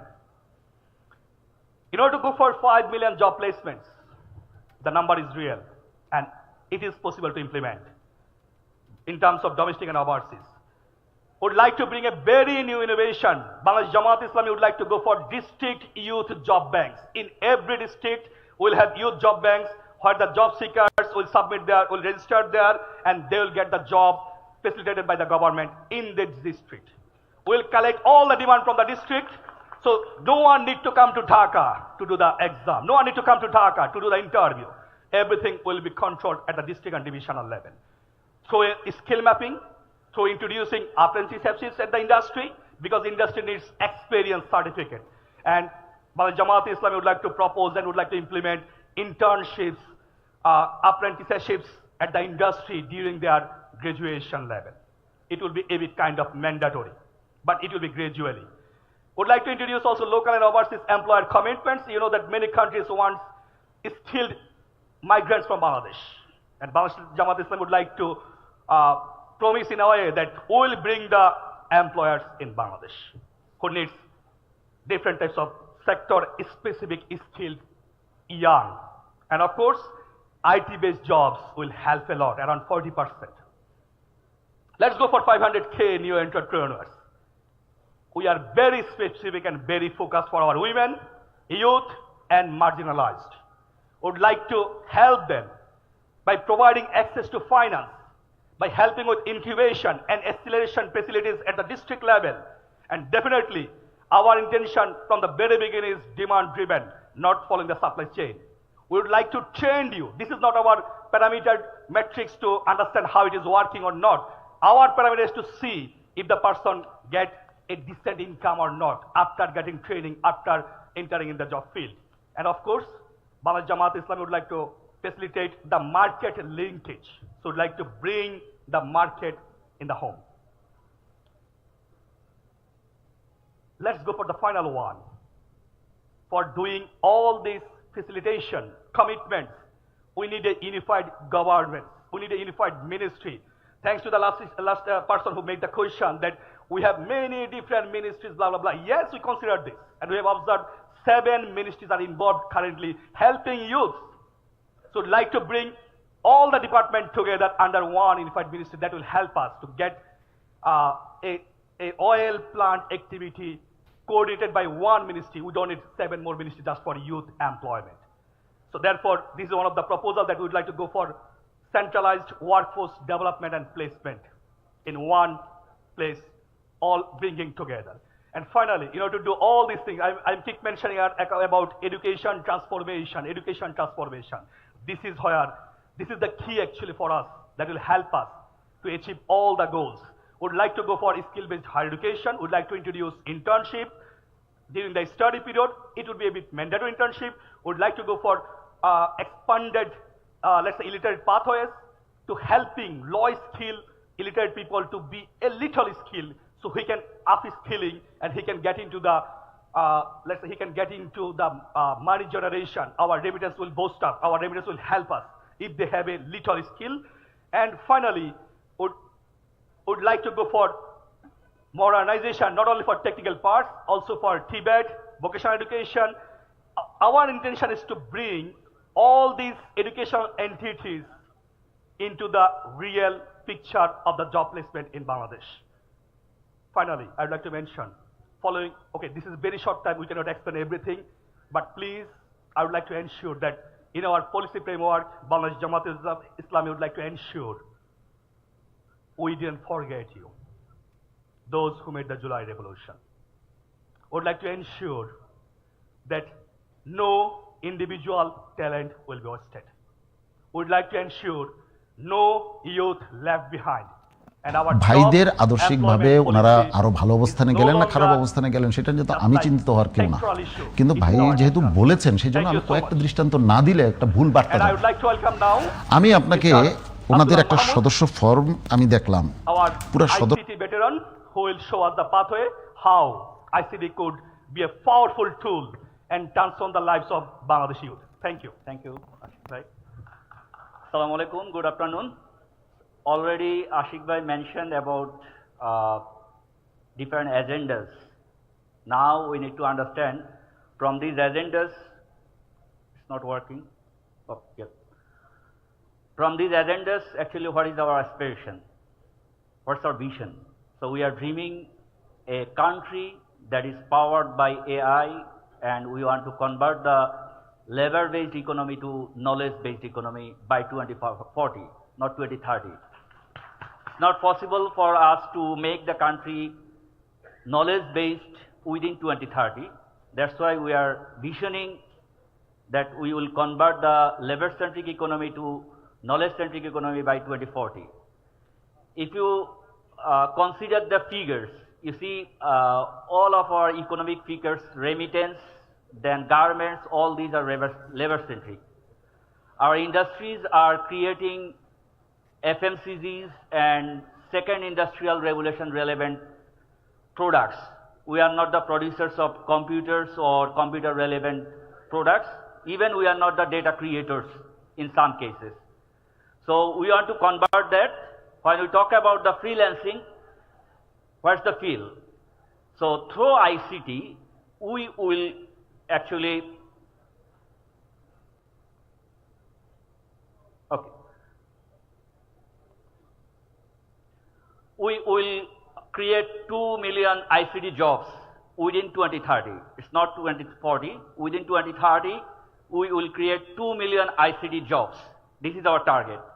And second thing is, if we would able to ensure the ICT relevant services, AI relevant services, we would able to provide seamless services to citizens. As you know, government, one of the key agenda of government is to provide services to citizens. So if we would able to enable ICT in citizen services, interestingly, last government developed 365 plus apps, but most of the apps are not running, or citizens are not getting services from those solutions. So we want to ensure that citizens will get ICT enabled services. So these two actually create the jobs in the ICT sectors and in the freelancing sectors. So what are those sectors? If we talk about the ICT areas, you know, we have hardwares, we have softwares, and we have networking infrastructures. Lots of things are there. Through Digital Bangladesh, though it was the branding of last government. Unfortunately, we are not digital yet. All of our infrastructure or all of our public infrastructure, I would say, this is fragmented. So I would like to show you where we stand right now. Okay. So there are three engines basically. We call number one is public sectors. This is our foundation. Then private sector. This is the engine, and we call human capital. That is the fuel. So our foundation is fragmented. Systems have been developed through siloed mechanism. That is, there is interoperability gap. Ministries cannot interoperate the data, and that's why it is not possible for us to train up the data and to provide AI-enabled services. And we will address that. Second one, for private sector, we have lots of good examples.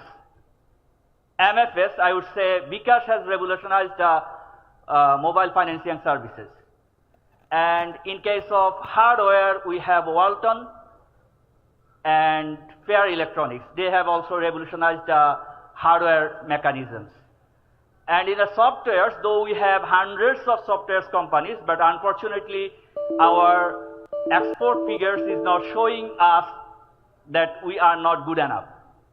We have BASIS, ECAP, BACO, lots of associations are there, lots of organizations, but unfortunately, our figures, as if I mention, you would understand the figure if we consider the ICT export with other sector exports. RMZ is giving us 45 to 48 or 50 billion dollars export, whereas our ICT exports is only 700 million. That means you even didn't cross 1 billion. So we need to address that in the private sectors. And then our human capital, we have demographic dividend up to 2040. As you know, our population, 40% of our populations are youth. If we provide them better skills, they would be actually our asset. So we will set some agendas. As our time is limited, it's not possible for us to show you all the mechanism that how we actually re-engineer our human capital. So this is our third engine, that is we call the fuel, through which we will actually transform our country from labor-centric economy to knowledge-centric economy. So to do that, definitely we need to address some policy issues. What's that? We need to depoliticize the strategy. Last government developed 39 plus high-tech parks. Unfortunately, these are only infrastructures. It is not creating any ROI, we call return on investments. So we need to address these issues. We need to depoliticize I would say the policy papers we have developed. Actually, we have considered the national issues, not political agendas. Jamat Islami is not studying political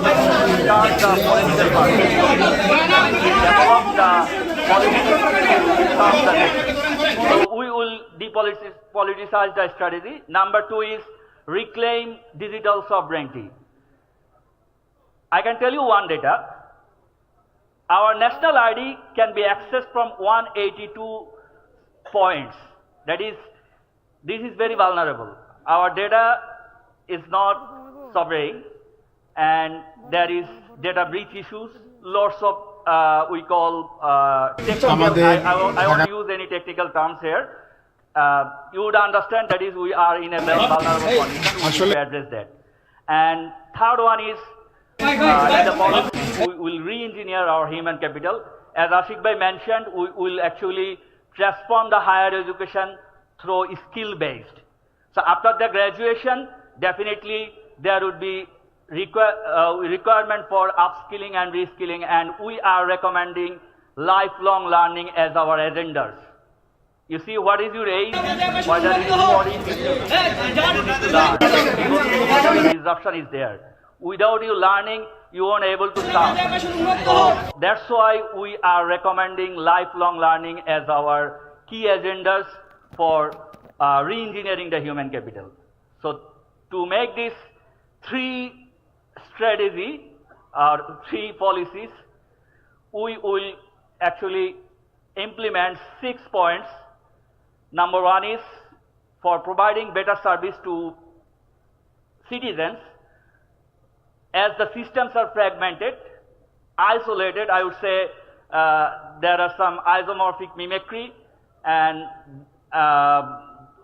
the systems are siloed, so we need to address that. We will develop government intelligence systems through which all ministries will be interconnected, and we will get centralized data repository, and under which we would able to create our own data, and it would help us to give seamless service to citizens. So this is the infrastructure issues. If we talk about the connectivity, as you know, right now we have 900 Gbps internet connections connectivity. That is, we have 2,800 Gbps, but right now we are using only 900 Gbps. It's happening due to the technical incapacity. If we bring third submarine cable, we can enrich our connectivity to 5 Tbps, 5 terabits per second. So we'll address that as well. And for payment issues, we call, due to the lack of national payment gateway, we are losing 15 to 20% of earnings of the freelancers. So we'll address that, and we will maintain our digital infrastructure on our own, that is cloud-based server maintained by our own national mechanisms. That would actually make the system sovereign. And for human capital, as I said already, we will address that agenda. And number 5th is high-tech job creations. As you see, the main fuel of this century is data. It's no longer petroleum oil. If you have data, that means you have business. All tech giant companies are doing business through data. Microsoft, Google, Facebook, Amazon, all these companies are doing business through data. So as we have 180 million people, this is a huge asset. All these people are actually generating data, and these tech giant companies are doing business. So I think we have the opportunity to link with these tech giant companies, and we can create high-tech relevant job in our country. And number 6 is definitely we will address the governance and compliance issues. The regulatory agencies, though BTRC and lots of regulatory bodies are there, but unfortunately it didn't serve the purpose of the people. So we need to address that. So if we execute all these 6 points, what we would gain? We are expecting 2 million job creations, ICT job creation. It's not the total job creations. We would create 2 million ICT jobs within 2030. Then our ICT export goal is 5 billion. And if we maintain all the systems we have recommended, it would actually help us to 1.5 billion fiscal recovery. That is, it is wastage. You don't need to invest again and again on separate systems, which created the silos in our system. So we will save that amount in year by year, and definitely we will gain efficiency from 30 to 45%. That means you would able to make your system seamless, and it would provide you better service to citizens. And definitely that would create also job. So by saying so, I am just concluding my presentation here.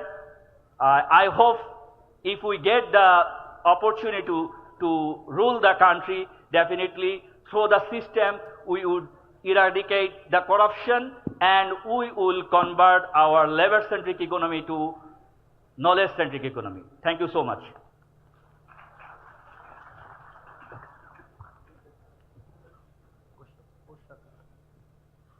Right now we are opening the question answer sessions, and before that I would like to give floor to the panel members. সার্জারির রোগী উনি অসুস্থ শরীর নিয়ে প্রতিটি মানুষের গড়ে গড়ে গিয়েছেন। আমরা আজকে একটাই দাবি তুলতেছি, ওনার এই এক আসনকে উন্মুক্ত করে দেওয়া হোক। আর জনপ্রিয়তা বেশি কে জানি জুড়ে উড়ে এসে জুড়ে বসেছে। ওনাকে নাকি 10 দলীয় জোট থেকে মনোনয়ন দেওয়া হয়েছে, যাকে আমরা চিনি না, যার জনগণের সাথে যার কোনো সম্পৃক্ততা নেই, জনগণের সুনামগঞ্জ, তাই না? এই জন্য আমি বলবো যে আমার ভাইকেও মানে যাইতে দাও তোমরা, আমরা এখানে ওয়েট করছি, শেষ সময় পর্যন্ত অপেক্ষা করব। আমার মনে হয় যে পজিটিভ কিছু আসবে। 5 আগস্টের পরে সুনামগঞ্জ এক আসনের প্রতিটি গড়ে গড়ে উপাধ্যক্ষ মাওলানা তুফাইল আহমদ খান প্রতিটি মানুষের খোঁজখবর নিয়েছেন এবং উনি গত ফ্যাসিস্টের আমলে অনেক জুলুমের শিকার হয়েছেন, জেলে গিয়েছেন, জুলুম সহ্য করেছেন, এরপরেও বাতিলের কাছে কখনো মাথা নত করেন নাই। এক আসনের প্রায় 600 প্রতিটি মানুষের গড়ে গড়ে গিয়ে মানুষের খোঁজখবর নিয়েছেন। হঠাৎ আমরা আজকে যখন শুনতে পেলাম কে জানি উড়ে এসে জুড়ে বসেছে, ওনাকে নাকি 10 দলীয় জোট থেকে মনোনয়ন দেওয়া হয়েছে, যাকে আমরা চিনি না, যার জনগণের সাথে যার কোনো সম্পৃক্ততা নেই, জনগণের সুনামগঞ্জ এক আসনের আমার মনে হয় আমরা এখানে যারা উপস্থিত আছি একজনও ওনার নাম জানে না। আমরা চাই যাতে সুনামগঞ্জ এক আসনে প্রয়োজনে যারা উন্মুক্ত করে দেওয়া হয়। আমার উস্তাদ উপাধ্যক্ষ মাওলানা তুফাইল আহমদ খান উনি একজন হার্ট সার্জারির রোগী, উনি অসুস্থ শরীর নিয়ে প্রতিটি মানুষের গড়ে গড়ে গিয়েছেন। আমরা আজকে একটাই দাবি তুলতেছি, ওনার এই এক আসনকে উন্মুক্ত করে দেওয়া হোক। আর জনপ্রিয়তা বেশি সেই জনসাধারণের সমর্থনে পার্লামেন্টে যাবে। আমাদের তৃণমূলের দাবি আমাদের সুনামগঞ্জ এক ওপেন নির্বাচন হোক। যদি তুফাইল আহমদ খান সাহেবের জনপ্রিয়তা বেশি হয়, মানুষ ওনাকে ভালোবাসা দেয়, উনি যদি মানুষের হৃদয়ে স্থান করে নেন, তাহলে মানুষ ওনাকে ভালোবাসা দিয়ে পার্লামেন্টে পাঠাবে।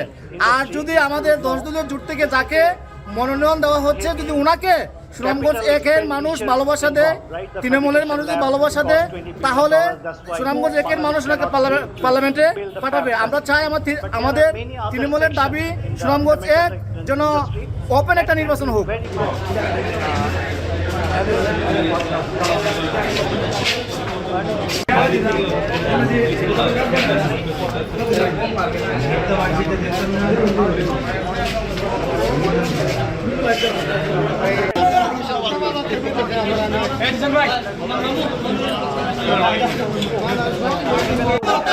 মনোনয়ন প্রত্যাহার, মানি না মানব না, মানি না মানব না, মনোনয়ন প্রত্যাহার, মনোনয়ন প্রত্যাহার, মানি না মানব না। The semiconductor industry. So we'll make sure, because the ecosystem is building. Probably you have heard some of the companies like the Ulka Semi, the neural networks, they exist now. And there are a few others, and they formed the BSIA, Bangladesh Semiconductor Industry, and they are trying to launch the BEAR program, which the summit happened a few months ago. BEAR is the biotech, engineering, robotics, and AI. So all trying to convey to you, this is not a pipe dream. If we can work together, if the government is friendly, business friendly, those jobs will come and we'll be able to export many of these things. So with that, another thing that I would like to really tell you, the good news, that in tech industry, only in US itself, we have tens and thousands of very high-tech professionals. Even in my company, in Intel, we have more than 500 top-notch engineers. They work in that company alone. Think about all other companies. If you go to Europe, the same story. Australia, Japan. So if we collectively, we gather those things, then we do not have the shortage of the trainers and shortage of the funders. So that part we'll address through that diaspora involvement. And we already formed Diaspora Technology Forum. So they are already engaged. We are collecting the data and skill set, and inshallah, when Jamat is in power, we'll push the full force together to make the Bangladesh again the sovereign nation, and other countries will be able to subjugate us the way they did for last 15 years. With that, I hand over the mic to another panelist, Saddam. Assalamu alaikum everyone. Thank you session chair for giving me the chance to say something here. At first I would like to give thanks dear audience and journalists. I would like to deliver my viewpoint in Bengali because of virtually a huge amount of our audience are connected with us. আমি যদি প্রশ্ন করি এই মুহূর্তে young জেনারেশনের কাছে আসলে burning ইস্যুটা কি, তাহলে সবাই আমাদেরকে একটা বলে হচ্ছে আমাদের লেখাপড়া শেষ করে আমরা জবটা পাবো কিনা। রাইট নাও আমাদের এই দেশে যদি আমরা বলি আমাদের এই ইয়াং জেনারেশনের মধ্যে কিছুদিন আগে যে বিপ্লবটা হয়ে গেল, যেটাকে আমরা জুলাই রেভলিউশন বলছি, এই রিভলিউশনের মূল পারপাসটা হচ্ছে জনগণ মানে ইয়াং জেনারেশন তারা চাকরি ক্ষেত্রে তাদের অধিকার পায়নি, যার ফলশ্রুতিতে একটা রিভলিউশন তারা সংগঠিত করে ফেলেছে। কিন্তু আমরা বর্তমান সময়েও এই স্ট্র্যাটেজিক্যাল জায়গা থেকে গভর্নমেন্টকে খুব বেশি ইমপ্রুভমেন্টের দিকে আমরা নিতে পারি নাই বা দেখি নাই, এবং পূর্বে এটা হয়নি কারণ একটা হিজিমনি এখানে আমাদের ছিল, আধিপত্যবাদের একটা থাবা আমাদেরকে এই ডেভেলপমেন্ট জিওপলিটিক্যাল দিক থেকে ডেভেলপমেন্টটা করতে দেয়নি। আমাদের বাংলাদেশে যদি এই প্রবলেমটা নিয়ে আমরা কথা বলি তাহলে আপনারা দেখবেন যে আমাদের এখানে ফ্রিকশনাল আনএমপ্লয়মেন্ট আছে, আন্ডার আনএমপ্লয়মেন্ট আছে, এরপরে ডিসগাইজ আনএমপ্লয়েডের সংখ্যা আছে, কমন আনএমপ্লয়েডের সংখ্যা, এটা মেজারমেন্টের বাইরে আমাদের বাংলাদেশ। কিন্তু পিওর আনএমপ্লয়েডের সংখ্যা যেটা গভর্নমেন্ট হিসাব বলে সেটা হচ্ছে মোর দ্যান 3 মিলিয়ন। তো 3 মিলিয়ন এইটা মিটিগেট করার আসলে উপায়টা কি? এই ব্যাপারগুলো নিয়ে বিগত গভর্নমেন্টও ডেভেলপমেন্ট ওয়ার্ক করেছে কিন্তু সাস্টেনেবল ডেভেলপমেন্ট তারা করেনি। এই জায়গায় জামাত ইসলামী খুব বেশি এমফাসাইজ দিচ্ছে এবং জব মার্কেটে প্রতি বছরই আনএমপ্লয়েডের সংখ্যা 2 লাখ মানে 2 লাখ অ্যাড হচ্ছে এবং এই অ্যাডিশনটা ডে বাই ডে ইনক্রিজ হচ্ছে, যা আমার সোসাইটির জন্য একটা বিশাল বার্ডেন ক্রিয়েট করছে। এই বার্ডেনটা মিটিগেট করার জন্য উপায়টা কি? 2006 সাল থেকে আমার দেশে ডেমোগ্রাফিক ডিভিডেন্ড চলছে, কিন্তু এই ডেমোগ্রাফিক ডিভিডেন্ডকে ক্রাশ করে যেভাবে ওয়েস্টার্ন সোসাইটি অথবা আমার পার্শ্ববর্তী চায়না ডেভেলপমেন্ট করেছে, তারা ইকোনমিক পলিসি রিফরমেশন করেছে 1978 থেকে। এর আগে তার ইকোনমিটা ছিল বাংলাদেশের ইকোনমির চাইতেও ভালনারেবল সিচুয়েশন, কিছু কিছু প্রভিন্সে তার চাইতেও খারাপ অবস্থা ছিল। সেখান থেকে তারা 20 বছরের ব্যবধানে ইকোনমিতে পৃথিবীর সুপার পাওয়ারে পরিণত হয়েছে। তারা গ্রেটার বে এরিয়া তৈরি করেছে, ম্যাকাও রিভারকে তারা ডেভেলপমেন্ট করে ফেলেছে, সেখানে তারা 4.4 ট্রিলিয়ন ইউএস ডলারের ইকোনমি ডেভেলপ করার পরিকল্পনা করছে, যার এখন economic value 2.2 trillion US dollar. তো এই জিনিসগুলো রিসাপল করার জন্য এখন ইয়াং জেনারেশন বা ডেমোগ্রাফিক ডিভিডেন্ডকে কিভাবে কাজে লাগানো সম্ভব, ইয়াং জেনারেশনকে ইম্পাওয়ার করা সম্ভব, সেই জিনিসগুলো নিয়ে আমাদেরকে এখন ভাবতে হবে। পলিটিক্যাল জায়গা থেকে যারা দেশ গড়ার চিন্তা করে তাদেরকে ভাবতে হবে। আমার আজকের এই প্রেজেন্টেশন বা সামগ্রিক বিষয়গুলো নিয়ে জামাত ইসলামী যেই কনসার্নটা দিচ্ছে ইয়াং জেনারেশনের প্রতি, এবং জিওগ্রাফিক্যাল কারণে আমাদের দীর্ঘ সময় ধরেই আমার এডুকেশন সিস্টেম এবং আমার পাশাপাশি ইয়ুথ এম্পাওয়ারমেন্টের জায়গাগুলোতে অনেক বেশি বাধা সৃষ্টি করা হয়েছিল। যেহেতু জামাত ইসলামী কোনো আধিপত্যবাদের বিষয়গুলোকে টলারেট করে না, তার ম্যান পাওয়ারকে সে এম্পাওয়ার করতে চায়, দেশের ডেভেলপমেন্ট নিয়ে সে কাজ করে, কথা বলে। এই জায়গায় আমরা খুবই স্যাটিসফাইড যে আগামীর বাংলাদেশের নতুন বাংলাদেশের যে স্বপ্নটা দেখছি, আনএমপ্লয়মেন্ট সিচুয়েশনকে রিডিউস করা এবং আমাদের দেশের ইয়াং জেনারেশনকে এম্পাওয়ার করার জন্য এটা একটা বেটার অপরচুনিটি নিয়ে তারা যে ভাবনা করছে, যে এমপ্লয়মেন্ট ক্রিয়েশনের জন্য তারা চিন্তা করছে, নিঃসন্দেহে এই সোসাইটির জন্য এটা একটা বেটার ফিউচার নিয়ে আসবে। এবং আমাদের দেশের এই বেসিক প্রবলেমটা যদি রিডাকশন করা সম্ভব হয় তাহলে ইকোনমির ক্ষেত্রে একটা চমৎকার একটা ডেভেলপমেন্ট আমরা দেখতে পাবো ইনশাআল্লাহ। তো সবাইকে ধন্যবাদ জানাচ্ছি। আসসালামু আলাইকুম রহমতুল্লাহ।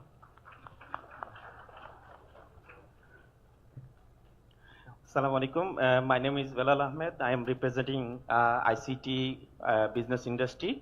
So you already heard about the business, ICT planning. So currently our GDP is solely dependent on the apparel industry and remittance. So we want to focus on ICT, how we can create an alternative source of GDP for our country. For that, we have already invested in lots of fund in our infrastructure. So we want to make sure that these infrastructure are not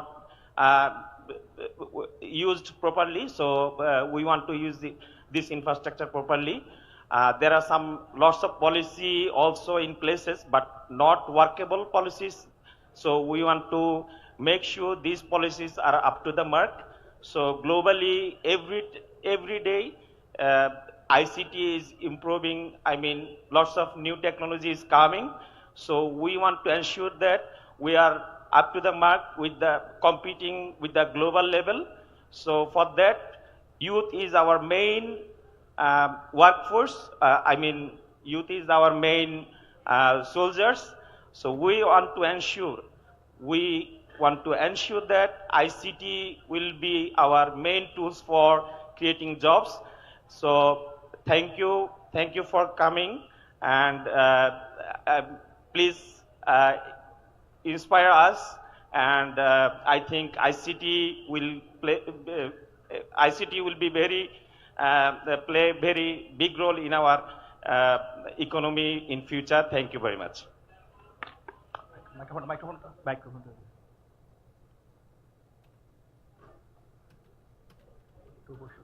Thank you. I think we have we are well over our time. Do we have time for questions?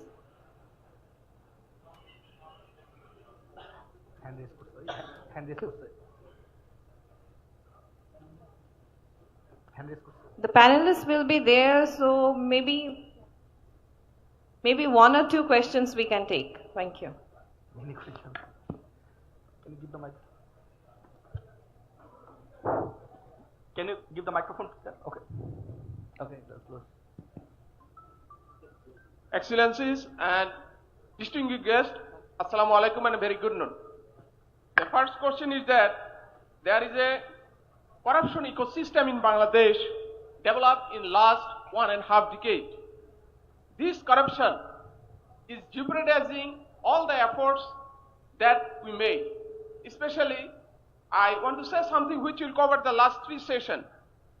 In Bangladesh, a bureaucratic system that existing at this moment, we can say that it is developed and it is spoiling the development process. I can cite one example. During British regime, in the 1910, Lord Hardinge prepared a bridge over the river Podda, and Lord Hardinge arranged the 2-line railway track in that bridge. But unfortunately, what unfortunate nation we are, that after hundreds of years, we have prepared a bridge on the river Podda. There is only single rail track. What a atrocity has played to the nation through a development. You know that development with corruption, corruption-induced development is the most terrible exploitation for a nation. দুর্নীতি দুষ্ট উন্নয়ন হচ্ছে এই পৃথিবীতে সবচেয়ে ভয়ঙ্কর একটি শোষণ। এই শোষণের গড়াগলে আমরা পড়েছিলাম গত প্রায় 1.5 দশক।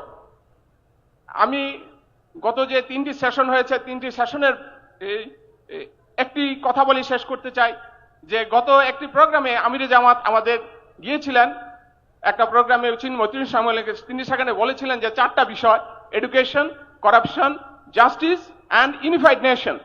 I think that out of these all, that today, out of these 3 sessions we have discussed about the education, this education system should be reformed in such a way, because our education ministry is the most corrupted organization. So we have to elevate, get rid of from this corruption. You know that there is an Arab Spring, the Tunisian dreams has been jeopardized because of the bureaucratic system. And if you could not get rid of from this bureaucratic system, corruption of these bureaucrats, we cannot build our dream Bangladesh. Thank you. Thank you. I think what you mentioned about education, we will have a separate session for this. Thank you. It's a good suggestion, actually. It's not a direct question. He has given some advice also. We'll be taking note of that. But in order for end the session, we have 2 distinguished guests.